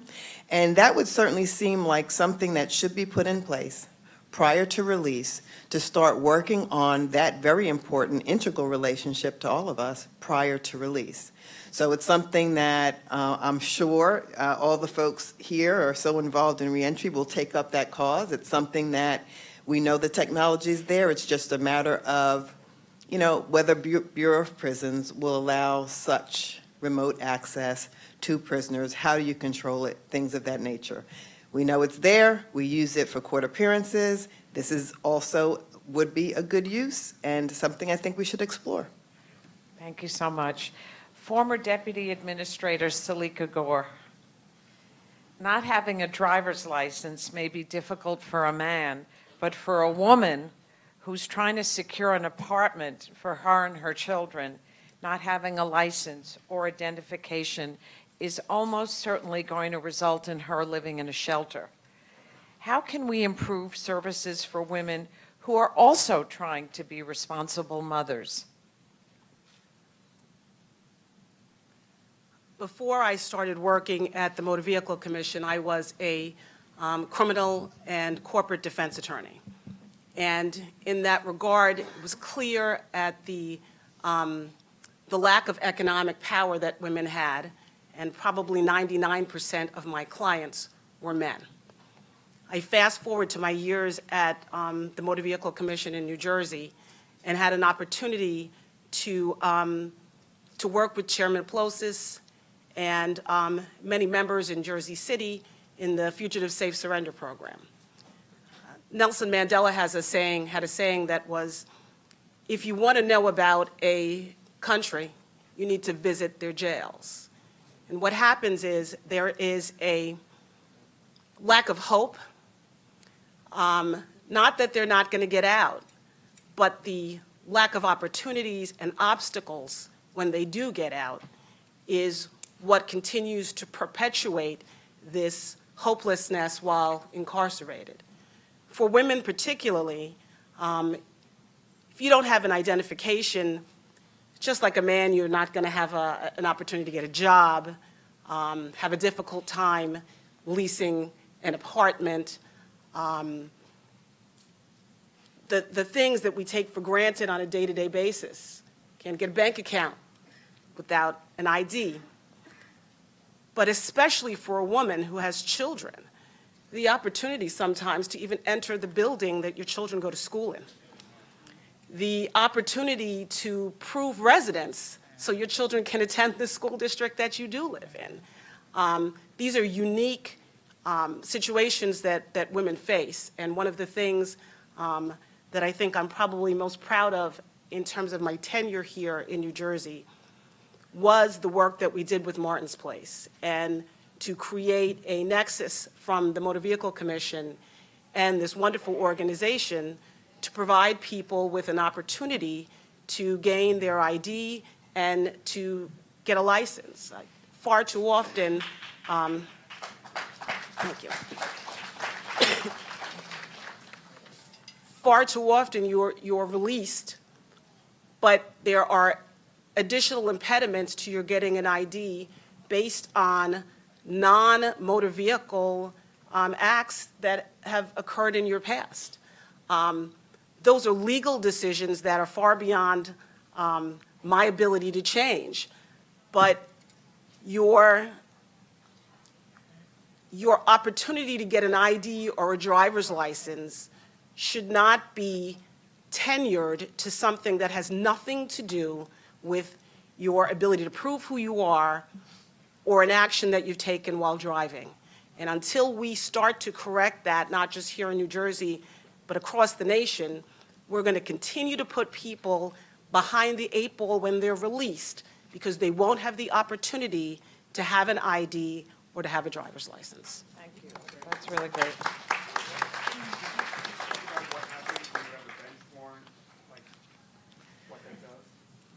I'm going to use an example. Thank you, Governor McGreevey. When I was in private practice, I had a client who had a lot of money, and he was released from jail. And he had 19 suspensions in 14 municipalities across the state of New Jersey. It was a very profitable client for me.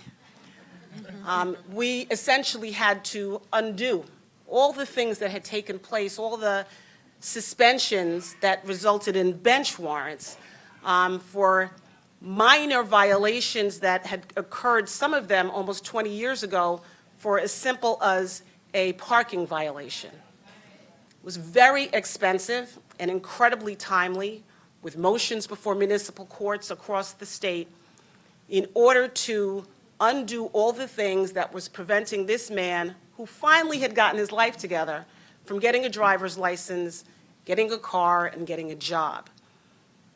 You could have some issue that you didn't report to court for, and now you have a warrant.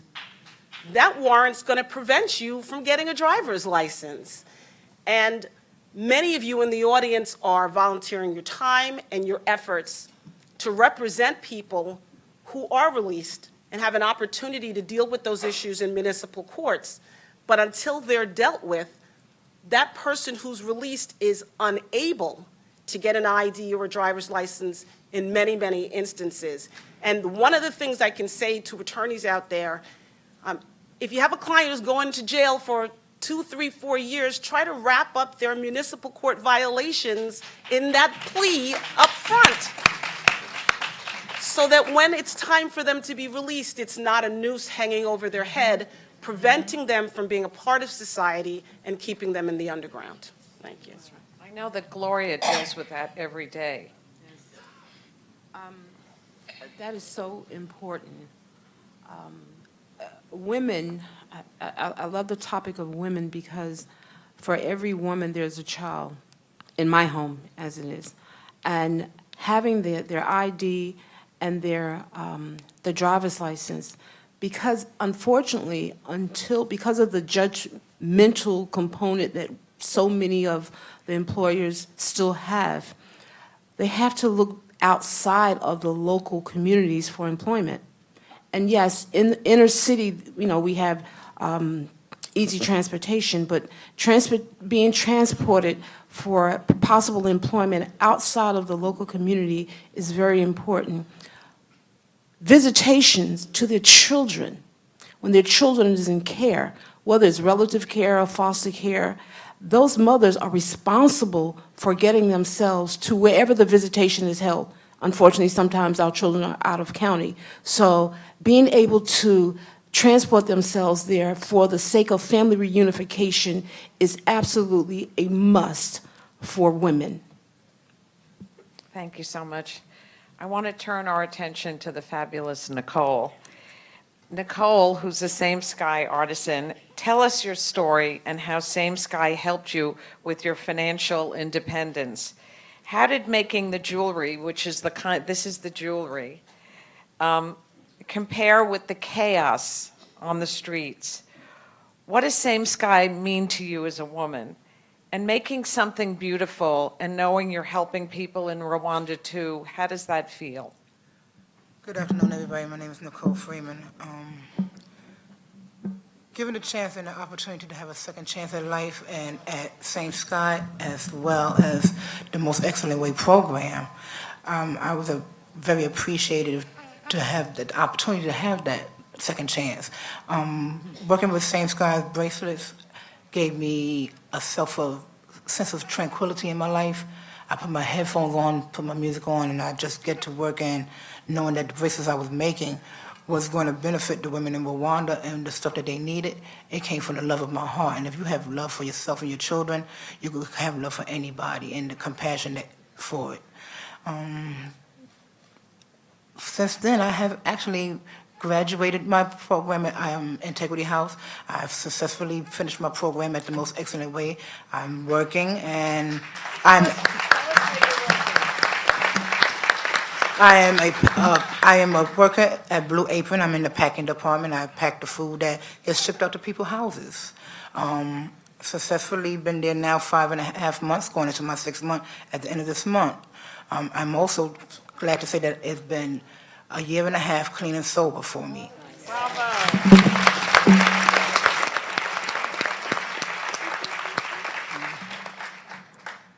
Every day that I think about that, every time that I got my beads together and my strings together, I thought about my children as well as the women in Rwanda and the children that they have.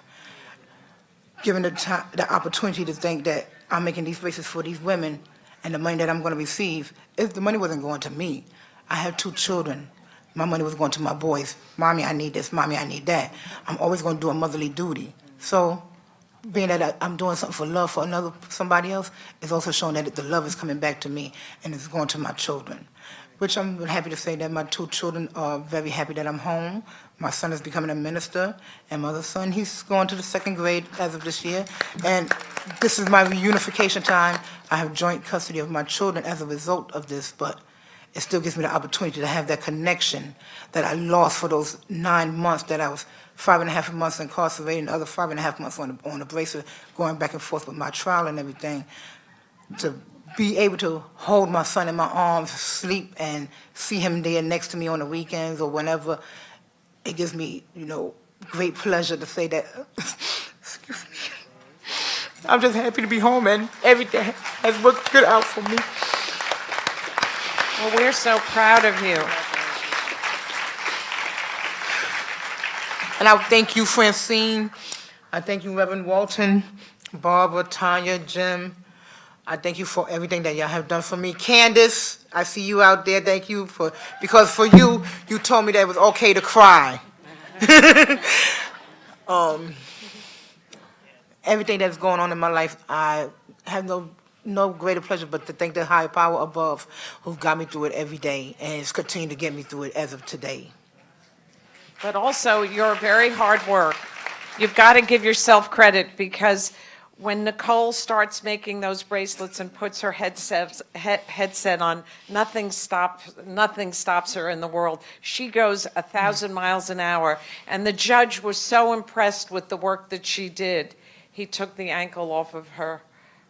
He took the bracelet off of her ankle and dropped the charges against her. So, yes. Bravo to you.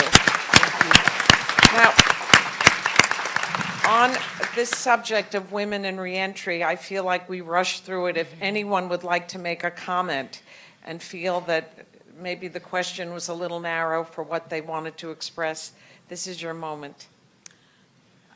Thank you. I also would like to thank Governor McGreevey as well because of the work that is done in the court. He would come and he would advocate also for someone for a second chance. And I said before, Judge Venable said enough, Jim, please. But it was sincere, and when he mentioned the work of someone, I really, truly believed him because of the compassion that he had. So I want to thank you for showing me something that maybe I would not have known had you not came in and started talking to me. Right now, the governor has signed into bill, which will become effective January 1st, is the criminal justice reform. And this will have a major impact on women as well as men. And our system now is a monetary, the ability to pay.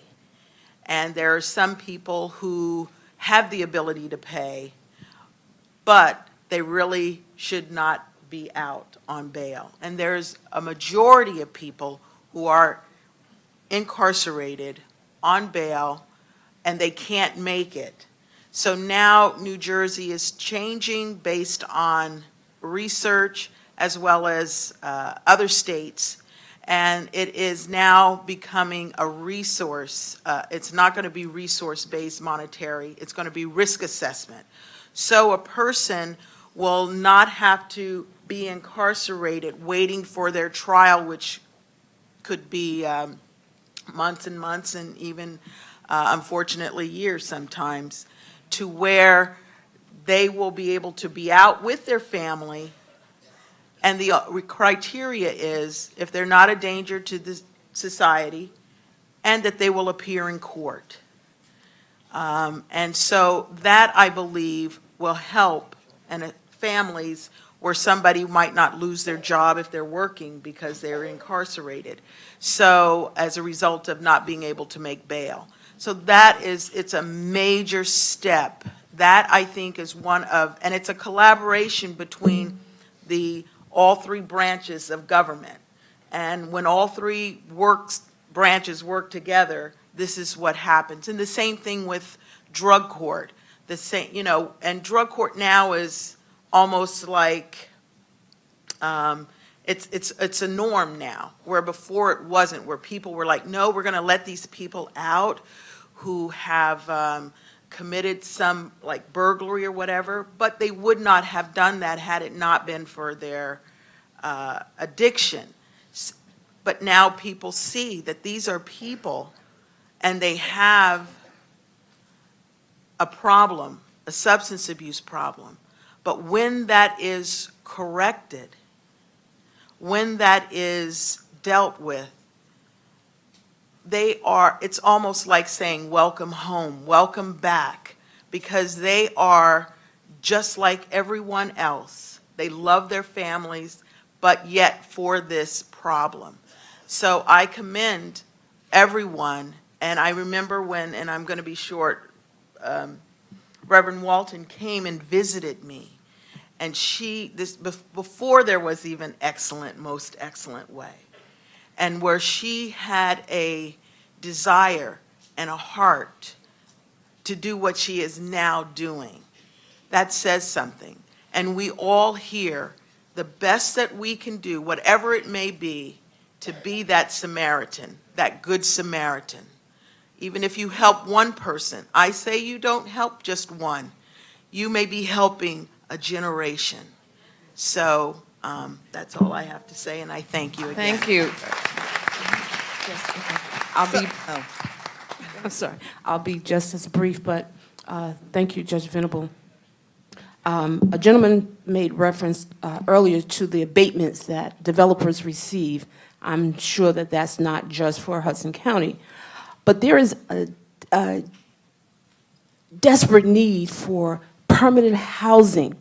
We're banning the box. Then the gentleman made reference to, even on the housing applications, it is difficult. Our women complete their sentence. They are free. We go through exercises of forgiveness. It is time that landlords find that element of forgiveness as well and give people freedom. And the Bible he told Pharaoh to let my people go. It is time that we let the women and the men as well, after they complete their sentence, give them the opportunity to live, that they may be reunified with their children. If we don't change how we house our returning citizens, then we are beckoning for repeat offenders.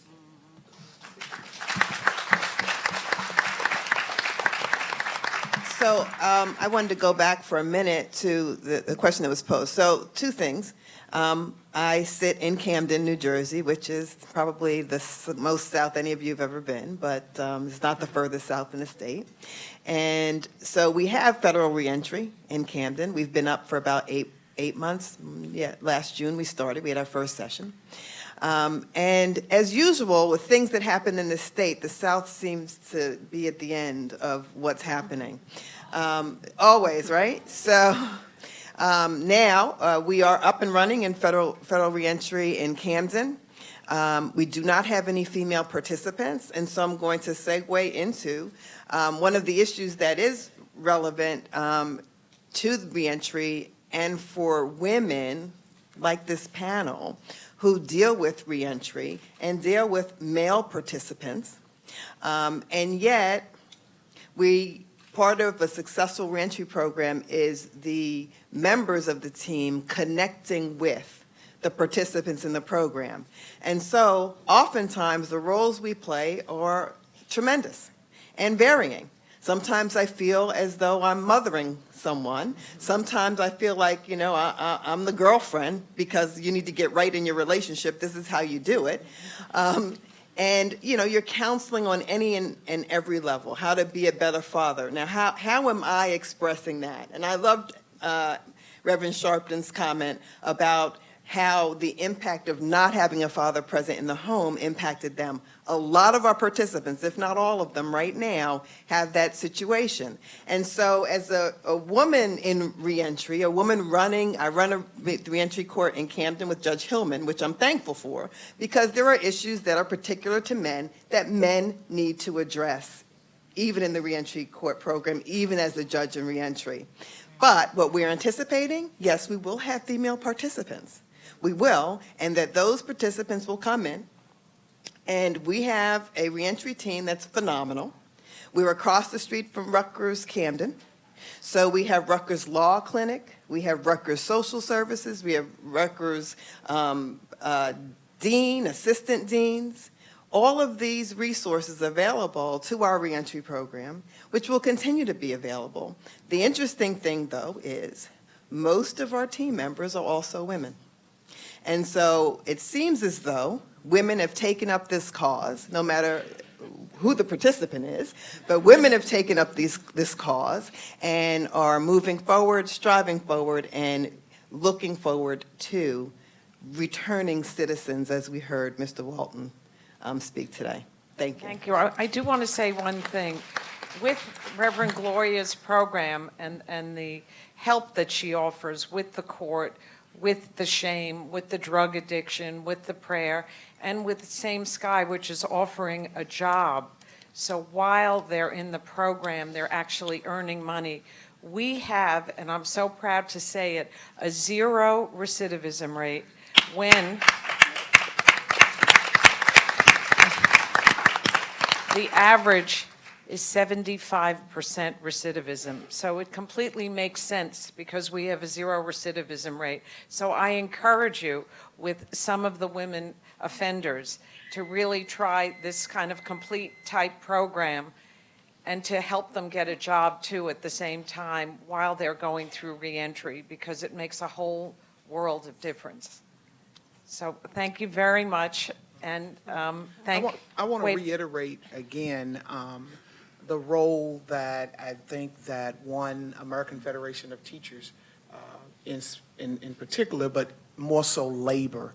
I know on next week, members of AFL-CIO led by Secretary Treasurer Loretta from AFT is going to Washington State to a women prison where a union trained those while they're in prison, provided job opportunities, and immediately upon them being released, they move into a labor job.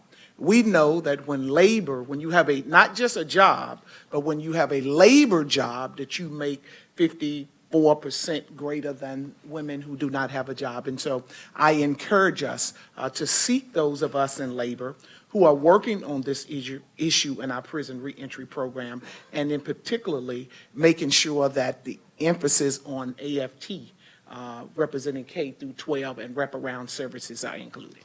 Thank you very much. I do want to ask if Barbara would like to say something. Jim set me up. Hi, my name is Barbara, and I'm at most excellent way still, and I run a house there. I make the bracelets for Same Sky. I'm still making the bracelets, and Jim wanted me to speak about the kiosk we opened up in Newport Moore. And what I got from that was, it was tremendous. It was wonderful. He wanted me to talk about how I was security, how I make the bracelets, and I do that as well. But anyway, what I wanted to say was I talk the video every other day. I enjoy making the bracelets. I do it from the heart. And back some time ago, the purpose of me speaking about the kiosks is because I made a bad decision in my life. I've done some things, and I paid the price for that. So with me opening up the Newport Moore, that was a big change for me because, like I said, I made some mistakes. But by me opening up the kiosk machine and the work and stuff that I'm doing, I'm giving back to society. So I feel good about that. I'm going to school now for my CADC. I graduated all my programs. I completed probation. And it was wonderful Miss Gloria Walton accepted me in her program as well as in her house. I learned a lot from her. I'm still learning a lot from her. I'm a mentor. And I give it all to her. And I also thank Francie, LeFrak, of course, Jim McGreevy. I completed CELA most excellent way. And I'm just happy to keep on, I'm happy about keeping on climbing the ladder. I'm still trying to elevate myself to the next level. And that's why I'm saying I'm going to school for my CAPC. Thank you all. Thank you, Jim. I just want to acknowledge Mark one more time from Koch Industries. These are 3 amazing employees that have given second chances. They are such hard workers, and really, corporate America would be lucky to have any one of them. So thank you, Gloria, Walton, and thank all of you on this panel, and of course, thank Jim McGreevy for making this happen. We have about 5 minutes. Can we just ask if there's any questions from the audience? We've got time for oh Lord. We've got more response. Women, as Regina said.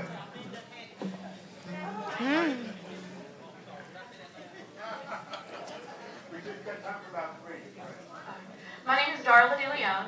My husband and I have a company called Steerstraight. We bring successfully acclimated ex-offenders into our schools, our churches, our halfway houses, our detention centers, all our programs across the whole country to talk to kids about this very thing, about not doing what we did to get us locked up. I'm in recovery. I'm also a successfully acclimated ex-offender. You asked a question to the lady on the end about how people can Skype. There's a lady in Virginia who has a program called the Messages Project that she's been trying to get into New Jersey for years, where they can videotape messages to their children. And it really does work in those communities. I'd be glad to give you that information for her if you would like it. I have to say, behind my drug addiction, I ended up in jail several times.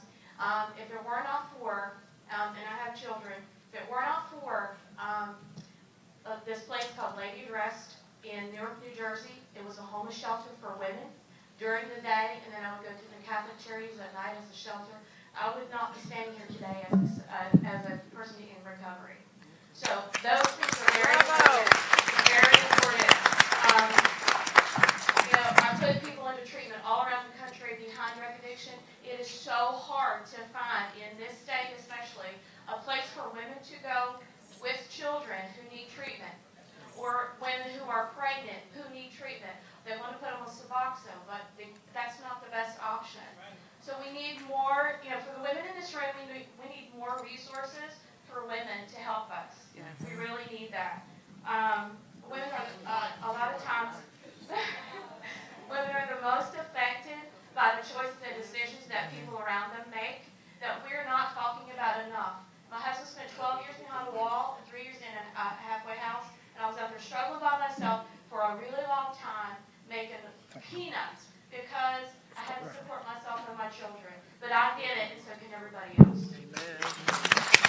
Did anybody want to respond to that? Well, Selika, you want to respond to anything? Well, I'll respond. Go ahead, Jeff. That she demonstrated that it can be done and why it is so important that everyone here does their part to the best of their ability. You are a living example. You are a cover for which we can use to show that it works, that you can be a member of society the way you want to be, and that you are helping others. I mean, the fact that you are here says a lot. So thank you. Thank you, Jeff. Micah? My name is Mike Kahn, I'm director of the Nehemiah Group. I'm also a business owner. Question to the returning young ladies and to the judges. How was the process from when you did return home to be able to reintegrate back with your children? A lot of people here earlier talked about, the separation of the offender from the child while incarcerated, but they don't talk about post-release, how they have to go before the same courthouse, file motions. It's very intimidating going before, judges. Last time you were in this courthouse, you were walked out the back door and served several years and didn't see your family. So what is that process like? And are there any barriers there towards that process? And for the judges, how can it be easier, once an individual has been able to pay their debts to society, how can now that individual not have to be looked at as an offender just trying to see their children? Because when they come home and they're given a parenting schedule, which is more like a visitation schedule because you're offered every other weekend, 4 days a month, 48 days a year, but you really can't be an effective parent. So to put the emphasis on co-parenting, how can the judicial system play a part in putting together a more equal parenting schedule so it's easier for young ladies and fathers to be able to come back and be in their children's lives and stop that revolving door? Thanks, Micah. Well, Oh, Lord. So from the judicial perspective, two things we do in our court in terms of facilitating the relationship between parent and child. I'll start with first. We invite our participants to bring their children with them to court, which we meet every other Tuesday. And we do special things. And Judge Arleo, who the governor spoke of earlier, is my counterpart in Newark. She makes sure to have things in court to entertain the children of the participants who are there. So we make court welcoming to the children of the participant if the participant chooses to bring the kids. The second part of your question was being back in the courtroom, having been a negative experience, how do we make it positive? We deal with that head on, up front, first day. And we do the initiation into the program by saying, we know the last time you were here, it was a very negative experience. We're dedicated to making this a positive experience. This is when you, the court, the judicial system, and all the components of the judicial system makes your life positive. You're going to learn to be in a courtroom and be before a judge in a positive way, much different from the last time you were here. So we deal with both of those issues up front as soon as the participants join. I was a family court judge, and I think that is mostly what you were referring to. And judges in family court, I'm no longer, but the main thing was, what is the best interest of the child? And that usually dictates what, and it might take some time for the judge to see that the best interest of the child is no longer once every other week, once a month. Maybe it's now best for custody, full custody, or joint custody, whatever it is. But that's the main thing. But is it work? Yes, it is. Is your child worth it? Yes, it is. So whatever it is, you will do what you need to do to make that reunification. And when the judge sees that, that's what will dictate his or her decision. I would like to answer that question as a mother who has just gone through this. Coming home, I have visitation rights every week. I had to go up to the DCPP building to Child Protective Services and have visitations with my son. His father didn't want to bring him to visit me in the county because he knew the effect that it would have on my child and that it would have on me. And the first day that we did finally get a chance to see each other, we cried the whole 2 hours that we was there because it was a mother and a child's bond that had been separated for 5.5 months for something negligence and not being in my actions that I should have been in. It was the happiest moment of my life, getting to hold my child and getting to wipe his tears off his face and him wiping the tears off my face and saying, Mama, I love you and I'm glad you're home. When am I going to come live with you again? It took time, but completing everything that I had to complete, getting off the bracelet and going to work. I have my apartment. He has his bed in his own room. So that time away from him to get into that back to that time with him, wasn't hard for me because I know how me and my child was. We had that special bond that nobody can break. A mother and a child is always going to be a certain way. When a child is separated from their parent, you know, they never know what's going to happen. Like with my oldest son, he decided he wanted to go to West Virginia. Now he tells me he wants to become a minister. That shows that the good parenting that I did do before everything that happened before my incarceration now shows the better parent that I am now that I'm home and I'm doing what I'm doing to have an apartment, have a job, being successfully clean and sober, and the reunification of having my own place and my children with me, getting to cook their meals, getting to clean their noses when they're sick and taking them to the doctors and doing what I had to do. Going through the courts for it, when I first went to court, the judge was like, well, you know, If you don't do what you got to do, you don't straighten up right, you're not going to have a chance with your child. But by the end of that session, which was the same day that I completed my program at Integrity House, October 27th, the judge told me, I have no problem with you. I see that you have done everything you had to do successfully, and if it's all right, you and the father have sat down and made an agreement, we had joint custody of our child. That way, he doesn't have to worry about whether he's going to see his father. He doesn't have to worry about if he's ever going to see his mother. He has the opportunity to spend time with both of his parents, and I'm happy for that. Amen. Thank you. Hi, I'm Jen, and I am a 12-step volunteer in several county jails here in New Jersey and at Mahan Prison. And I want to say every one of you are amazing. I think I've been paying close attention today. I know Governor McGreevy said earlier this morning that 70% of those behind bars have substance abuse problems. And, you know, when we bring these meetings into and the Mahan maximum security especially, you know, we get 5 to 20 women. And my question is, and also when we go in, we check in and all that, we know that these women also have to choose between church or are they going to go and try to get sober, you know, in the meeting.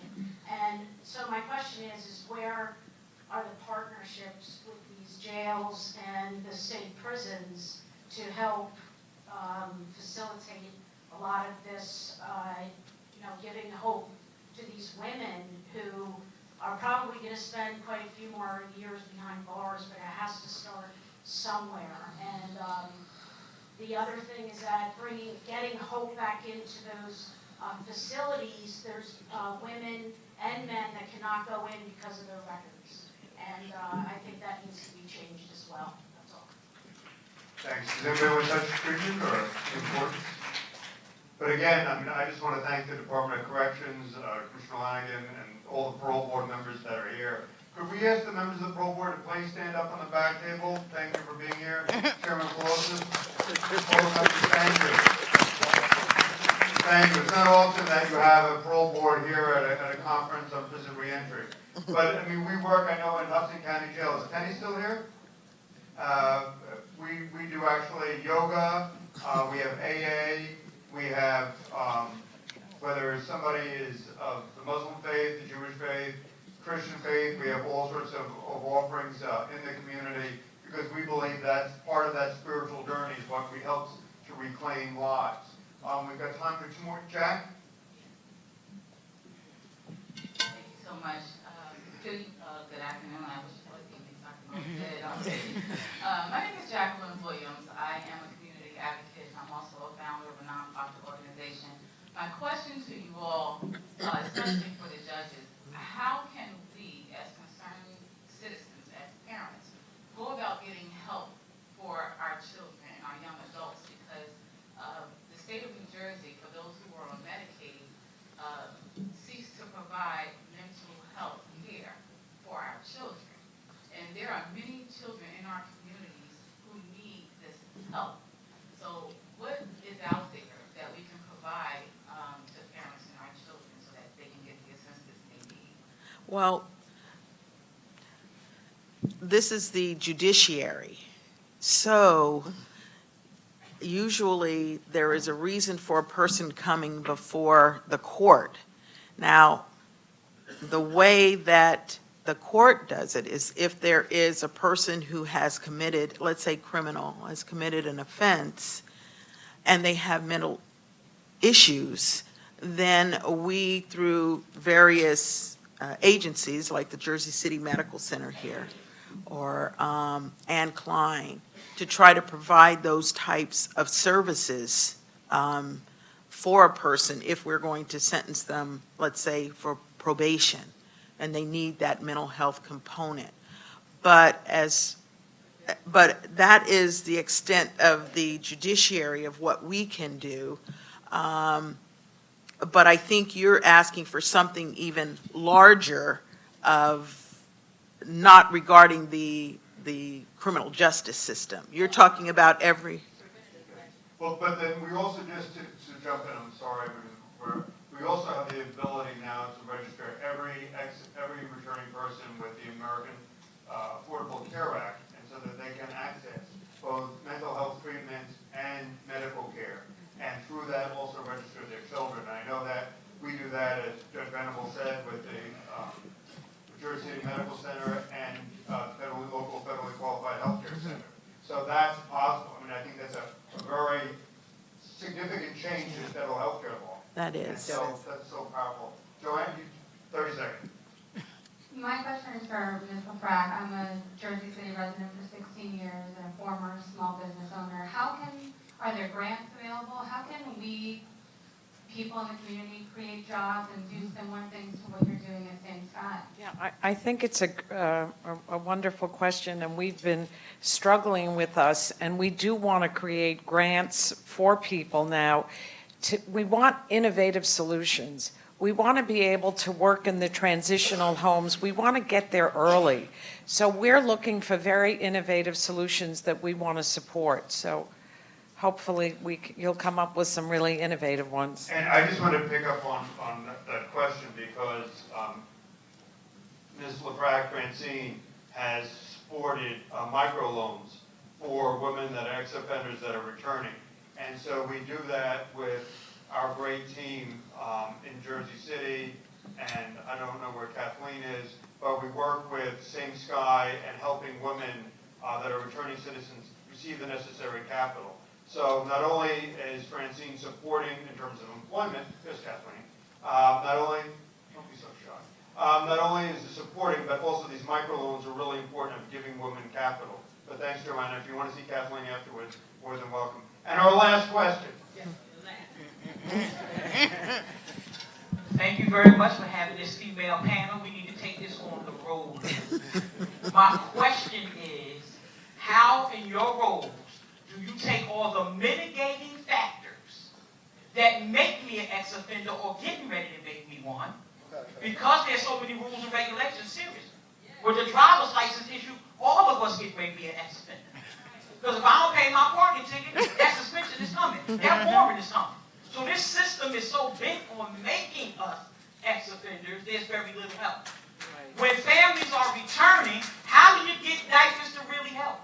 Because they told her she had to have an apartment. She had to have furniture. Now, all of a sudden, in the state of New Jersey, we don't do furniture vouchers anymore. We can't help you get nothing. So the help is not here. So how do we take this power right here? Because I'm regular like this. But how do we take this power and make it work when the governor just closed all the mental institutions? And I hope you won't help us about that. Because we can't get no help if the help's not there. Yeah, I'm the last one. I know you're taking this mic. Y'all know I'm going to be up here for you for a minute. But how do we make this work? Because we're talking about some real solutions today. But the problem is the pieces of the puzzle are broken. This is one piece of reentry. How did I get here?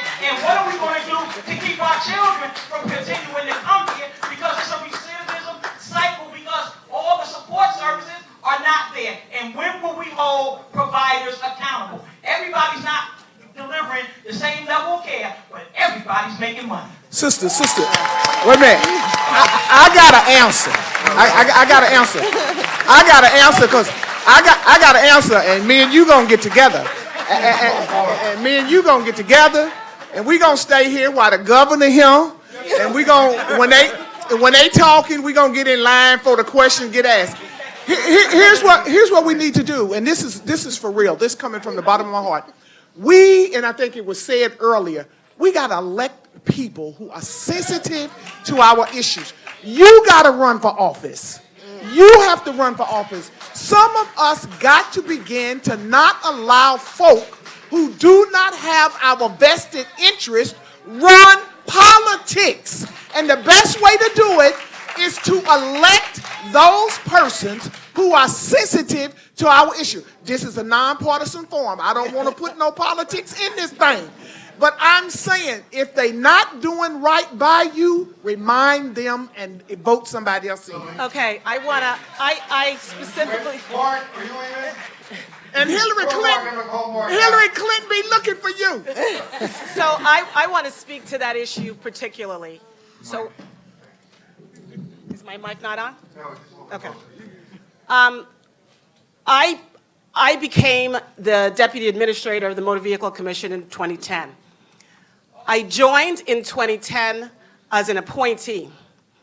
And when I had an opportunity to witness fugitive safe surrender in Atlantic City and see the thousands of people that came in and were assisted, because what happens very often is you may be released from your current crime, but you have bench warrants and other issues that still make you part of the underground, the invisible society in New Jersey. The benefit of me seeing the program in Camden was that when the program came here to Jersey City, I was able to make the work that the Motor Vehicle Commission did much more effective. So you didn't just walk in and get a pamphlet anymore. We gave you an abstract and told you where to go to clean up your outstanding municipal matters. It is correct. Who you elect makes a difference. But as women, and we are a panel of women, I am a mother, I have fostered children, we care. It doesn't make a difference what your party is. You're a member of this society, you're a member of this community, you want to make the place better that you live in. Chairman Plosis in the back of the room probably doesn't even realize that that walk through Atlantic City, through that church, was what changed my mind and is what opened my eyes to making the process better from a Motor Vehicle Commission standpoint. We all, frankly, in this room can lend our voices and our talent in some way to improve people's lives in reentry. Take this as an opportunity to do better yourselves. Thank you. Thank Can you I just so respond to, I'll be the last, just very quickly. Okay. The last person and the other talked about the resources that was needed. Just very quickly, Jim. I have taken I retired from the New Jersey State of Child Protection Services, DIFAS, okay? I've taken 6 years out of my life to live with the women. And the reason being is that we are empowering women to make a difference and to change what needs to be done for women.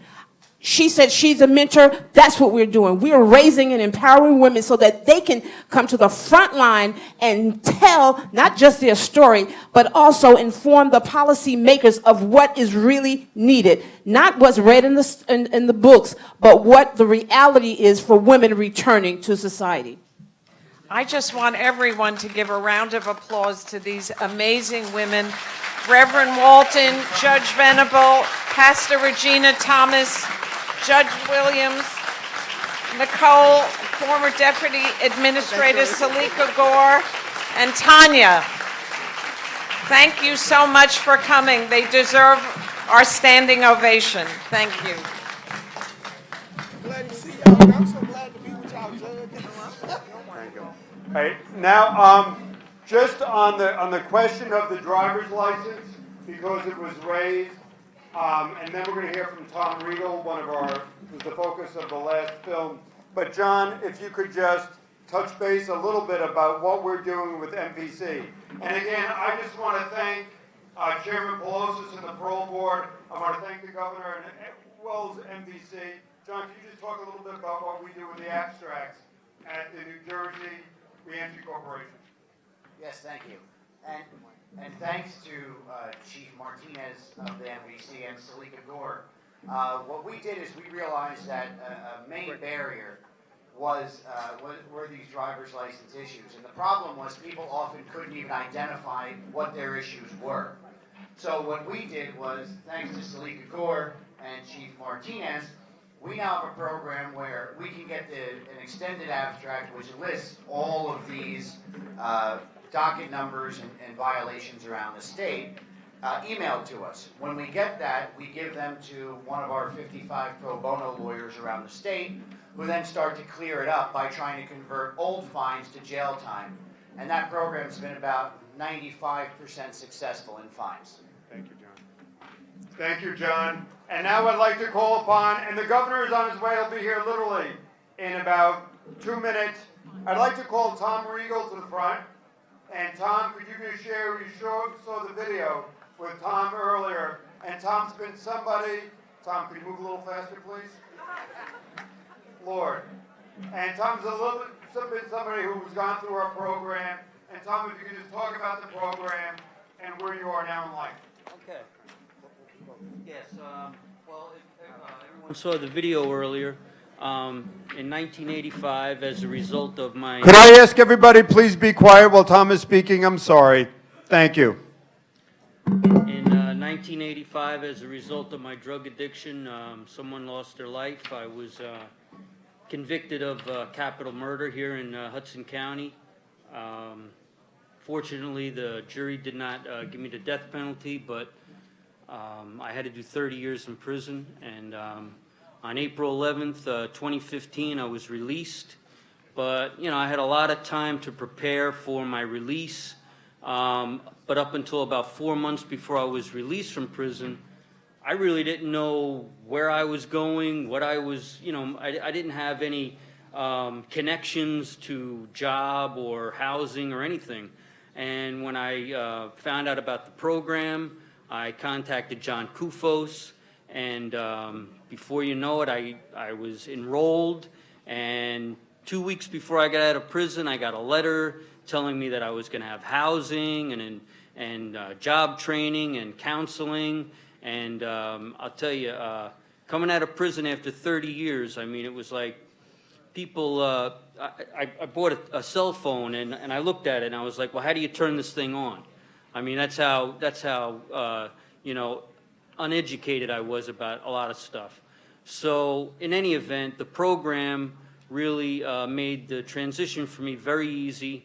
And about 3 months after I got out, I got a full-time job in Journal Square. And in January, I became the manager in the morning for the restaurant that I work in. And at the end of my video, I said, you know, I could only envision everything getting better for me because I'm really focused on getting it together. And thanks to the program for helping me doing that, everything has gotten better. And, you know, I'm just so happy to, you know, be a productive citizen now. So thank you.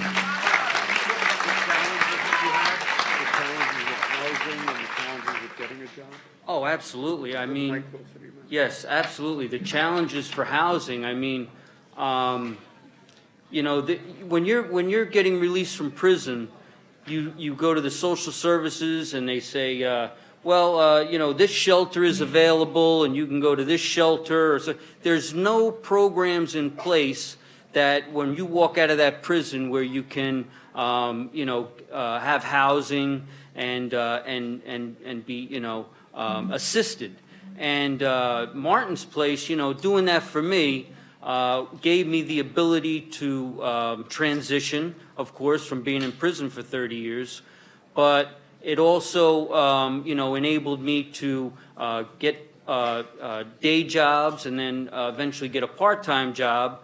And my goal the whole time was to break away from the assistance and be on my own. And now I've done that today. You know, I've been able to, you know, I got my bank account. I have my full-time job. On my day off, I have a part-time job.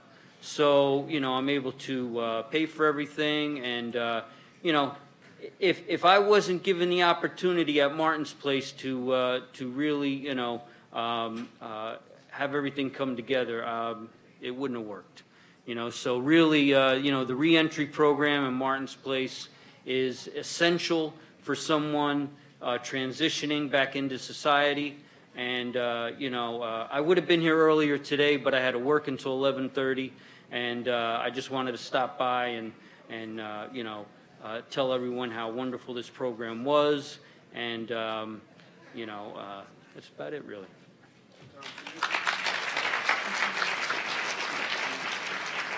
And I think, ladies and gentlemen, when you talk about Tom returning after 30 years, obviously it's finding a house, finding a job, and also finding a sense of spirituality. And I think Tom's been blessed with that sense of spirituality, which has just helped him. And this, for many of us, is we're embarking upon this weekend, is the Easter Tridium. Could you just talk about how your faith sustained you? Oh, well, absolutely. I mean, I feel as if I've been blessed, given so many opportunities. I mean, 30 years ago when I was sentenced, a judge, he could have given me life in prison, and he didn't. He gave me a 30-year sentence where he said, you will get out someday. And when I got out, I didn't have any probation or parole or anything like that. I chose to go into Martin's place. I chose to go into the drug program, to do the urine test, to do all of that. I was not under any obligation to do so, and I did that. And you know, I was guided. I mean, you know, I know that my prayers were answered when I was you know, led to this program, and you know, certainly.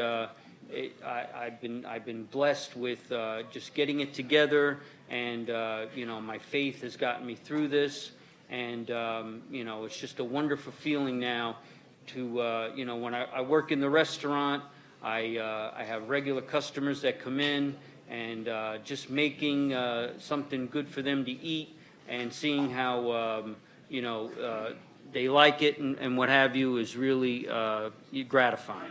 You know, and the Lord has really blessed me with everything that I have, and you know, that's yeah, a big part of my life.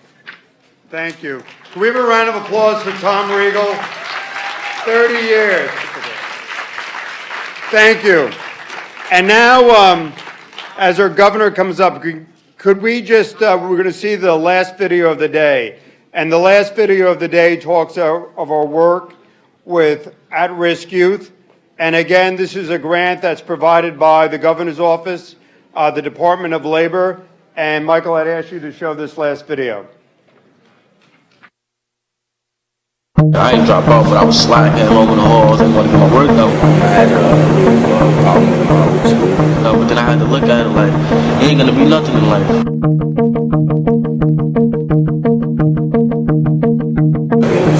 Switch. It helped me a lot. Got me on track. I was skipping class and stuff like that. But here, you in one class, so ain't no way you skipping.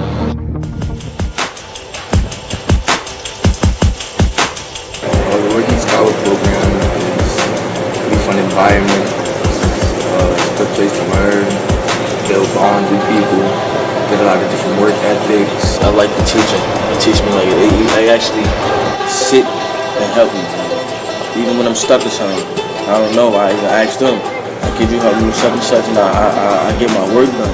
And I get my work done, I don't try to fool around as much, trying to do better, trying to get my high school diploma. The program has helped me decide whether or not I want to become an entrepreneur or a science engineer. Now that I've matured, I see that it's like something that I want to do more, even if it takes more hard work and dedication. I do want to go to college. I do want to be a nurse, but that do not work out. I would like to be a music engineer too. I don't want to grow up in this world not knowing what I need to know to survive. Therefore, I have to take note on what's going on before it's too late.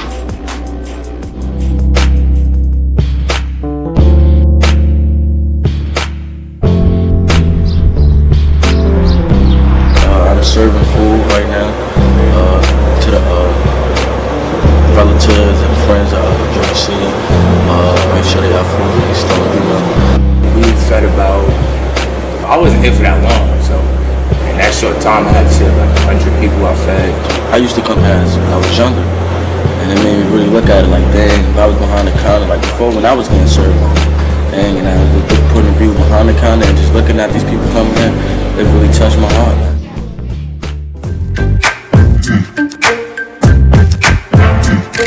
Hopefully, like a couple other youth will like to come here and get a second chance to get their diploma, and hope they succeed in life, get a job, go to school, whatever they like to do in their career. It's never a reason for you to give up, stop going to school because you need an education.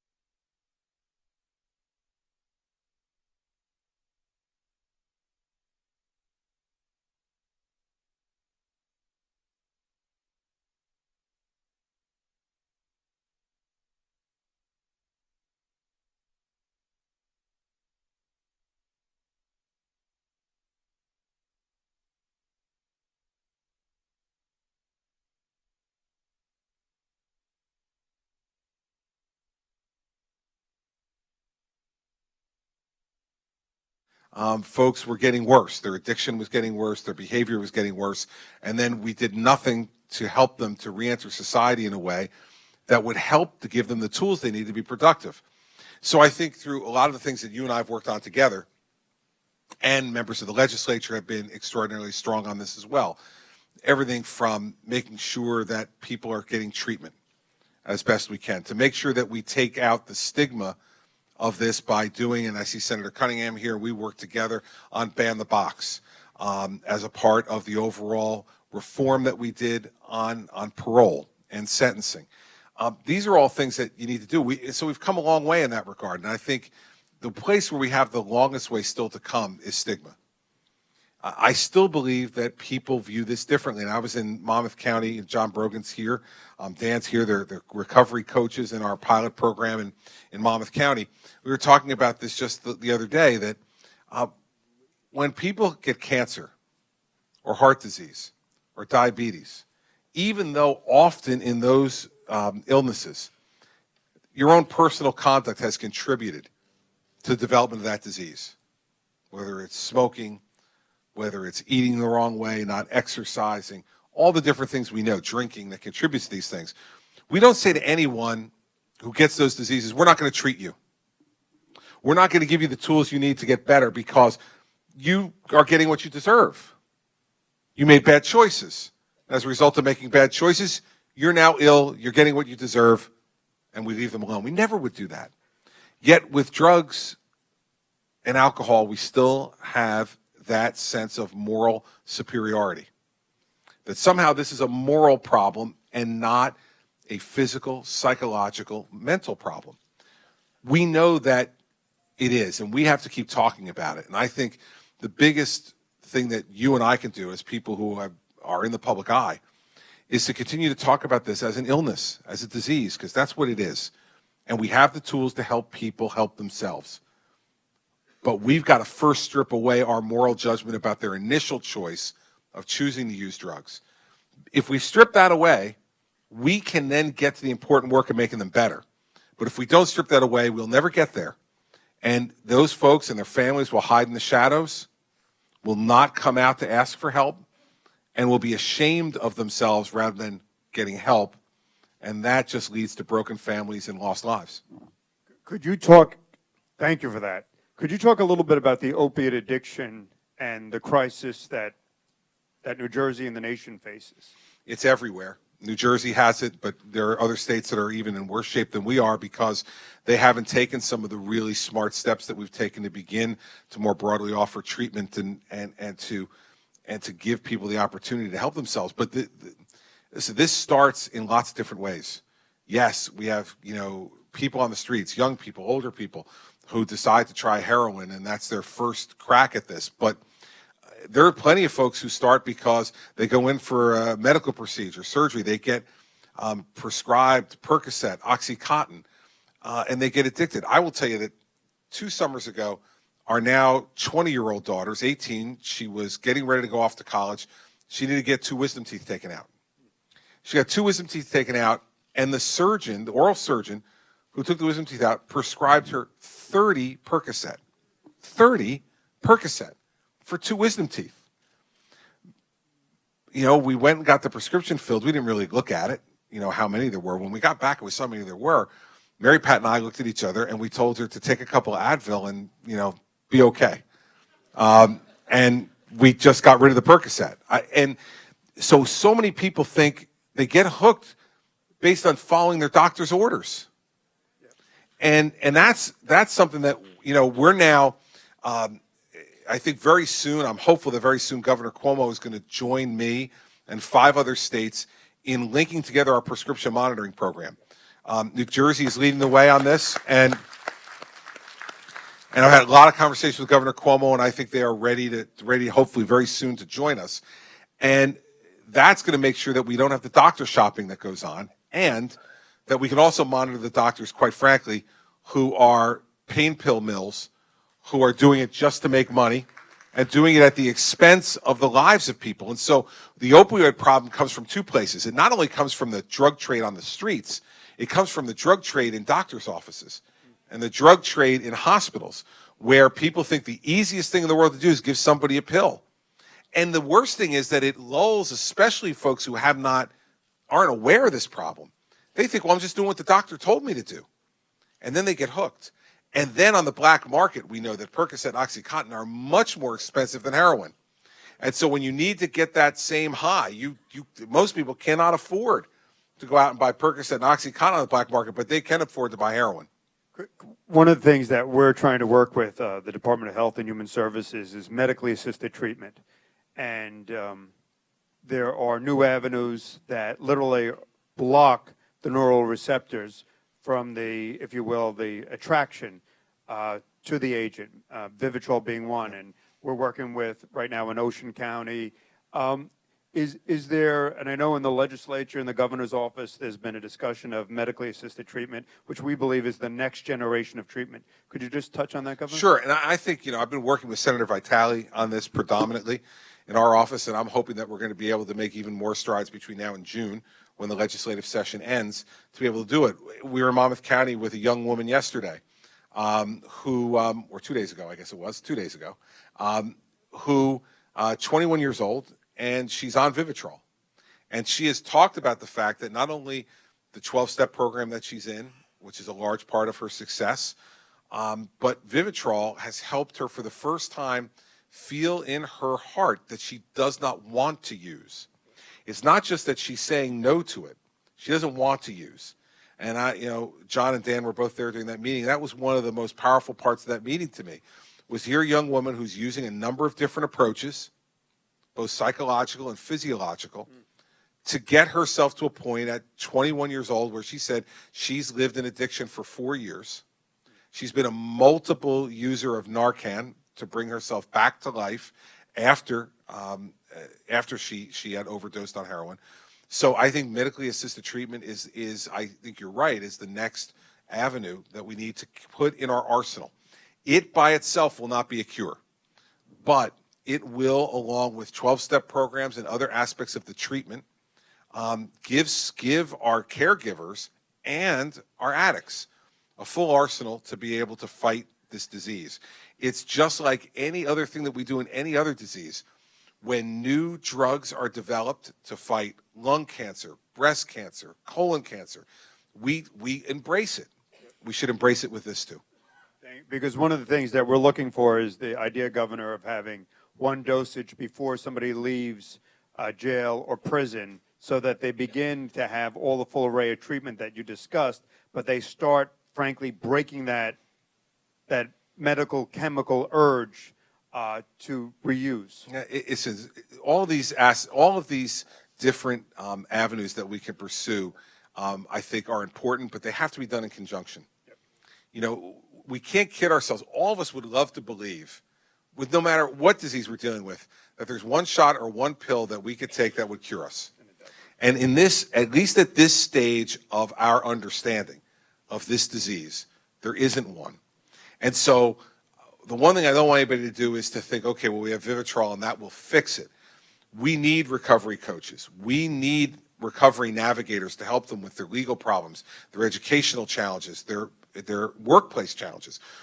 We need effective 12-step program implementation so that people understand how to live their lives in a productive way. Not just not be on drugs, but be a good father, a good mother, a good son or daughter, a good brother and sister.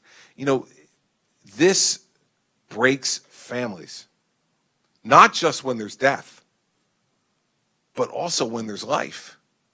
One of the fathers we were with the other day, whose son has used and been sent to emergency rooms, I think it was close to half a dozen times with heroin overdoses. He's gotten Narcan each time, been brought back, and then he said that within hours he was using again.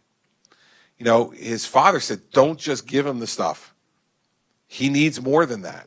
And so while we're proud that we're one of the states that now has implemented use of Narcan across the entire state, and since we made it available to every police department and EMT in the state, which it now is in New Jersey, at the cost to the state, we've administered it 8,000 times in the last 18 months.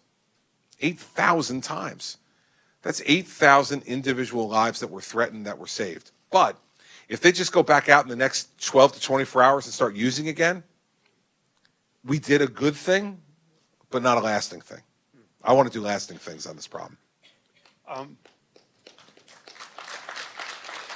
Thank you, Governor. Commissioner Lanigan and Chairman Pelosi have worked hard to reduce. In fact, if you were here just a few minutes ago, Mark Holden was singing, recognizing New Jersey's efforts to reduce the prison population and support. And again, I've said it time and time again, thank you for your financial support for the New Jersey Reentry Corporation and Volunteers of America. Guys, I'd clap. Could you talk a little bit about bail reform and what you see? And that was, in fact, it was discussed earlier that changing from a system that's based on money to a system that's based on risk, and how best we navigate those waters? Well, this is new to the New Jersey state court system, but it's not new. I mean, my formative experience was as the United States Attorney, as the chief federal prosecutor in this state, and the federal system has always been based on risk, not on money. And so this may seem like a big change for the state, but the rest of the country is already doing this. This is one place where New Jersey was behind. And my view is, what risk is the person? Two things: risk of flight and risk of additional violent acts if you return them to the streets. And lots of folks were kept in jail in this state purely because they didn't have $500 to be able to post bail. And they sat in jail for months and months and months for no reason. By the same token, we would have drug dealers, violent drug dealers in this state, who were set with $1 million bail and got out. And then went back to the streets as members of gangs, intimidated or killed witnesses, ended prosecutions against them because they had $100,000 in cash to put up. So what we did together, and Ban the Box was part of this entire bail reform proposal, was to say, let's really get at what the roots of crime and the problems are. If I don't want New Jersey to be a debtor's prison, where just because you're poor and you commit a criminal act that otherwise would not land you in jail, that you wind up having to spend months in jail because you or your family don't have the cash to be able to post bond. So let's evaluate that person based on risk and give the judge the opportunity to be able to let that person out on their own recognizance without any cash, and to set up a monitoring system to keep an eye on that person. That's what we do in the federal system. It's what we're going to do in the state system. But on the flip side, to make our streets safer, to say that for those people who have a long rap sheet of violent crime, those people should not get bail, and they don't get bail in the federal system. We want our streets to be safe. Let's keep the violent predators off the streets. Let's not fill our jail cells with folks who are only there because they're poor. And so I think it was one of the reasons why it was such a bipartisan effort, is that everyone could see the value in this. Last part is that as we're implementing bail reform, and I met with the Chief Justice twice in the last 2 weeks to talk about it because we're moving towards 2017 and the implementation of bail reform, we also need to make sure that the people that we let out of jail, we don't let out of jail doomed to failure and get back. And so if there are needs and services that are identified during the process of processing them through the criminal system, that we need to try to make sure that we make some of those services available to them so that they don't wind up just turning around and getting in trouble again if we can avoid it. And so, the Chief Justice and I have some different opinions on this. And so we're gonna be working together to try to resolve those differences and get to a point where, along with the legislature, we can come to make the implementation of bail reform successful for everybody who's involved in it. And so, to me, bail reform was a very, very important part. And the last part, as I said, was ban the box, because if we're going to have successful reentry, people have to get to work. And I certainly don't want employers not to have full information on what they need about people that they're going to employ. But if it's set up front as opposed to on the back end, you probably never meet the person, never talk to them, never get to know them. Once you have that interview process, if you decide to extend the offer for a job, the legislation that Senator Cunningham sponsored and that I signed says, of course, employers have a right to information so they know who they're employing. But it was acting as a bar to employment rather than as a screen. It was a steel door stopping it rather than a screen. And so now they can have screening on the back end, but oftentimes when you get to know a person, that's the person you're willing to take a chance on. And we need people to be willing to give second chances in the employment side as well as on the addiction side. Thank you. And we've talked a lot about him, one on employment, Governor, and one on the bail reform. On employment, we've sort of talked to New Jersey business and industry, and we've talked to the Chamber of Commerce, and you've got the largest and most effective bully pulpit. We'd love to be supportive, working with you to call the titans of industry together to create even more incentives to hire the reentry population. Well, listen, the great news is I can do more, and we're doing stuff piece by piece. I was, right before I came here, I was at a place called Arrow Farms in Newark, New Jersey. Now, this is the largest hydroponic farm in the country. Yes. Is growing 1.2 million pounds of food, greens, in Newark, New Jersey every year. Through grants from the Economic Development Authority, they're now expanding to a facility that's 30 times the size of their current facility, also in the city of Newark. Here's the interesting thing. As I went there to meet with them today and meet with their employees, fully a third of their employees are ex-convicts. A third of their employees are ex-convicts. And the gentleman who started this business said, we feel as if it's part of our obligation to the community that we're in to give everybody a second chance. And so it's one of the reasons I went to Arrow Farms today, was not only put a spotlight on the fact that they're growing in New Jersey and creating more jobs, and they have 60 employees today. They're adding another 80 jobs when they open their next facility. But the fact that a third of their employees are folks who have had problems with the law and have a record will tell you that there are employers out there who are willing to open their hearts and give people another chance. But you're right. Folks like you and I and others have to talk even more about it. And I certainly intend to over the course of the next number of months. Yeah, because what you've done in terms of the shame of addiction, if we can just sort of bring that moral strength to employers, and it's difficult. I mean, we're doing it with construction unions, hospitality, but obviously.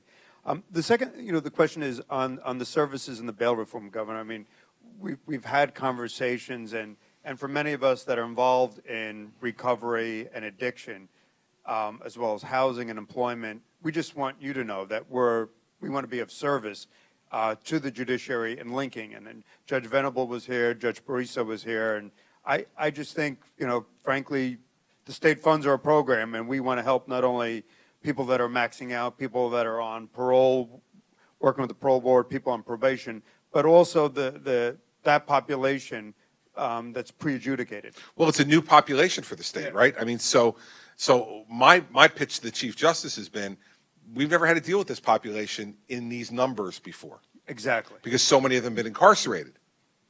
Now we're going to be releasing them without cash bail. And so the fact that we don't have those services now isn't proof that we don't need them. Yep. It's just proof that we haven't had to deal with a population this size before we're going to be Precisely. released, right? So my argument to the Chief Justice is, he's a very deliberate guy. I've known him for a long time. He worked for me at the U.S. Attorney's Office, and now he heads one of the branches of government. And so, we're going to try to win the Chief Justice over to this argument, and I think that both myself and the leaders of the legislature should be able to prevail upon him that this is something that should be done, I hope, without further legislative or executive action. I think he's got the authority to be able to do it. And I'm always concerned, as you can relate to, as governor, that whenever you go back to the legislature for one thing, you come back with 9, 6 of which you don't like. And then they say, but if you want this one, you got to take these 6. So I'd rather not go back down that road. I think we've given him the authority he needs under the bill to be able to do the right thing here. So we're continuing to use gentle persuasion to try to get it done. No, and thank you, because I think that's important to this whole community, is providing those services. Could you talk a little bit about what you're doing at Fort Dix?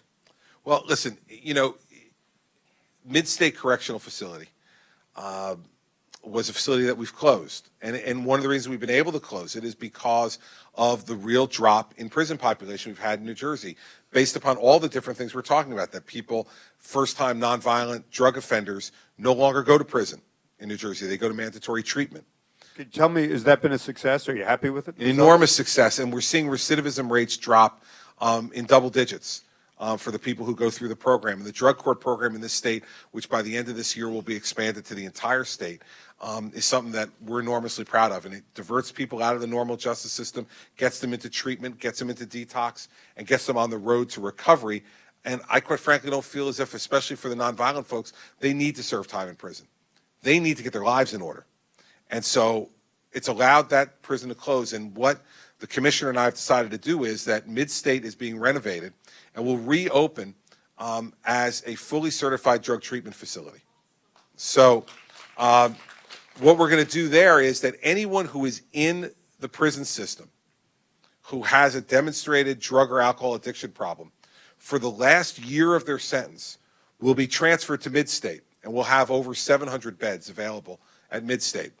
And they will get that period of time to get intensive drug and alcohol rehabilitation therapy certified so that when they come out, they get all the benefits from having gone through a certified program. So it will be certified by our Department of Human Services, and it will be run in a way that allows these folks to get the treatment they need so that they're not just wasting away in prison in that last period of time that they're serving, but that they're getting the tools then so that when they do reenter, that's one box we've checked, a big box.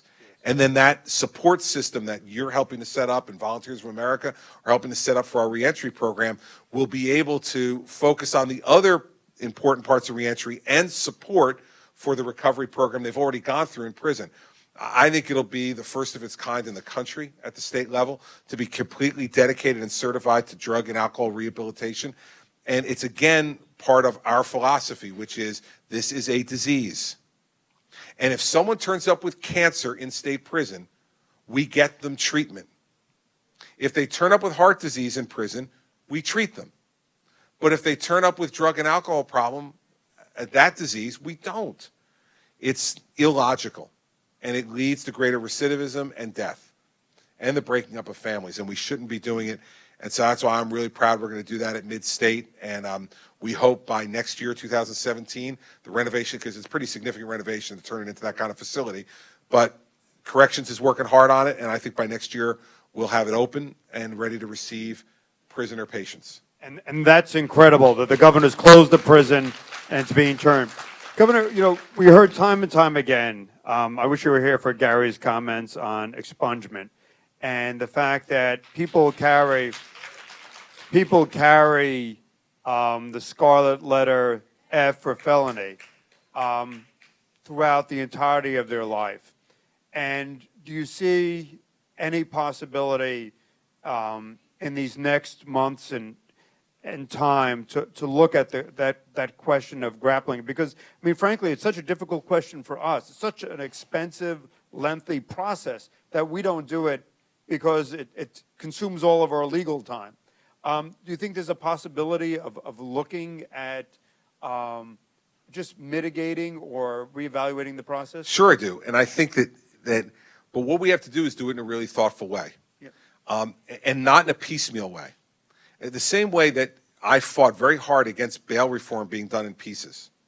And I remember Senator Cunningham having a couple of conversations in my office about, you know, she wanted ban the box done. It was her cause. I agreed with it, but I said to her, Sandy, if we do ban the box alone over here and I don't get bail reform done, I'm never going to get bail reform done. But putting ban the box with bail reform will help us get it all done. And, you know, we had some spirited conversations about that back and forth over some time, but it turned out to be the right strategy. We got it all done and made the situation for all those folks better. What I want to do with expungement is not just to look at one piece or another of it, and I often get these smaller kind of narrowly tailored bills because, in all fairness to members of the legislature, someone comes into their office, complains about a particular problem on expungement. They say, we'll write a bill to help fix it. And they'll send it, and it gets sent to my desk, and I say, well, what about all the other things? And I send it back and say, no, this isn't good enough. I want to do more, which is what I've done on expungement before. So what I'm hopeful of is that as this movement grows, and it's a movement now to reform criminal justice across the country, New Jersey's ahead of any other state on it. And Mark Holden said that. He was just here, but he talked about what New Jersey has done, so you should know that. And I'm happy to hear that he agrees and that expungement has got to be part of that. if you ban the box, all these things logically go together. But let's not do it so that one set of people get a chance at expungement, but others don't. And if there are certain people and certain types of crimes that shouldn't be subject to expungement, then we need to be clear about that. So we need to have a full conversation about it. I'm ready to do it. I think this is something that could be done between now and June, quite frankly. If the legislature wants to do it, I think we could do it. You know, I think we can clap a little louder.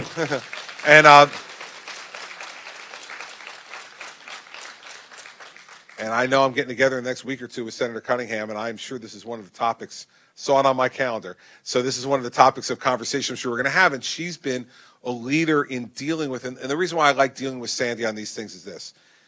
She is not, and I do have to deal with some of these folks at times, politicians who just want to make a headline. The great thing about Senator Cunningham is she listens to her constituents and deals with the real life effects of the holes in the system. And so when she comes to me with ideas, they're always on, this is a real problem. I've heard it from so many people in my district, and I think we can help to fix it this way. That's the approach I want to take to expungement. Let's fix the real world problems. Let's not work to make headlines on this. Just two last things. One, and I want to thank you for addressing the expungement issue, but I also want to thank you for, and Commissioner Velez was here earlier, there was a 28-day prohibition on accessing welfare, general assistance, and you waived that for people that are in our program. And the real problem is that people would come out of prison, they'd have to wait 28 days to get services or to get benefits, and we'd lose them in that 28-day period. Lindsay's shaking her head. Lindsay runs our Ocean County down in Toms River program with Mayor Kelaher. So I just want to say publicly, Governor, thank you for your administration for doing things that matter. And also MVC, with John, who you met, John, over there in the corner, that with basically sharing with us the entirety of abstracts, so that if somebody has an outstanding violation that they're not being brought into court, that will result in a parole violation, probation violation. Yep. So thank you very much for those. Well, listen, you know, part of the general assistance benefits issue was, you know, and I'm sure you can relate to this. There's a lot of things going on when you're governor that you don't know about. Plenty. I used to say all the time that the scariest thing about being governor is I got 60,000 people with letterhead with my name on it, and I don't know what they're doing with it every day. All right, and so, you know, you try to pretend that you know a lot, and you often know a lot of what's going on, but you know everything. And it was the governor who brought this issue to my attention, and it makes absolutely no sense. You know, if people are eligible for benefits, they're eligible for benefits, and if in fact that first 28 days is one of the periods when they are the most vulnerable to falling back, then why would we say to them, yeah, but we can't help you in the first 28 days, but survive the first 28 days on your own, and then we'll be happy to help you. Well, you know, that's like I'm gladly to pay for a hamburger tomorrow that you give me today. You know, it doesn't work, and it makes sense for anybody. So what we want to be about in this administration is what I said in relation to Sandy. We want to fix real problems, and this is not a game of gotcha. So why not have the MVC fully share all that information? We're not looking to get people in trouble. We're looking to get them out of trouble and get them back on the road to recovery and to responsible citizenship, because then they get employed. Then they pay taxes and they support families. And families who are on general assistance come off general assistance. Families who are on food stamps get off food stamps. Families that were dependent upon the government become supportive of the government. And those are things we should all be trying to achieve, and playing these little gotcha games don't make any sense to me, and that's why we have, you know, we keep trying to stop doing it. If you got other things that we're doing that we shouldn't be doing, tell McGreevy. You know, he has my number. Believe me, he uses it. So. And Governor, I just want you to know that we've achieved a 19.2 recidivism rate in New Jersey reentry sites, and that's in Jersey City, Newark, and Paterson, and Toms River, thanks to our great staff, and a 58% employment rate. Yep. So great that news. The changes that you brought about do provide for opportunities. And so I just want to say thank you, and as we move forward with the bail reform, I just want to pledge humbly our commitment to be of assistance to you, and hopefully making the judiciary aware of the fact that people pre-trial can use these services. Yep. And it would be a waste of an opportunity not to avail ourselves of these services. We got to make sure that we do it the right way and that we bring the judiciary along with us, because if they're resistant to it, they won't utilize the services, and then we wind up spending money on stuff that is not being utilized in the right way. So we got to bring the judiciary along. And I want to tell you, the great news, and to hear a 58% employment rate is fabulous. And I was just over at Aero Farms talking about the fact that today, as of today, February's statistics, there are more people employed in New Jersey today than at any time in our state's history. Over 4.3 million people employed in New Jersey. Unemployment rate is now down to 4.3% statewide, 0.6 of a point below the national average. Good things are happening here because of folks like you in this room and others who are revitalizing New Jersey's employment economy, and we need that for all the families of our state.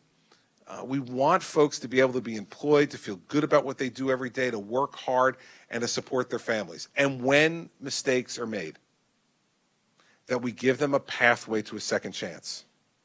And to me, the most important thing that all of you are about, and what I want to thank you for, is that, you hear folks often who are in the throes of addiction and coming out say they saw the light at the end of the tunnel. They saw a glimmer of hope. They use phrases like that all the time. You're that. You're the light at the end of the tunnel. You're the glimmer of hope. Their families are often as damaged as they are by the addiction. And they can't often be the glimmer of hope. We were talking yesterday about how if you haven't been through it, it's very difficult to understand it. And so a family who's damaged by addiction looks at their family member and says, stop. And the family member can't help them to understand that they want to stop, but they can't. And so you say, you're destroying your life, stop. And the person inside's crying out for help, but that person often can't provide that help because they've never been where they are. The Recovery Coach program, the work that we're doing on reentry is to say, we've been where you are, and we're on the other side, and we can help lead you to where we are. You have to walk with us. We can't wheel you. You have to walk. You have to participate.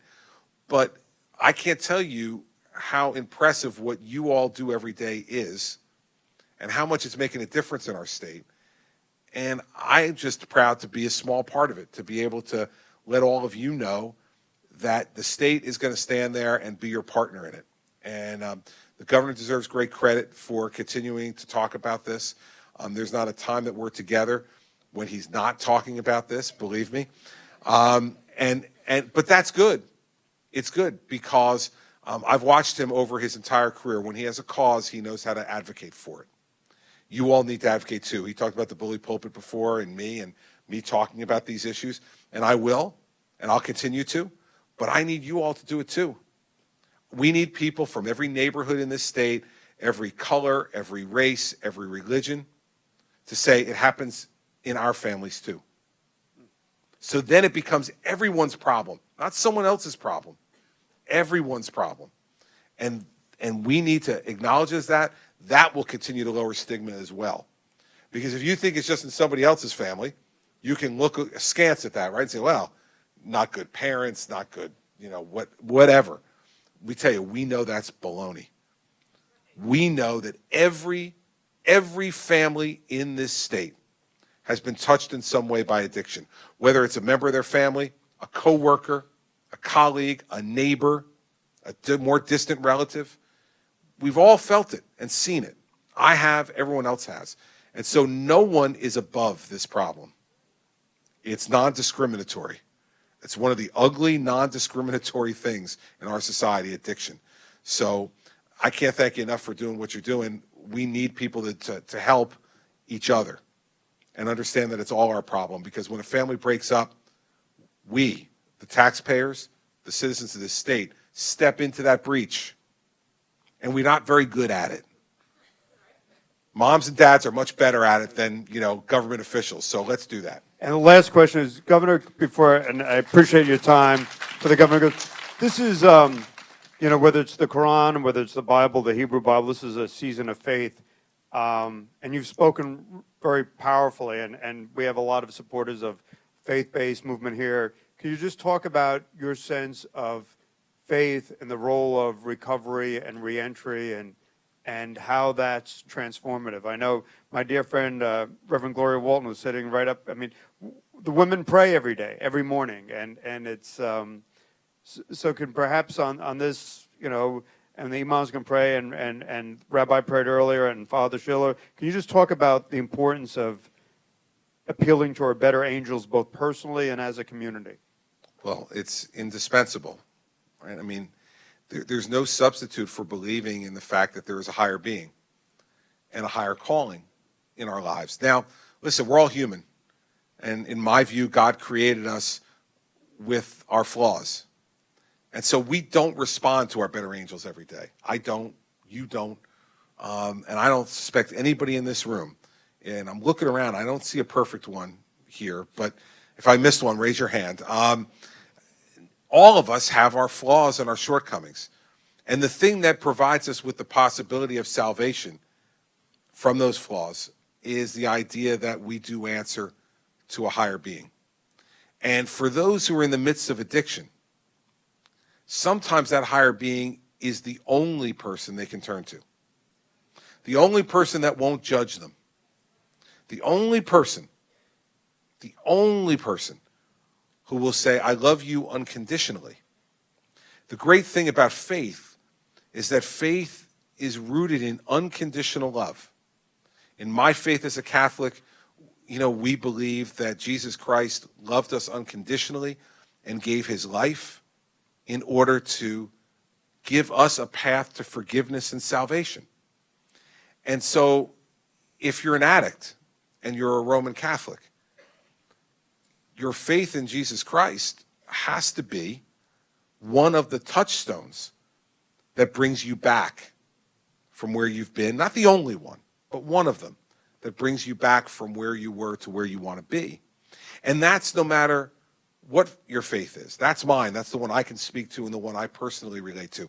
But each one of the people in here, whether you're a different type of Christian, a Jew, a Muslim, Hindu, Buddhist, whatever your faith is, or, if you're lost at the moment, I'm not quite sure whether you believe, we need to find that faith. We need to look for it and find it. And sometimes we find it in places that we would never, ever believe. Never believe. But God speaks to us in many, many different ways. And I love to hear about the ladies who pray every morning. It reminds me of the fact that this is hard. Amen. Right? God does not intend, in my mind, to make it easy for us. And it reminds me of my Sicilian grandmother who used to take me to church every Sunday. And she was trying to impress upon me that prayer was something that I should engage in to find out answers. And so I was young. I was 8 or 9 years old. And I had a particularly difficult test coming up at school. And so I prayed to get an A. I studied hard, but also prayed to get an A. Jacqueline, are you listening? Yeah, I prayed to get an A. And Jacqueline, here's the good news. I didn't. And I got a C on this test. And I was really upset. And I went for the weekend to my grandmother's apartment, which I often did in West Orange. And we went walking to church together on Sunday morning, as we did every time I stayed there. And she said to me, Christopher, have you been praying? And I said, yeah, I have. I said, but I'm not praying anymore. And she said, why not? I said, I prayed to God, and God did not answer my prayer. And so I'm not praying anymore. And she stopped. I remember exactly, we were on Northfield Avenue in West Orange. If I close my eyes, I can still picture it. She stopped me, grabbed my arm, and she said to me, Christopher, you don't understand. God always answers your prayers. Sometimes the answer is no.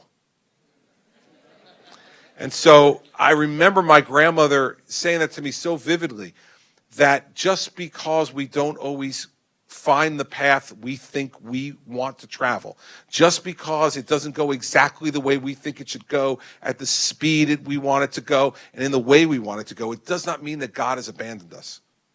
It means that sometimes we pray for things that God knows isn't right for us. And God will say no to us, but I absolutely believe my grandmother's right. He answers every one of our prayers. Just sometimes he gives us answers we don't want to hear. Right? So we need to always have that be, I believe, a part of second chances. Because that's why he died, in my faith, to give everyone a second chance and a chance at salvation. So it's got to be a big part of it in my mind. And I hope that for everybody during this time of the year, as you mentioned, Governor, that we understand how fortunate we are with all the different problems we're talking about and the issues and the challenges we have. You look around the rest of the world right now, I don't think that any of us would take our American passport and trade it for any other passport of any other country in the world. So the other thing that I would hope we'd remember is as we sit here and discuss all these challenges and problems, and they're absolutely present, we live in the most blessed nation that I think the world's ever known.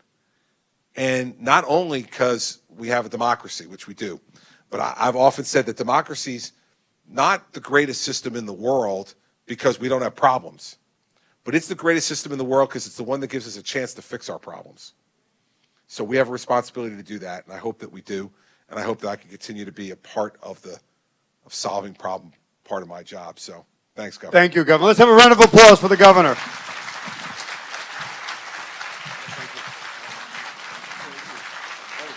Come on, ladies and gentlemen, Governor Chris Christie.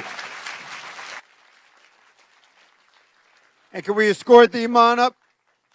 Melissa, could we please escort? And now if we could just have our concluding prayer.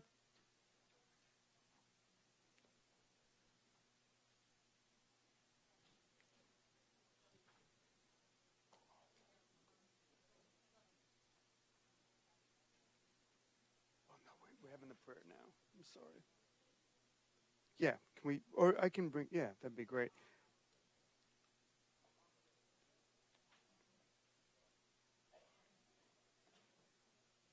All right.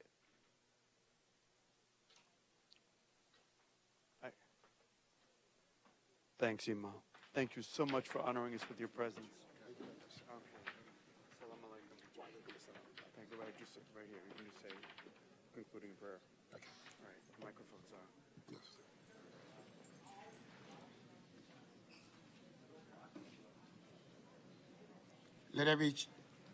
Let every child of Adam bow his or her head with open eyes and open hearts. As we recite to you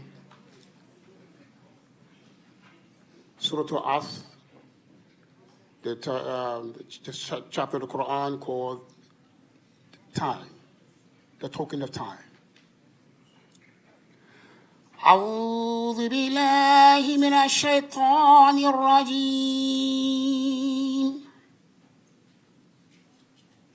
بسم الله الرحمن الرحيم الحمد والعصر إن الإنسان لفي خسر